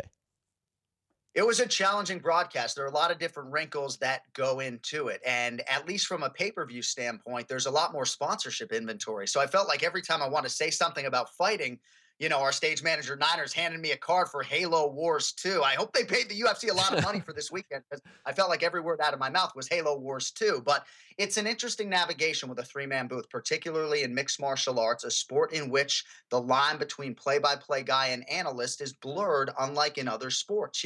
There's a lot of real estate there, but it's not uncommon in MMA to hear an analyst call out a left hand or call out a combination. So that line is blurred in MMA. But I did have a sensitivity to Joe and Daniel, and I wanted to make sure, as any good play-by-play guy I think would want to do, that those two guys would shine. And I said going in, and I might have even texted you this, I was going to err on the side of not saying enough. If there was going to be any criticism of me after this first pay-per-view or second pay-per-view for me, it was going to be that I didn't say enough. And I feel like after the Fight Pass prelim and the prelims, I started to find my way a little bit and work my way in. But at the end of the day, dude, like it's just not about me, you know? And it's not about me. I mean, it's about Jermaine Durandamy and Holly Holm, and Joe Rogan is brilliant and has such an infectious energy about him. And, you know, if I take myself out of it and I put myself in Joe Rogan's shoes, to his right is the UFC light heavyweight champion of the world and an Olympic wrestler.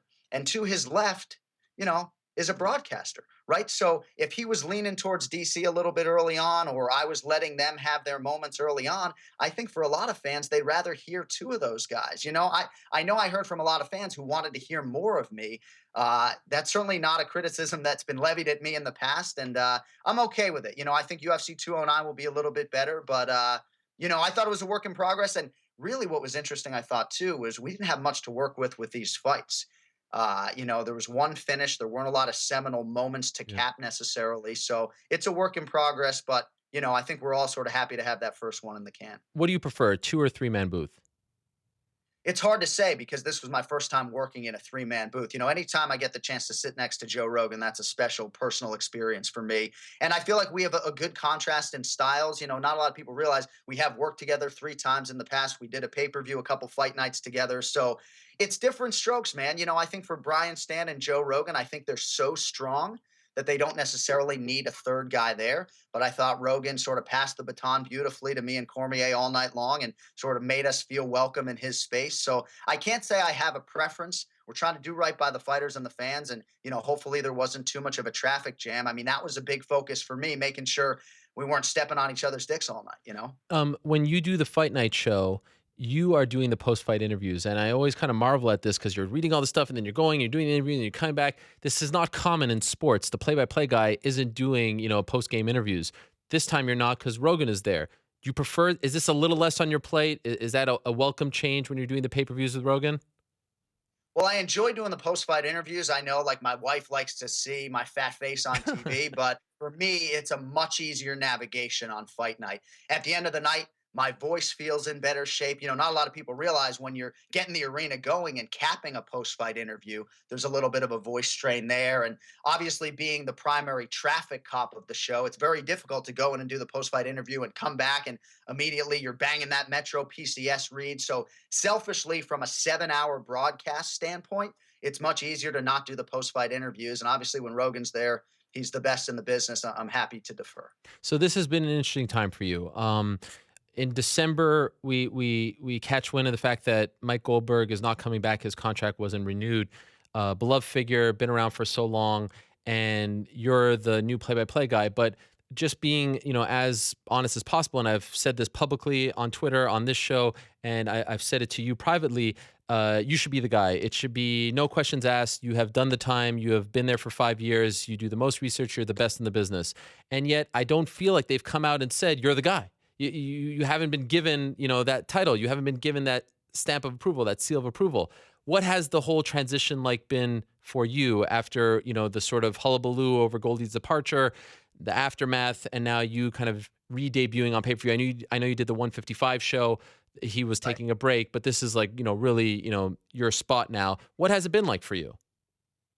Well, it hasn't been easy. You know, I've had a lot of internal support from guys like Craig Borsari and Zach Candido to maybe reassure me at times when I was frustrated with the way things were playing out. And certainly, as I've expressed to you privately, and I would say now to others publicly, the support from the MMA community has meant a lot to me, and I think even more so to my family. But again, you know, I hate to trot out the Bill Belichick line that it's on to UFC 209 in Las Vegas for me. But as you know, and I've said this to you a million times, I've always approached this job as if I'm show to show and that I'm only as good as my last show. And I need to go out and prove that I'm the guy to do the job. You know, I do feel like at this point, Dana White is entrusting me with his pay-per-views and giving me a chance to earn the job as the lead play-by-play voice. And now I got to go out and prove that I'm the guy. And hopefully UFC 208 was a step in the right direction. I mean, yeah, would I have loved some fancy press release that says I'm the next guy because I got a couple years left on my contract? Sure, it would have been nice, but I'm not really in the ego massaging business, and I understand that. And I think it aids performance. You know, I think when you have a boss that has high demands of you and isn't always massaging you, I think it can only help your performance. So for better or for worse, that's the way I'm approaching it. And, hopefully I'll continue to do enough to earn this job. And I don't know. I mean, it sounds probably like a little bit of a cop out answer, but I really feel like it's the only way for me to approach the job at this point. I'm certainly not holding my breath for any public acknowledgement of the promotion. I certainly don't consider it that way because it's consistent with what you've said to me privately. But I'm wondering if privately you've been told anything differently, because in December, Dana was talking about a dream team, July, this and that. Are you fighting for your job right now? Like, do you really consider yourself fighting pay-per-view to pay-per-view, or have they told you otherwise behind the scenes? Well, as far as I know, there isn't a line of play-by-play guys that they're considering to come in and replace me. So as far as I've been told, I'm being given every chance to win the job. And that's sort of the way I'm approaching it. My flights are only booked for UFC 209 and UFC 210, but I will be working the next two pay-per-views. And hopefully we continue on an upward trajectory. I love working with Joe, and hopefully increasingly he will have that feeling be mutual. I think it's hard for Joe, obviously, to lose his right-hand man in Mike Goldberg, but I think I bring a different style to the table, and hopefully in some respects I make his job a little bit easier. So, no, nothing really has been guaranteed me, but, it's fully my expectation that it's my job to lose, and I'm going to go fucking win it. One thing that I've always appreciated about you and Mike Goldberg is when they brought you in, I mean, this was a really new thing because he was the voice of the UFC. There was never a second guy. There was never a B team, so to speak, right? And I've always heard him publicly and privately praise you, talk about your relationship, and you've done the same.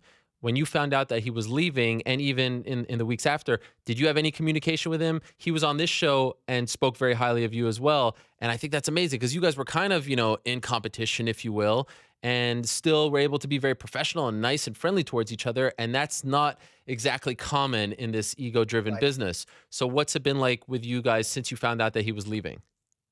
Well, we both were informed, I think, on the same day in early December that they were making some changes. And the next time I was able to see him was in Sacramento. So after the weigh-in show in Sacramento, I was working for Fox. I made my way down to the Octagon and made a point to go see him. And I kept it brief, but I just said, dude, I don't know what's going on. Nobody in this business has more respect for you or the job that you've done than I do. I was a senior in high school when you called your first UFC fight. I know your future's in the Hall of Fame. And I think I said at the time, dude, I'm probably not part of any dream team either. I really am in the dark as to what's going on, but I wanted to at least pay my respects because it seemed like maybe he was a little bit caught off guard by the decision by the company to sort of move on from him. So I paid my respects. We stay in touch, obviously, and I felt the support from him. I certainly heard it on your show and in other places, and that means a lot to me. I really do have a lot of respect for the way he handled himself, particularly when this all went down. And I think you're going to hear from his voice pretty soon.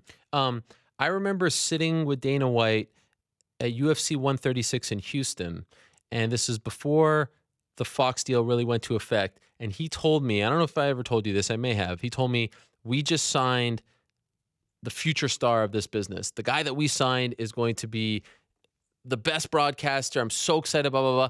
And then UFC 137, they officially announced you, right? In front of New York, Diaz, BJ Penn. He was obviously talking about you. He didn't tell me at the time who it was, but obviously I had some inklings.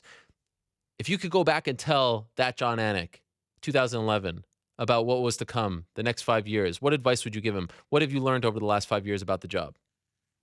Well, I've just learned to pace myself. For one, this is a very different animal than calling a football game. And I think until you actually go through the 7-hour broadcast, you don't realize that you better save room in your register for that main event. And I think it's something Daniel Cormier dealt with a little bit. You're going guns blazing on the prelims, and then all of a sudden, hour 6 rolls around and you're just completely gassed. So certainly to pace myself, but also to be myself. I'll never forget that press conference. But what I most remember is Dana White and Craig Borsari bringing me into Dana's office and saying, look, dude, your haters are going to triple, but we didn't hire you to be Mike Goldberg. We didn't hire you to be Joe Rogan. You got to be true to yourself. And I've tried hard to stay true to myself. I'm not a lifelong martial artist, right? Like, I'm a broadcaster. I have a radio background, increasingly a TV background, but I got to be true to myself. I have started training jujitsu, even though I'd probably rather be playing basketball or playing tennis, but I've done that, I think, for the sake of the job. But to just be true to yourself and to just recognize that I think for a lot of play-by-play guys, Joe Buck deals with massive amounts of hatred, and you just have to, as Bill Belichick would say, ignore the noise. And I think by and large, I've done a pretty good job of ignoring the noise, and there was certainly a lot of it after UFC 208. But man, I feel like I've aged a lot, Ariel. I'll be honest with you, man. Really? I feel like I've aged about 10 or 15 years since 2011. My little daughters, I think, have something to do with that, but the job's beat me up, man. I mean, I'm not going to lie. It's been a lot of international trips, 20 trips to Brazil, 6 to Australia, Singapore, Macau a couple times.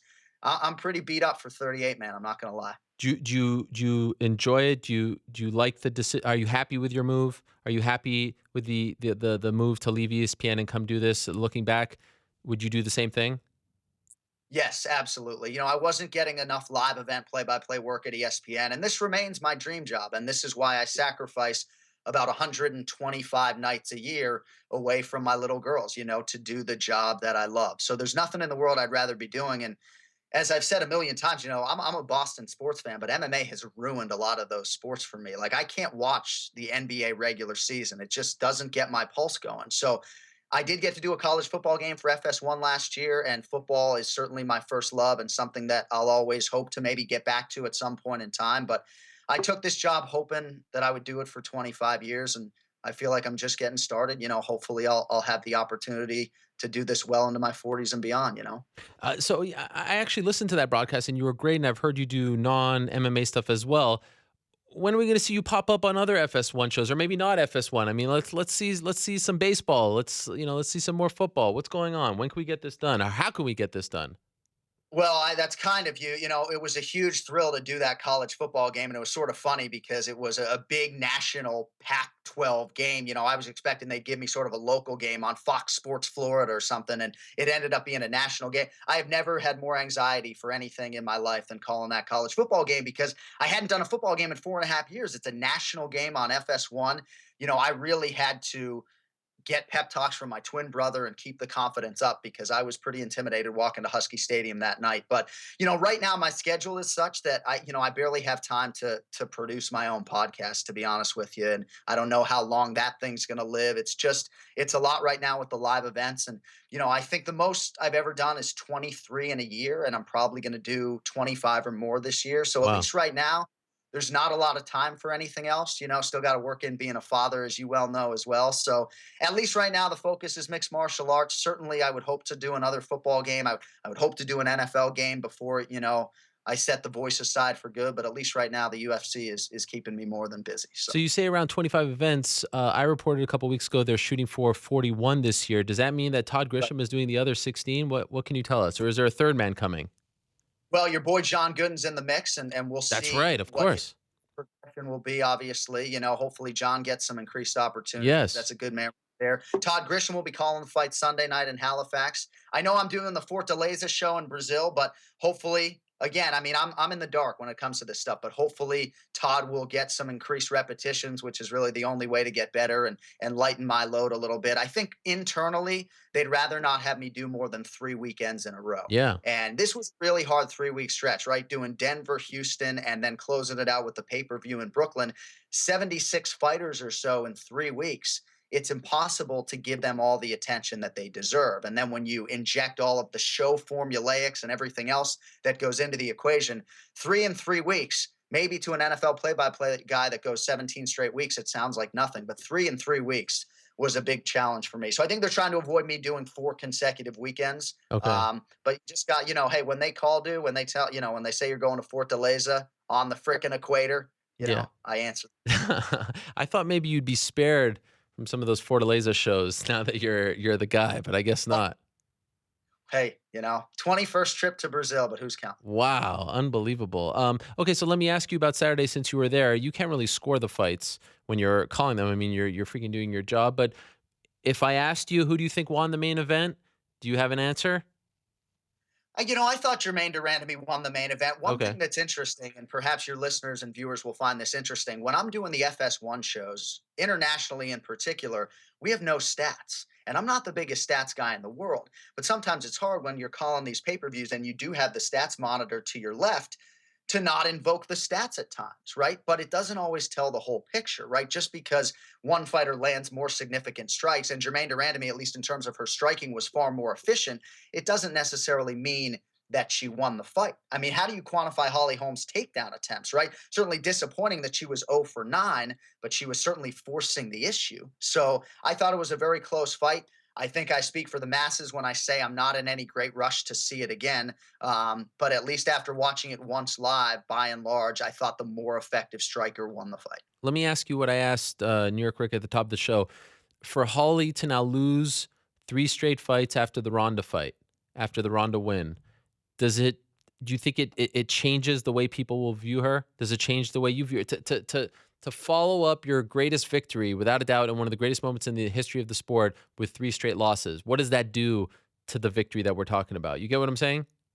Yeah, no, I mean, I think it affects her legacy. I think it's a big part of the narrative. I think now when people talk about her beating Ronda Rousey, they're going to follow it up and say, "Yeah, but she lost her next 3." And even though I think, as you put it, maybe it was a Hail Mary fight Hmm. against Misha Tate, and that should have been maybe a win for her, but it wasn't. And then obviously this was a close fight, but the record reads what it reads. And I remember first Holly Holm fight I called against Marion Renault in San Diego. Actually, the last time I was on this show, Hmm. the whole post-fight interview, she's getting roundly booed by the whole crowd. So she's had to deal with a lot of adversity, I think, from fans who haven't felt like her style has been all that aesthetically pleasing, the Ronda fight notwithstanding. So, she's had to deal with, I think, a lot of adversity in her mixed martial arts career.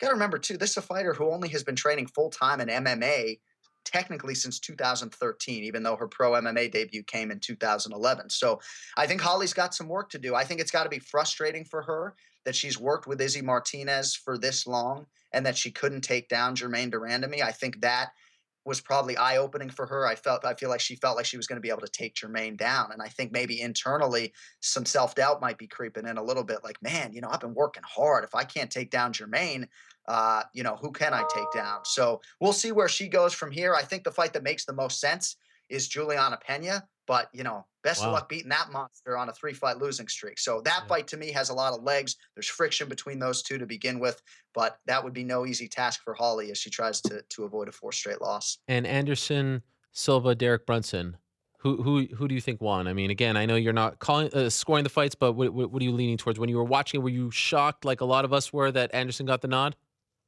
Yeah, I mean, we called that fight as a Derek Brunson win, Uh-huh. and I certainly thought he was the more effective guy. But all of that said, I didn't think Brunson was particularly effective in the fight. So I wasn't totally surprised to see the judges give it to Anderson Silva. I did say on the broadcast, I think these judges do have a tendency, and I hate to generalize, but I will. They're impressionable when it comes to crowd noise. And every time Anderson Silva moves his head off the center line, they go crazy, never mind throwing or landing a strike. And I feel like sometimes the crowd gets affected by that. I have long said they should be in the back watching monitors with noise canceling headphones on and remove the sound as part of any sort of judging equation. But no, I thought Derek Brunson won the fight. I certainly wouldn't trot out the word robbery because by and large, I didn't think Brunson was all that effective. But Anderson Silva, I think he'll fight on, and certainly his family and his boys want him to. But I think his chin isn't what it used to be, and as such, I think it sort of mutes his offense a little bit. And he's doing a lot of movement and not really doing a whole lot. So again, I was happy to see him have that moment, and obviously the emotions boiled over. But I thought it was a forgettable fight by and large on what candidly was a pretty forgettable night, at least in terms of the action. And I appreciate that candor. By the way, when you are done calling a show, you must be exhausted, right? I mean, I can't even imagine 7 hours. I'm exhausted doing this show, 3.5, 4 hours. Do you go to Twitter? Do you read your mentions? What is that? What is that like? Because I know how, it could be tough sometimes, but what do you do? What's the sort of, routine of yours? I stuff my face. Okay. So eating is the first priority. And depending on which part of the world I'm in, I would try to get in touch with my wife or my kids, depending on the time of day. But yeah, eventually I find my way to Twitter because I do feel like there's a lot of constructive stuff in there, right? And ultimately, I'm sifting through more for things that are constructive, especially when you're trotting out a 3-man booth for the first time in a long time. I think there's constructive stuff out there. And yeah, you just try to mute the hate. I don't block anybody on Twitter, but I'm certainly not afraid to mute the hate that's out there. But, we're also pretty wired, as drained as we are. We're all hopped up on green tea and energy drinks. So it does take you a while to come down after these shows. And it is a little bit of a high getting through one. And especially my first pay-per-view since 2012. It's a little bit of a high. But yeah, it's a grind, man. No doubt about it. It's crazy having called that football game last year. Like you blink, it's friggin' Yeah, halftime. Then yeah, you get a break, and then the game's over. This is an entirely different beast. And, I can see why back in the early days with boxing and even MMA, why they didn't have the announcers calling the early prelims. I can understand why there was a time in combat sports, and that window has closed for yeah. better or for worse. But I can understand why there was a time in combat sports where the announcers didn't call the prelims, because you got to save your best stuff for the fights that matter the most. Did you feel like a bit of a rookie, like when they were counting you down, 5, 4, 3, 2, 1, we're about to go live on pay-per-view, there's a buzz in the air, all that stuff. Did it feel a little different, the butterflies, like the first show or second show, whatever? I feel like I have said in the past that when I work the desk now for Fox, I don't have the nerves that used to accompany me when I would work the desk. And I say to our Fox executives, I wish I could get those nerves back, Huh. because I think they can be a performance enhancer. And for whatever reason, when I'm working the desk, it's just so familiar to me now that I probably have a very still resting heart rate. But when I call fights, dude, not that it feels like the first fight. I mean, I was far more anxious for my first pay-per-view, UFC 155. I got the call on Christmas Day that I was going to be doing the pay-per-view 4 days later. I almost at times didn't have time to be nervous because there was so Yeah. much damn work to do to get ready for it. But yeah, you feel the energy in that building. And dude, it's a pinch me moment when I'm sitting next to Joe Rogan. I think maybe that will dissipate as I work with him more, this being the fourth time I've worked with him. But dude, you look to your left and it's Joe Rogan instead of Brian Stan, who's like my best friend in the world. And it just has a little bit of a bigger feel. Brian and I spend so much time together that there's just a comfortability and a familiarity there that Joe and I don't have yet. So, maybe that added to some nerves, but certainly when I'm cracking the mic and doing my opening on camera, I'm not thinking about anything but, delivering the message to the masses. Last thing, and I don't want to put you on the spot here, but I do know that Ari Emanuel was in the building. Do you talk to him? Did you have any conversations, cup of coffee, any how you doing, anything like that? So I got to meet him in Houston, and I got to meet his son, which was nice. And, he came over to the broadcast table and sort of just gave me a nice, reassuring rub on the shoulder, for lack of a better way to put it. So Ari's been great. Again, I haven't had much dealings with the WME IMG people because Dana White's still calling all the shots when it comes to production. I know other departments have been affected more by Yeah. this transition, but I can say with 100% veracity that from a live production standpoint, very little has changed. We've lost a few employees, unfortunately. Frosty, one of our good audio guys, is no longer with us as he's moved on to the WWE. But by and large, the production channels are still the same, from Dana White, Craig Borsari on down. So at least our world hasn't really changed too much. Maybe there will be a time where I can really talk to Ari about the broadcast and some of the challenges that we face. But at least right now, it's all systems go and status quo largely. And by the way, I hate that it happened, but I love that it was you and DC who gave the tribute to our pal Adam Geller, because I know how much he loved you, and I mean, you even made the trip to the funeral. I know he was a big part of your career, and you just considered him a great friend. So that was awesome. That made me smile. And I don't know about you, because this is so Adam Geller, but I felt like somewhere he was like, I made it on a UFC broadcast. Like he would be the one to make the inappropriate joke about the tribute to him on the broadcast, and I felt like just somewhere he was just loving the whole thing. No doubt about, I mean, it's small potatoes, but on our podcast, we named the Fighter of the Year award the Snacks Geller Fighter Oh, of the wow. Year, and trying to sort of memorialize him as best we could. And even being able to, at the funeral, tell his wife, Deb, that I was going to be working my first pay-per-view in Brooklyn was special because she's a diehard MMA fan too. And gosh, I mean, Snacks would have been the second or third person I told when that opportunity came my way. And obviously I wasn't in a position to share that news with him, but just a guy who was full of life, obviously. And I don't know that anybody tributed him any better than you did right here on the MMA Hour. But it's, being in Brooklyn where he spent so many nights with the Nets, it was hard not to think about him a lot during that night.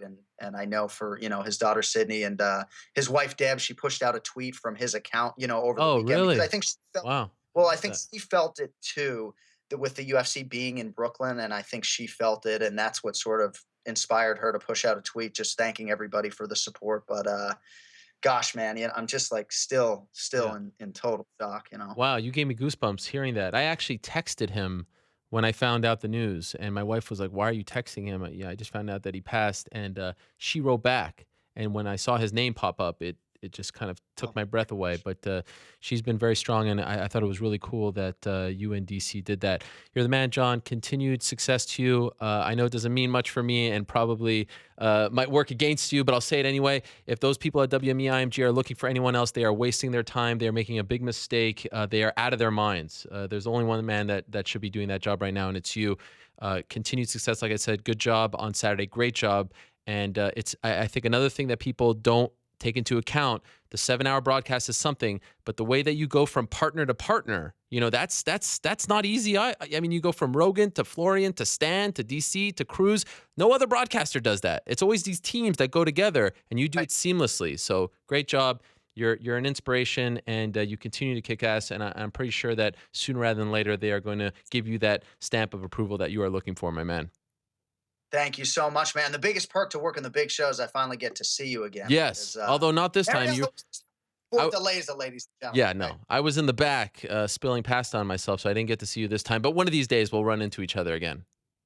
Thank you, my friend. Good to see you. All right, there he is, Jon Anik. Also, check out his podcast, the Anik and Florian podcast with the great Kenny Florian. They do a great job every week as well. And yeah, I mean, if you're looking for someone, there's only the guy has put in the time. 5 years he's been doing this. There's no one else who deserves that job, who is better at that job right now than Jon Anik, in my opinion. And I don't know about any, dream teams, whatever. I don't know what anyone's talking about. That's the guy for the job, in my opinion, now that Mike Goldberg is no longer with the UFC. Okay, let's move along. One last guest, and we've been talking about him all show long, sprinkled throughout the show. He fought Anderson Silva. It was controversial. I thought he won at least 2 rounds to 1, if not 3 rounds to none. We're talking about Derek Brunson, and he's joining us via the magical Skype right now. Derek, how are you?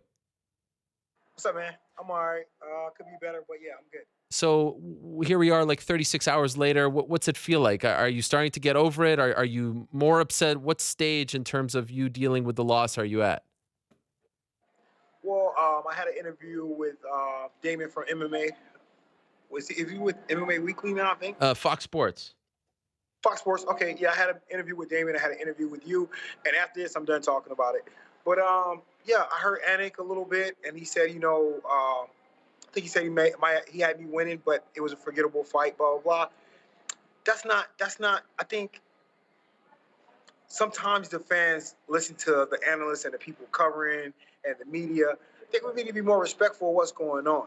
We took this fight on short notice. Anderson was in great shape. I seen Anderson with a little glimpse of a six-pack. I haven't seen him in a six-pack ever. So I'm taking he was in really good shape. I was not. I had to really push my cardio and change my diet and do a lot of things to get into shape against this guy who is a phenomenal striker. I train with some guys who fight in Glory. I train with top-level kickboxers. I train with John Jones.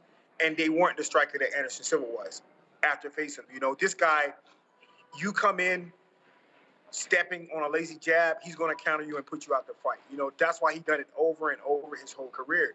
And to go out there and I watched the fight about 20 minutes ago because I wanted to make sure when I come on here that I thoroughly watch the fight and I know what I'm saying. And man, there's no way he won that fight. I heard fans saying, "Oh, well, he's the older guy. You didn't do much, or you should have pushed more." Come on, guys, look, watch the fight, score the fight as it should be. He defended your takedowns. You don't get points for defending takedowns. The first round, 39-8. I hit him 39 times. He hit me 8 times. I probably hit him with 12 uppercuts out of the clinch, where he normally put guys away out of Muay Thai clinch. Silva's nasty in the Muay Thai clinch. In the third round, I outscored him 31-18. In the first and the third, I had takedowns. So you tell me who win it. And I also heard someone says, okay, in the first round, he controlled the whole fight. We stood in front of the octagon for 2 minutes waiting for it. I wasn't going to be overzealous and get caught with a counter. He was worried about me coming forward, being reckless so he can counter me. 2 minutes, we stood in front of each other. No one really done anything. We were kind of fainting. I then took over, and I started fainting at him. He started backing up. I got him against the cage. The next 2 minutes, I controlled the octagon. You can give him the last minute of the round. If you do that, I win the first round in octagon control. So it's no way that he won that fight. The judges was just in awe. and every time he moved, as Anik said on the broadcast, the crowd went crazy. So you know, it's just crazy. It sucks for a fighter to work really hard and to I shouldn't have took that fight.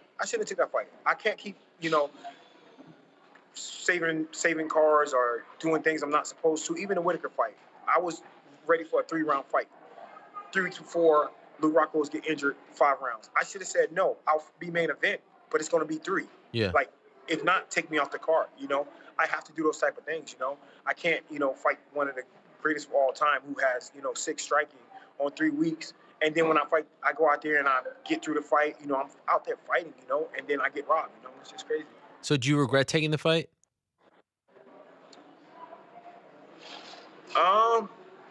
You know what? I regret in the simple fact that the fans are unappreciative of, they got to see Anderson Silva fight, who's one of their favorite fighters, and I went out there and I gave it my all, and a late ad for sure, and it's just the disrespect that comes about.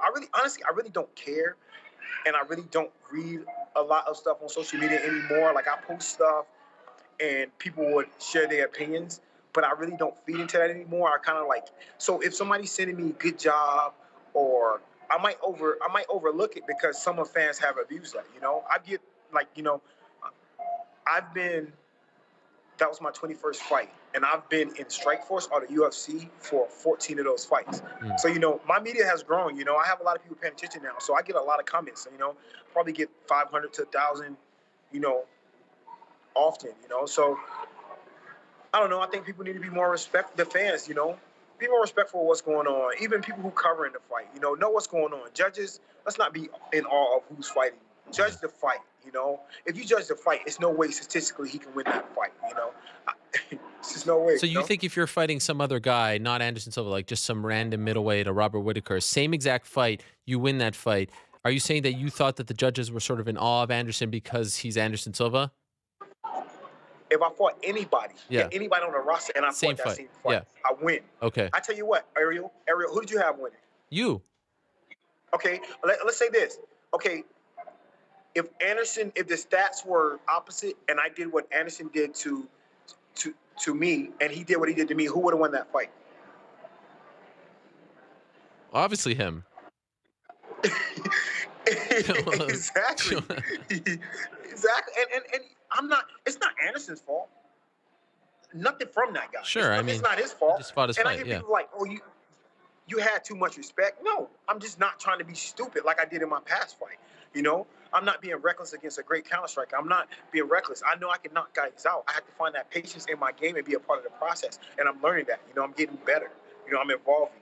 And this was an evolving fight. The whole time we worked on not leaning with your chin up. Was my chin up that fight? Yeah, no, I thought in my previous fight.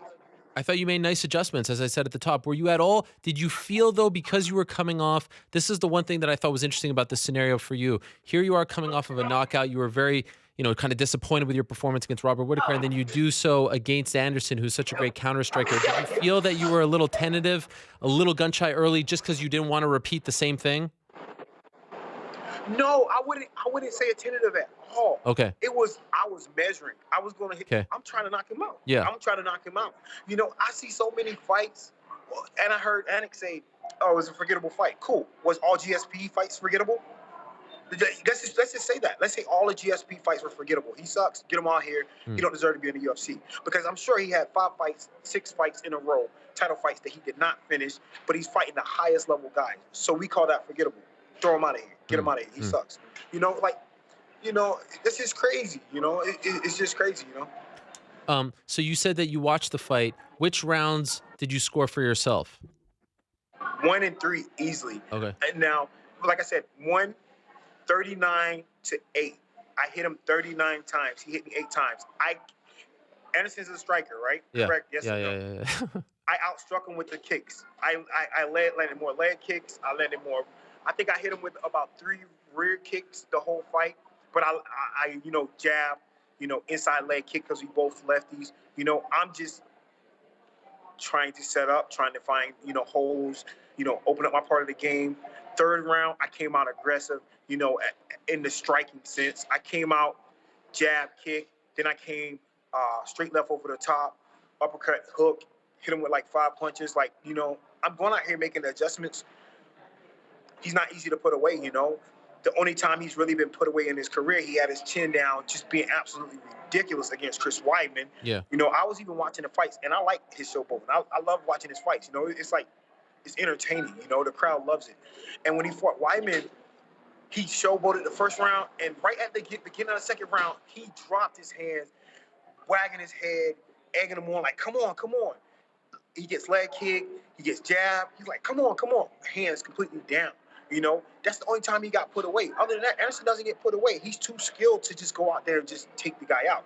And yes, I heard Anik say his chin become lessened. Yeah, he's getting older.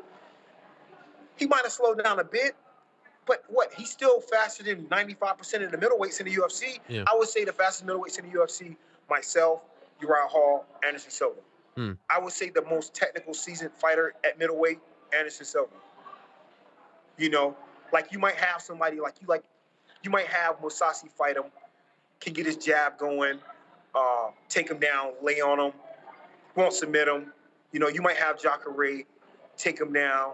I see kind of Anderson's crafty on the ground, nullifying jiu-jitsu, probably picking him apart on the feet unless Jacare hits him with a hard shot, because Jacare, he hits hard. You know, he's a stiff guy, but Anderson picks him apart. So Anderson's still alive, man. The dude take care of his body. However you want to say that, you know, he has great supplements. What you saying? What are you saying? What are you implying? What am I saying? I'm gonna let the fans say it. You said For this fight? For this fight? No. Oh, I'm in just general. saying Okay, in the okay. past. Let's talk All about right. what we actually All right. know. Okay. The guy take care of his body. Sure. So he can fight for a long time. This is not the 1950s. Guys know how. Guys can. Bernard Hopkins. He fights a young guy when he's 49, undefeated prospect, 22-0. He's 49. Oh, Bernard Hopkins is amazing. 50. He loses. Oh, he sucks. He need to retire. Make up your mind. You know. Yeah. Honestly, when you watch back that fight, are there, is there one or two things that you say, oh, man, I should have done this though? Like, I know you say that you won, and I agree with you, but it's very hard to pitch the perfect game, perfect fight. In hindsight, are there things that you wish you would have done to cement the fact that you won, to really, put a stamp on each round? Is there anything that comes to mind? I wish I wouldn't have been willing to step in on short notice and fight. That's the only thing I could have, because. But not about the fight itself. Not about the fight itself. I guess in the third round, I could have postured up and threw more punches. But like I said, I outlanded him 31-18. I counted the strikes, and I had like 5 people in there like, no, yes, no, we got to give him that. Even though punches, I was like, he didn't hit me. They're like, yeah, well, it looked like it. I'm like, okay, cool, we'll give him this. So yeah. Like I walk away from the fight, and I can remember the times I got hit and nothing significant. Like my chin was buried. He hit me with a couple jabs. He threw some like flying knees. None of those landed. He did a little capoeira, threw a kick. I blocked that, shook it off like, no, that didn't land. The crowd loved it. Because, the guy's an entertainer, but is this entertainment, or are we fighting and we scoring points, or knocking people out? That's the name of the game, Do you feel like you were robbed of the greatest moment of your career? I mean, this is not a typical opponent. This is Anderson Silva. Do you feel like these 3 judges robbed you of that? That's the issue, Ariel. That's the best way to put it. Like, you look for these defining moments. Yeah. Like, we can talk about it right now, and I've heard people reaction, and I hear the people say, "Oh, he won 30-27." I heard like 5 people say that. They're just retarded. Excuse my word, because that's not a proper word to say, but they're just ridiculous. But for you to say Anderson Silva won is just crazy. But it's no way he won that fight. I got sidetracked. So what was the question? I was asking if you thought that I guess I'm wondering. Oh yeah. You were robbed, and they took this moment away from you. These 3 individuals took this moment from you. Exactly, man. Like, you don't get into this. Like, for instance, you got into this sport when you first started journalism, or you have your show. You didn't get into this to be like,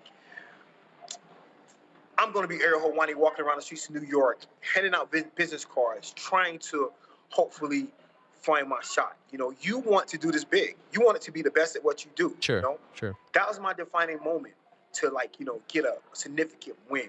People going to look back, and people going to be like, 90% of the people I've heard say you won that fight. But you know what? Eventually that's going to evaporate. We're not going to be talking about that. We're going to look at the stats.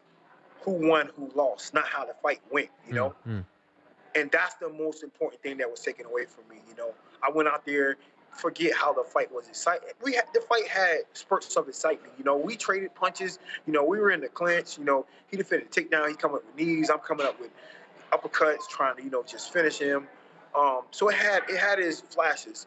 But regardless of whether it was the most exciting fight or not, it definitely, you know, a career-defining moment, you know, was taken away from me. And, you know, it is what it is. People expect from me, I hear people say, quit whining, move on. So what, I'm not supposed to care? Yeah. Okay. That's crazy. Leave your house unlocked. Leave your house. Let somebody walk in, steal whatever they want to. Don't file a police report and just be completely okay with it because it's over. It doesn't matter. Yeah. Don't listen. No, you can't. It's just crazy comments, you know. Yeah, and after this interview, I'm planning on moving on. I don't want to talk about it anymore because it doesn't matter, you know. But just so it's credentials. Somebody inboxed me and said, "Hey, they just stole your achievements and money from you." Correct. You know, money comes and go. You know, yeah, I want my win bonus, and yeah, that's a lot of money. You know, that I just lost out on when I clearly thought I wanted to fight, and I really did, you know. But yeah, the lifetime achievements and to the, you know, I think Anderson has a lot of fights left in him, you know. Yeah, like somebody said, his chin might be regressed, but you know, everybody have a weak chin if you get hit in it, you know. So his thing is going down the end part of his career, he want to be elusive and he want to hit guys, and he can make guys pay from the outside, you know. I'm fast, and it wasn't easy to just, you know, exploding to hit him, and a lot of times when I was trying to set up, he was pulling. I saw him pulling, waiting for my counters, you know, so I had to be a little bit better with my setups, you know. So yeah, definitely, you know, they stole a moment from me, and you know, I can retire a win over Anderson. I can retire today and open up a gym and say I beat Anderson Silva. Not so, you know. Not anymore. So I mean, that's they kind took of that what from you're faced with. Did you talk to Dana White in the back afterwards? Do we still have him? I think we may have lost him. Actually, just had 2 questions left for Derek Brunson. We'll get him. I think he's in a grocery store or something. I hear people like beep, beep, beep, but I do appreciate him stopping by. And he actually reminded me of something when he was talking about the win bonus. Oh, is he back? Derek, are you there? I'm back. Yeah, okay. It always happens, man. It's either my daughter or somebody calling. All good. And by the way, wow, your daughter is something else. I had no idea that she was like a beauty pageant girl. We learned this on Embedded. Is that the one you're talking about? You don't see his face? Yeah, I know. I know exactly where she gets it from. Holy smokes. Yeah. That was really cool. It's funny how everything just kind of lined up at the right time. But get that on camera. He actually entered it. Say it again. To get that all on camera for the Embedded show. To get all that camera. Yeah. Because she entered late, and funny enough, so I was bombarded with like media obligations for this fight because obviously it was a big fight and they want to push everything. So I was kind of like, no, it was an hour and 30 minutes away. The pageant was, so they rode with me. The Embedded guys rode with me. At first, I was like, no, you guys can like chill while I go do this. Yeah. But it was kind of cool, you know. Everything worked out, and you know, they definitely captured that moment. So she was excited. It was great to learn more about your family and to see you get that shine. 2 last quick things for you. Did you speak to Dana White after the fight, and if so, what did he say to you?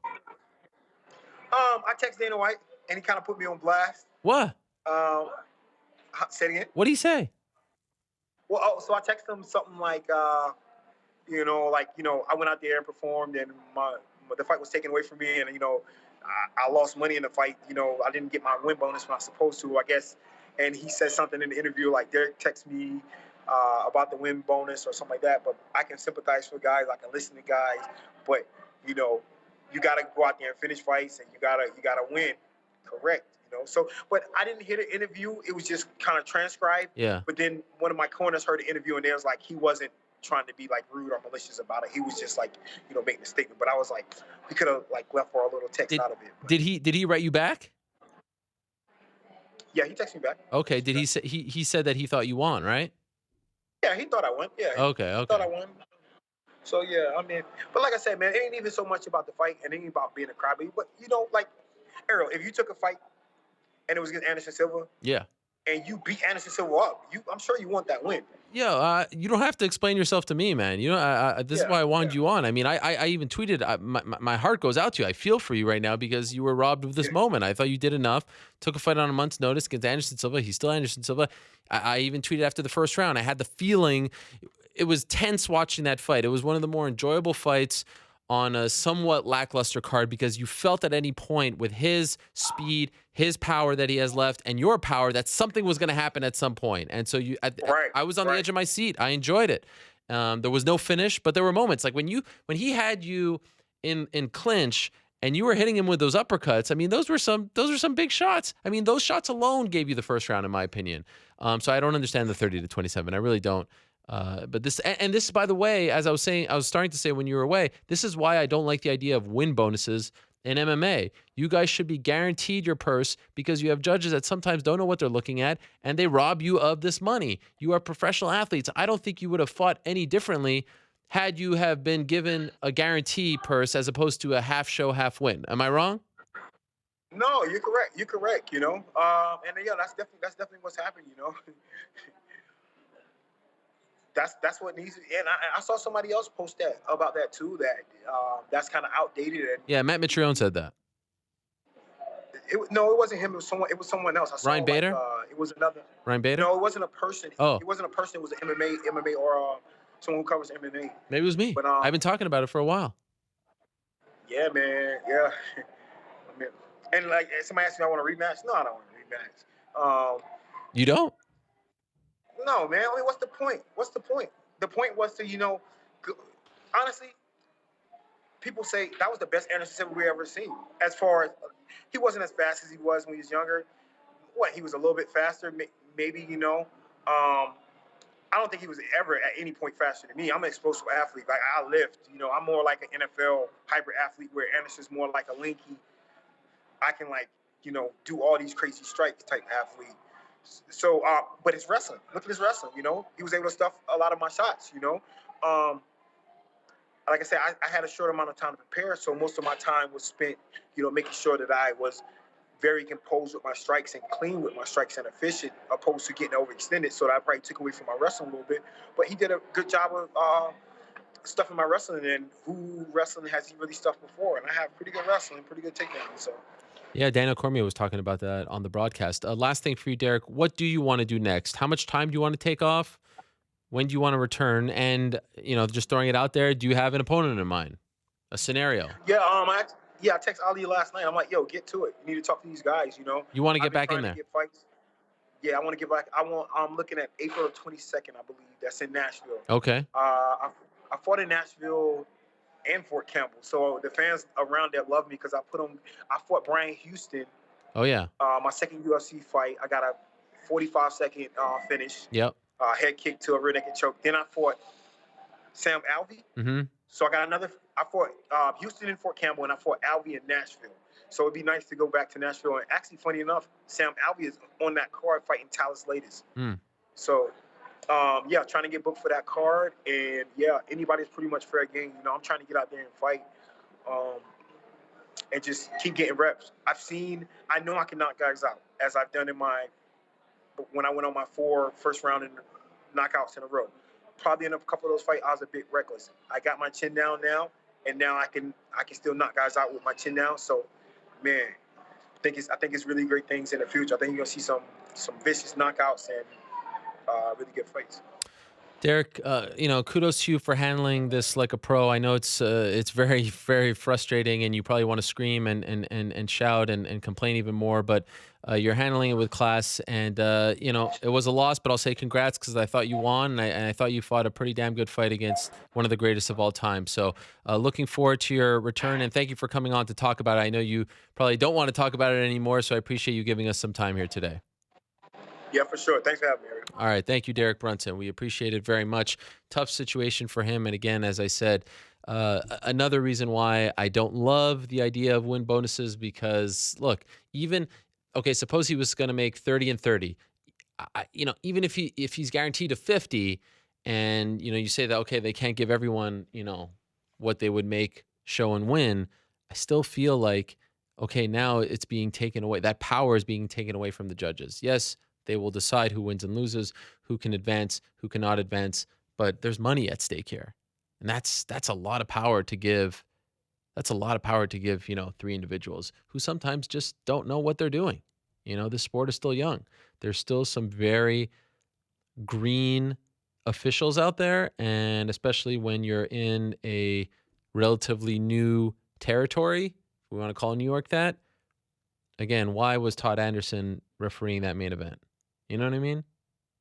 I've made that comparison in the past. It's like when the NBA went to Oklahoma City for the first time. Did the local Oklahoma City referees get to ref playoff games? And there aren't that many great ones in MMA.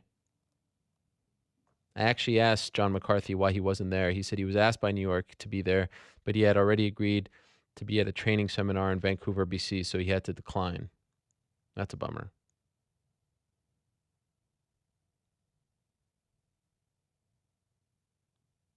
New York Rick, are you there? I am here. As we wrap up today's show. Oh, you're still there. It's funny coming back to you. Is no one in back of you? It seems like everyone went to sleep. Oh, there they are. There's Hello, people everyone. back here.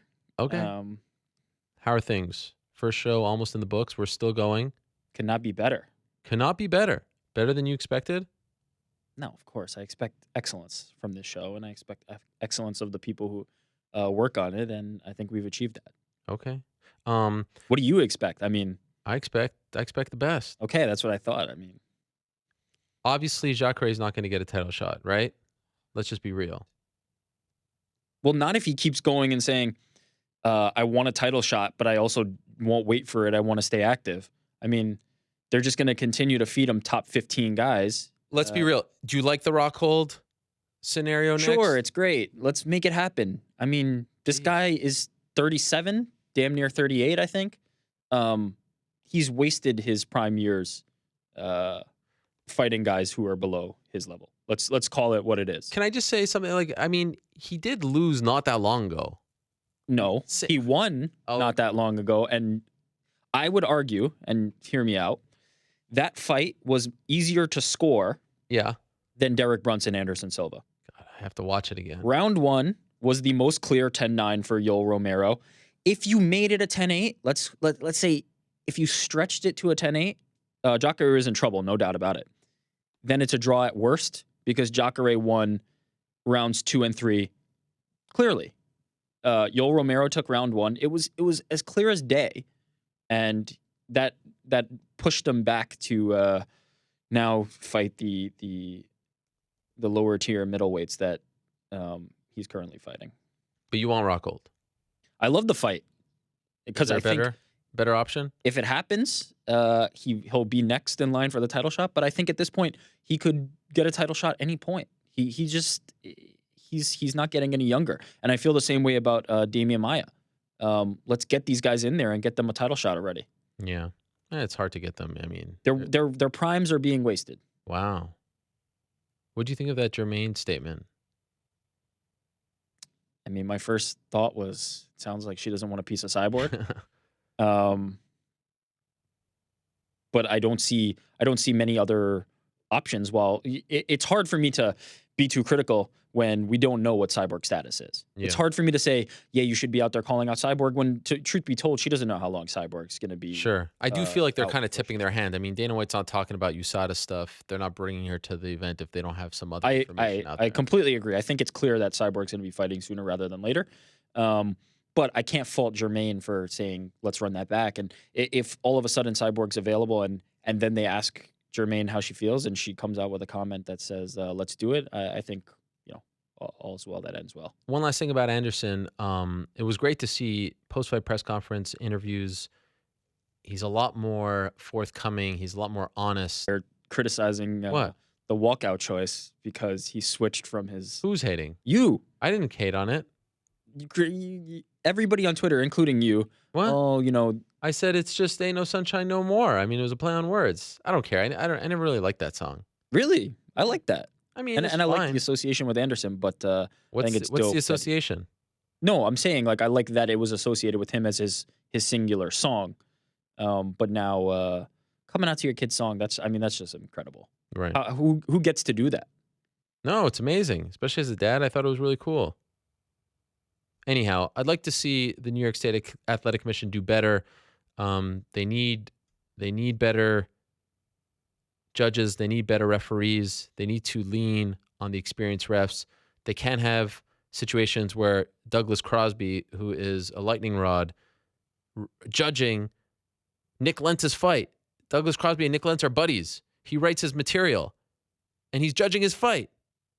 2 judges gave it 30-25. He gave it 30-27. There was no way that you could give it, but that's a conflict of interest. How can you not notice that? I think this says more about the sport that we They can't let that happen. trade in than anything else. They can't let that happen. And again, you know, that referee Todd Anderson, not to pile it on, he has to get in there quicker. It's on him, and that's why he didn't take a point away, because it was on him, and he's the one who did the infraction. Really, I've been seeing that, and I understand that, and it's the same as the submission. You're not going to let it go until the referee tells you to let it go. Tap is not a signifier, but if there's a bell, there's a reason we have a bell. Now, look, this is from John McCarthy. He texted me, okay? Let's go to the source, right? Let's go to the guy, right? The Godfather. Most people think the bell or horn is the end of the round, but it's actually the call or signal of the referee. You cannot say what a fighter hears during a fight. Auditory exclusion is very real. Elevate someone's heart rate, and it occurs under stress. I teach referees the proper mechanics for the end of the round so that when this type of situation occurs, you have your answers. At a minimum, time should have been called, and Holly should have been given time beyond the normal break to recover from a blow that hurt her. Would I have taken a point the second time? Yup. Yeah. And far be it from me to, argue with that. But what I would say to that is, or what I would think is, the bell is also something that signifies the end of a round for both the referee and the fighter. If the referee is not stepping in, clearly there's something wrong. And I think that if, let's say the referee, didn't even get over there in 5 seconds, 10 seconds, I would expect Jermaine to not be continuing to fight. I think that there's a reasonable expectation that the bell signifies something. If not, we can, leave the bell out completely and put a speaker or some kind of communication device in the referee's ear and let them step in and control the action solely that way. But clearly the bell is supposed to signify something. It can't be just completely disregarded. Otherwise, it would not be there. Okay, let's play a little game of buy or sell. I like to do this at the end of the show. Buy or sell? Glover Teixeira, too hard on himself. Buy. Really? Yeah. Well, what does he have to be, upset about in that performance? Buy completely. Yeah, I thought so too. It wasn't that bad. He dominated. What do you when you're dominating? Guys have to apologize. No, don't apologize. Now, if he had clearly he had expectations for himself that were different than his performance, and he alluded to the reasons why that may be. But that's for him to criticize, and that's for him to get into the lab and figure out. Absolutely no problem with his performance. Dominated, looked good doing it. And Cannonier is not somebody you want to let hit you, and he didn't. I'd love to see him go to 185, Cannonier. I really think at 185, he'll have a lot of power. I mean, I don't. Yes, I don't think it makes a difference. To be honest, I don't think your takedown defense is going to be any better at 185 or 205. That was clearly the deficiency in that fight. He needs to shore that up. 185 was not going to cure what happened in that fight. I mean, and Glover has got way more experience than him. I mean, it was a big step up. Huge step up. Way more experience, a very talented guy. And I think the story on Glover being done after being knocked out by Anthony Johnson was a little bit premature. And I said as much. If you go back to last week's show, I thought this was exactly what was going to happen. Glover was going to come out wrestling and take him down. But what happened in that fight was not going to be cured by a change in division. Buy or sell, Ian McCall is the worst luck in MMA. It's hard to sell that. It's really hard to sell that at this point. And I if I'm Ian McCall, I have to kind of wonder what the motivation is to get up for one, because you keep doing these weight cuts, you keep getting prepped for a fight. He's not young in his career. He's not the one who's on the way up and on the cusp of a title shot or anything like that. He's firmly in the pack right now, and he just can't seem to get into the cage. Me personally, and I'm a competitive person, even I would have trouble finding the motivation to keep getting up for this. It's got to be tough for him. Also, important to note, the first 2 times, I mean, it's 4 times since July that his fight falls through fight week. First 2 times weren't his fault. Last 2 times were. Still, that is just... It's hard, yes, but it's hard to say his fault in the sense that, like, there's very weird kind of occurrences. Yeah, but I'm just saying it was his opponent. Yeah, I know what you mean. Buy or sell Wilson Hayes getting a title shot over Benavidez against Demetrius next? Sell completely. I said this after the Benavidez. I thought maybe you changed your mind. Nope, I said this after Benavidez and oh my God, Cejudo. The Henry Cejudo fight. Benavidez. I'd until a better option presents itself, I want to see them run it back for eternity. It just doesn't. There's nothing else out there for Demetrius, so Benavidez is the best one there. Give me Wilson Hayes in his stash. Love the stash. Pass. Buy or sell 3-man booths for pay-per-views? Actually, let's pivot that to a question. Oh. UFC broadcast. This is from Sean Bradley on the website. What did you think of the 3-man team? Philadelphia? Sean Bradley 11. No, not spelled that way. No. Not spelled that way. Okay. SEAN. With the double talk, it felt cumbersome at the expense of Anik not having much of a presence. How did you feel about that? Well, I was asking you the question, but if you're going to ask me, let's pivot. I said I enjoyed it. I liked it. I think maybe at the top of the show I said that Cormier was a former fighter. Of course, he's not a former fighter. Yes, you did. I meant to say, a guy who's fought is what I meant to say. And typically these are roles occupied by former athletes. I thought it was entertaining. Now, I should say that sometimes I'm doing the scrums, interviews, things like that, so I'm not listening to every word. But this is something. It's not just like, okay, let's throw a third man in the booth and it's standard procedure. It's going to take some time to figure it out, to get everyone's roles down, to get the chemistry down, the flow down. But I think for the first time, I think Cormier is actually a really good third man because he doesn't have to talk as much. He's light, fun personality. I've always loved, the 3-man booth in boxing, Lampley, Kellerman, now Roy Jones, back in the day, Larry Merchant. Loved it. Showtime does a great job. Morrow, Al Bernstein, Paulie Malignaggi. Now, typically the third man is a, sort of, not like a journalist, but a guy who sets the scene. I don't think UFC would do that necessarily, and maybe that's a Rogan thing now, but that's not really his strength. So it's usually not 2 analysts, and maybe that is the issue that people are having a hard time with. But I do like when they try new things because for a very long time, the UFC's television product I thought was stagnant and stale, and I like the fact that they're trying out some new things. Completely on the same page with you. Think there's obviously some kinks to work out, and they'll get that out as they go through it. But 3-man booth gets a thumbs up from me. I like the idea. Karate Hottie against Rose Namajunas was named main event for April 15th. Was this a mistake? Buy or sell? Mistake by the UFC to not put the Karate Hottie in the title fight. They're pushing her, had her own media day last week. She's very popular. She's coming off a win on Fox. Why not at this stage just put her in the title fight rather than risk having her lose to Rose Namajunas? Was this a mistake as far as you're concerned? So, not a mistake. Really? Okay. I think you can build either one of them up for a title fight after this. Rose but they're clearly, they are pushing Karate Hottie. Yeah.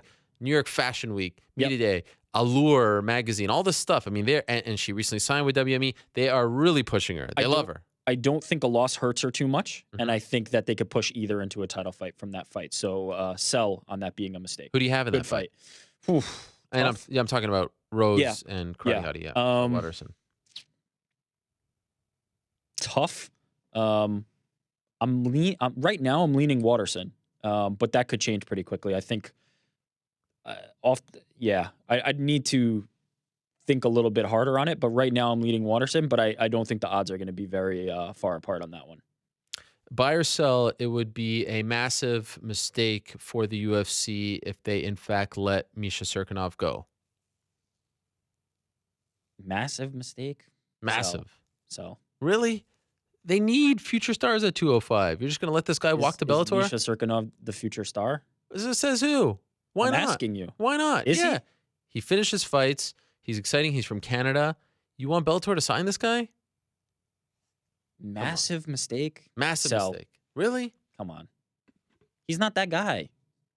Look, if you're asking... Famous last words. Why? Because he doesn't talk a lot? You said, is it a massive mistake? Yeah, if you're asking me, do I think they need younger, talented fighters at light heavyweight, and is Misha Cirkunov one of them?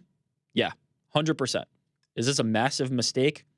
Completely sell. It's an unfortunate situation. Hopefully they figure it out. I mean, you can't let him go at this point. I don't think you can. I mean, obviously, the company's not going under. They're not going to, they're not going to just implode because they didn't re-sign Misha Serkinov. But these are the kinds of guys that you invest in. These are the guys that help rebuild divisions. He's from Canada. They need more Canadian stars. He's exciting. He finishes. How do you not figure this out? I'm struggling to drum up the anger. He's good. Not a massive mistake. Buy or sell CM Punk versus Mike Jackson. Mike Jackson said last week. 100% buy. You love that one. Purchase. That's the fight? Order now. Boom. He said, let's see who the bigger can is. He sold that fight on his own. And I think CM Punk could sell that fight too. Yeah, that's the fight to make. That was always the fight to make. Yeah. It was Mickey Gall and Mike Jackson should have been the opposite. It should have been whoever loses gets CM Punk. That always should have been it. Mike Jackson sold that fight before he even fought Mickey Gall. Yep. That was the one. And I would watch it for sure. I think that's the right skill level. Buy or sell Artem Lobov in the main event against Cub Swanson, November 22nd in Nashville. I'm going to have to sell that one. Not feeling it. Not feeling it? Remember, I was very, very impressed with Artem Lobov's performance against Ishihara. I thought looked like a completely different fighter. Clearly had his best performance, and I think he put it all together. Cub Swanson, Artem Lobov, great. I think it's a fantastic jump up for him. I'm okay with it from that perspective. But for Cub Swanson, don't like that. That's not who you need to be fighting to take that next step. After coming off the Do Ho Choi performance, you need. But if you're Artem, you can't hate on it. He's taking the big opportunity. For Artem, Swanson, you don't get. Yeah. What about as a main event for like a fight night? Yeah, I mean, I don't think it'll be a bad fight visually. I think, it's just in terms of like technical matchup, I think it could really be a lot of fun. I just think from Swanson's perspective, that's not the fight to take. Lobov, good for him. Take that shot and run with it. And by the way, this completely flew under the radar. Ally Quinta's officially back. Hell yeah. He's fighting Diego Sanchez. Hell yes. Shout out to Raging Al. First of all, I love that fight. But for that same card, by the way. Even if it could have been anybody in the world. Let's just get Al back in the cage. Hell yes. It just completely, he retired not that long ago, remember? I remember he was selling real estate. I've reached out to him. He's traveling, but hopefully we'll have him on soon. That would be fantastic. Buy or sell, Bellator made a mistake by not booking Daley MVP next as opposed to Daley Rory. Sell, because I don't think the appetite for Daley MVP is going anywhere. I think it's a great fight, Daley and Rory. They both wanted it, and I think a loss, a win for Daley, and then a loss, a win the next time. It really doesn't. That matchup was, people liked it because of the trash talk. People like it because of the styles. I don't think it does anything to either to Daley stock or to MVP stock for him taking the fight with Rory. We'll see, yet to be seen who MVP is fighting, but I don't think that fight can't be made down the line and have the same enthusiasm. Just got to build up some more Paula memes on social media, and we'll be right back in the same spot. And I promise you, I am not behind the fake Paul Daley Twitter account. Trust me, only losers make fake accounts. Do you agree with that sentiment, or do you think it was a mistake? It's just like there's so much heat there. Look at the way he talks about him. That scene of them sitting at that table. Did you see that picture? It was. You could cut that. It was a great picture right there, and I was like, but they're not fighting each other. You could cut that tension, but I really think you could build that back up. You could light that fire back real quick. Max Holloway, Jose Aldo officially announced for June 3rd. He found him. Jose Waldo. Who do you have right now? February 13th. We're like what? 3 months away? Is that 3 months? No, 4 months. 4 months away. Who do you have right now? I've got Aldo. Max Holloway is one of my favorites to watch. I think the only image of Aldo that I have is him losing to Conor McGregor, because it was so definitive and because it was so unexpected. If you eliminate that, the rest of it is just Aldo just demolishing everybody else, it's hard for me to pick against Aldo at this point. I don't think there's any concern. I don't think Max is anything that Aldo necessarily hasn't faced before in some variation or, in some combination. But the only variable here that I think will come into play is Max continues to hit new gears every time he fights. Mm-hmm. He could hit even another one, and Aldo could be on the downside. But at this point, the Aldo that I've seen and the Holloway that I've seen, I think it's Aldo. And I think the Conor, I think it's a similar thing to what we were just talking about with Glover and Anthony Johnson, where that one knockout is what's going to stick in your head and kind of sway the picture a little bit and color that. But you forget how good Jose Aldo really is. And I think we saw it against Frankie Edgar. Aldo is still that dude. And I think he'll be able to get it done. UFC booked Fabricio Verdum versus Ben Rothwell, UFC 211, May, Dallas. Who do you have? Verdum. One source has confirmed to me that Joanna Jędrzejczyk is going to defend her title against Jessica Andrade on that same card. I believe it was BJ Penn that first reported it's done. Looks like it's done. Joanna. Yes. Have you seen this? Joanna came out and said it's not done. Well, okay. Well, now, there's still a lot to be told here. Yeah. There's plenty of sources reporting it as in play. But she, I believe, made a social media video saying not yet. All right. She is a company gal, so I think she likes to wait for the UFC to do it. Regardless, I would have liked to see that fight in Rio. I would have liked to see Joanna enemy territory. Oh, yeah. Co-main event. It doesn't make as much sense to have, back to what I've been trying to say, like you need to go to the best market possible for these fights. And I know Jessica Andrade is the challenger, but I feel like Joanna would relish being, sort of in that Ronda Rousey in Rio against Bethe Correia situation. I feel like Joanna would have relished it, but it seems I was thinking that maybe you'd go with, Stipe, JDS2, Rothwell, and Verdum. Everything's bigger in Texas. Do the all heavyweight main card thing. Yeah, that would have been fun. Yeah, I guess not. Who do you have in that fight, by the way? That's a tough one, but I think I'm going to go Stipe. No. We talked about that. I'm talking about Joanna, Jessica. We didn't talk about that, by the way. We talked about it last week. Yeah, we did. Did I pick Stipe last week? I don't even remember. I don't remember what your prediction was, but we did talk about it because I reported it. Joanna. Damn, actually. Colleague of mine, I won't say who he is, but I instantly, I almost did Joanna on reflex. Jessica is impressive. Powerful. I that one I'm not gonna pick yet. I said Joanna on reflex. I don't know actually. I think the tools that Jessica has are the tools that will give Joanna trouble. So I'm reserving until we get closer. It's one of my favorite weekends of the year this coming weekend. And it's also my son Walter's 3rd birthday. My sister is having an engagement party in Montreal. That's very exciting. NBA All-Star Saturday night. One of my favorite nights of the year. All-Star game on Sunday.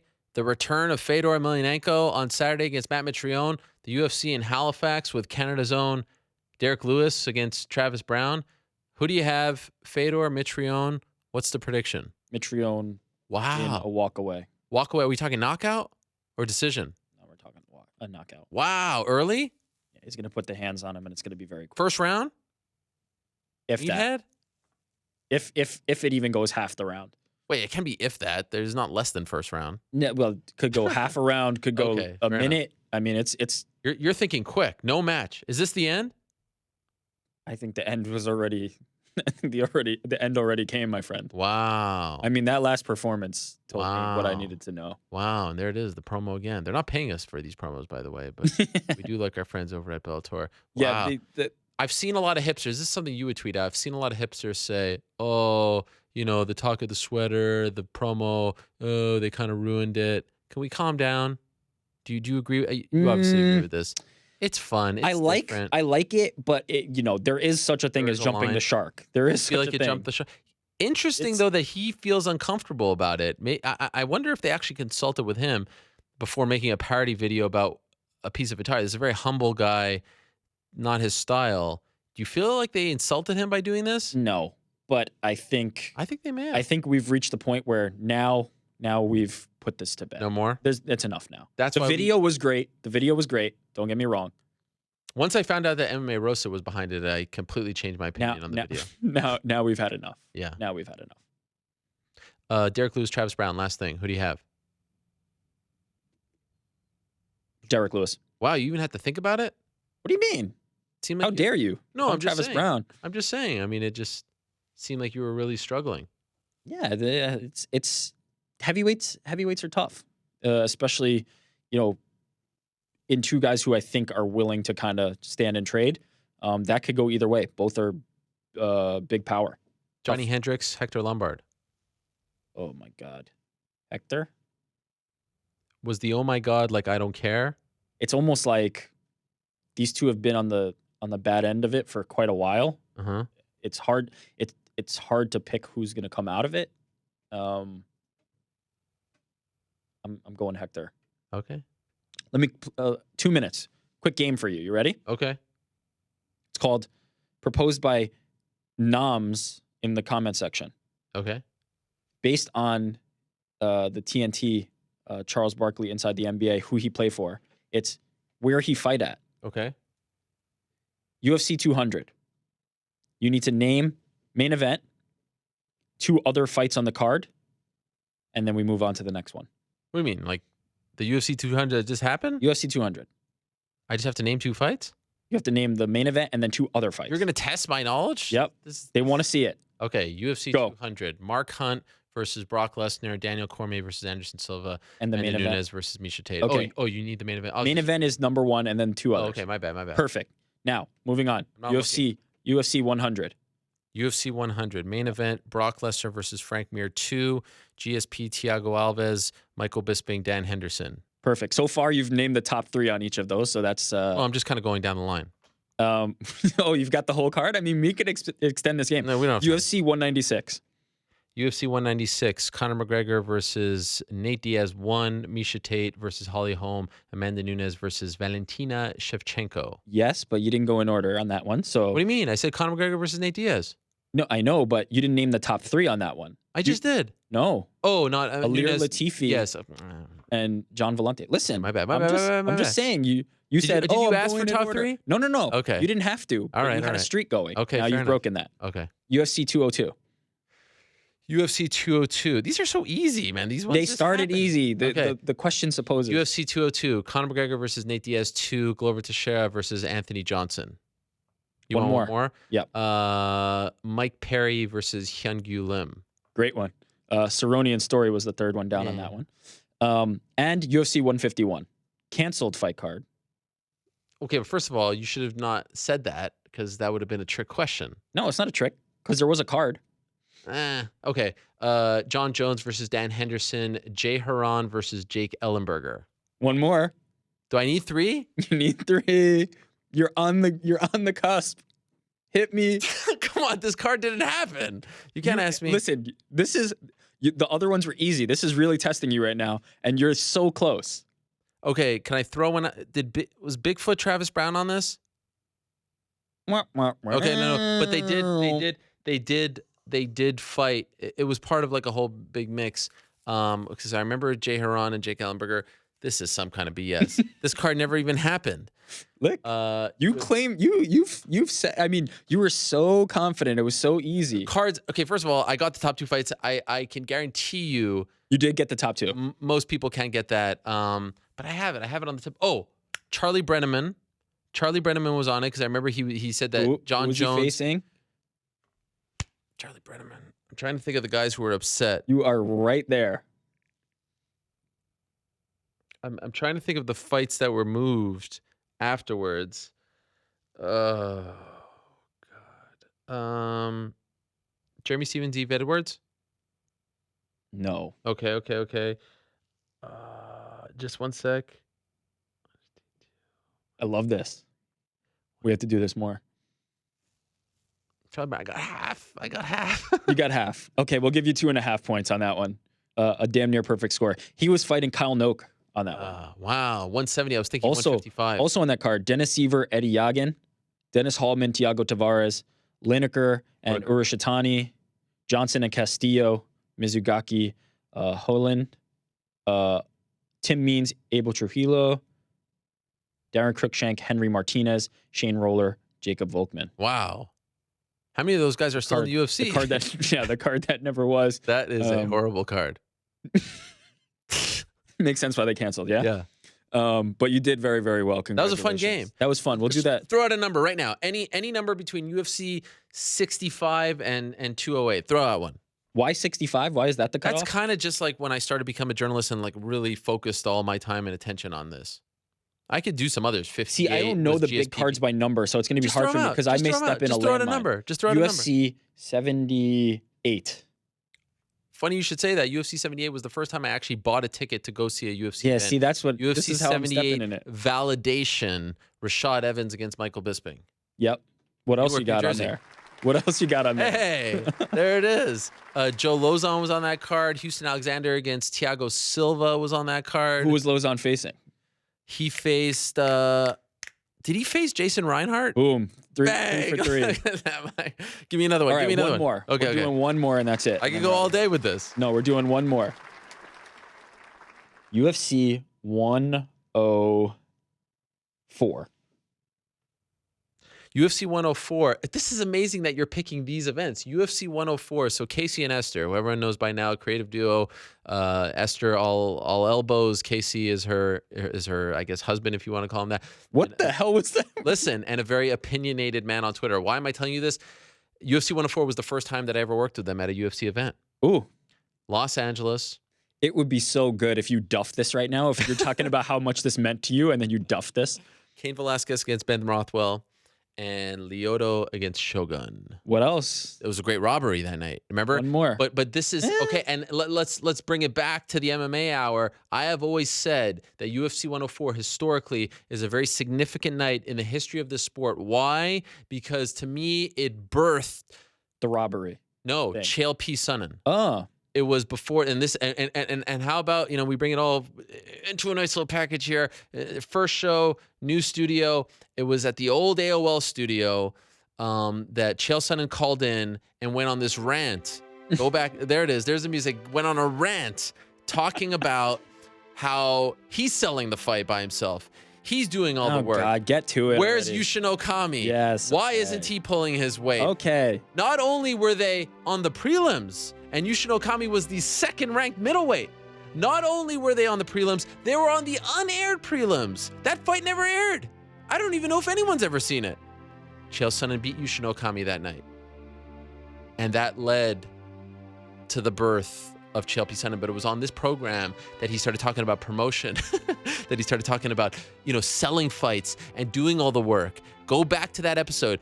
It was October of 2009. October of 2009, right before UFC 104, Chael Sonnen and Yushin Okami, and they became friends afterwards. Remember? They actually became friends, and his mom almost shot him. shot the guy. No, didn't shoot him. Almost shot him. Yeah, that's what I said. No, you said you shot him. Oh, sorry, my bad. Almost shot him. Chael Sonnen, Yushin Okami, and by the way, another great moment from that show. Pat Barry wins, I believe, against Anthony Hardonk. Yep, that's correct. Said before the fight that all he had to eat ketchup packet was ketchup and rice. Had nothing else. I'm interviewing him backstage back in the days where we could interview them backstage one-on-one, and Dana White walks by and he says, I'm not going to wash my hand, shakes his hand and says, I'm not going to wash my hand because the boss just shook my hand. How about that UFC history? Well done. I tip my bun to you. No more? That's all you got? No, come on. If we're going to go on 4-hour rants about the card, we could do a whole show just on this. I would also say one of the earlier UFC fights that really polarized people. Yeah. Not obviously it's not early, and there have been controversial fights before then, but it was hard for me to remember something more divisive until that point. Like that was which one? Shogun and Machida. That one really polarized people. Okay. Because I think it was an indication of I remember Dana White was very upset styles. At the press conference. And speaking of judging controversy, it's something that's been playing in the sport. What event did they rematch? What was the number? Oh, and where? I remember watching it at Hooters. I just don't remember. No Dave and Buster's? No, I don't watch fights at Dave and Buster's. They only show Bellator, right? Well, not back then. No, this is not my game. I have no idea. UFC 113 Montreal, May of 2010. That's easy for you, Montreal. Okay, and who fought in the co-main? Let's tie this whole thing together. Whole thing gets tied together right here. I'm trying to remember who else was on that card. Was Rumble on that card? No. He wasn't? Who? I don't Kimbo know. Slice was on that card against Matt Mitrione. That's right. I remember that. Co-main, tying it all together. Josh Koscheck, Paul Daley. Punch. Out of here. Koscheck returns this Saturday. Paul Daley on the show today. That was actually my almost forgot clip of the day.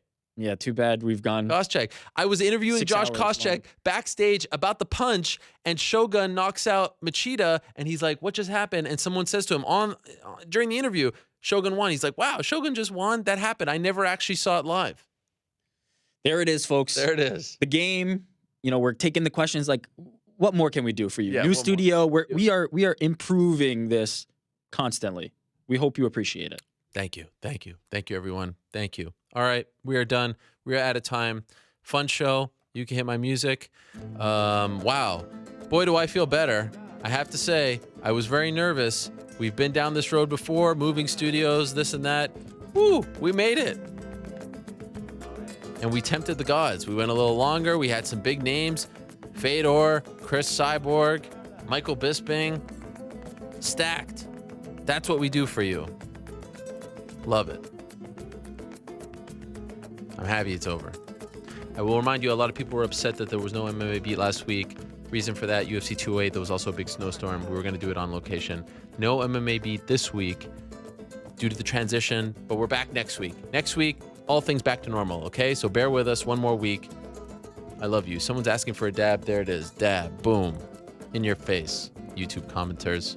All right, we're out of here. Thank you so much to Rory MacDonald. Best of luck to him in May against Paul Daley, and conversely, best of luck to Paul Daley, who left us high and dry today to go teach some students. I'm okay with that. Looking forward to that fight. Bellator 179. Best of luck to Cris Cyborg. Appreciate her coming on and attempting to clear things up a little bit. Let's see what happens. USADA, featherweight title. There's much to figure out as far as Cris Cyborg is concerned. Thank you very much to Luke Rockhold. Appreciate his time. Get well soon. Thank you very much to the one and only Fedor Emelianenko. Appreciate his time. It was great to meet all the Russian fans, by the way, in Brighton Beach with Khabib Nurmagomedov last week. That was amazing. Thank you very much to Michael Bisping. Get well soon. Thank you very much to Jon Anik. Keep up the great work. And thank you very much to Derek Brunson. You won that fight, my friend. I'm sorry it didn't work out for you. Back next week, same time and place. Until then, I say peace. I'm out of here.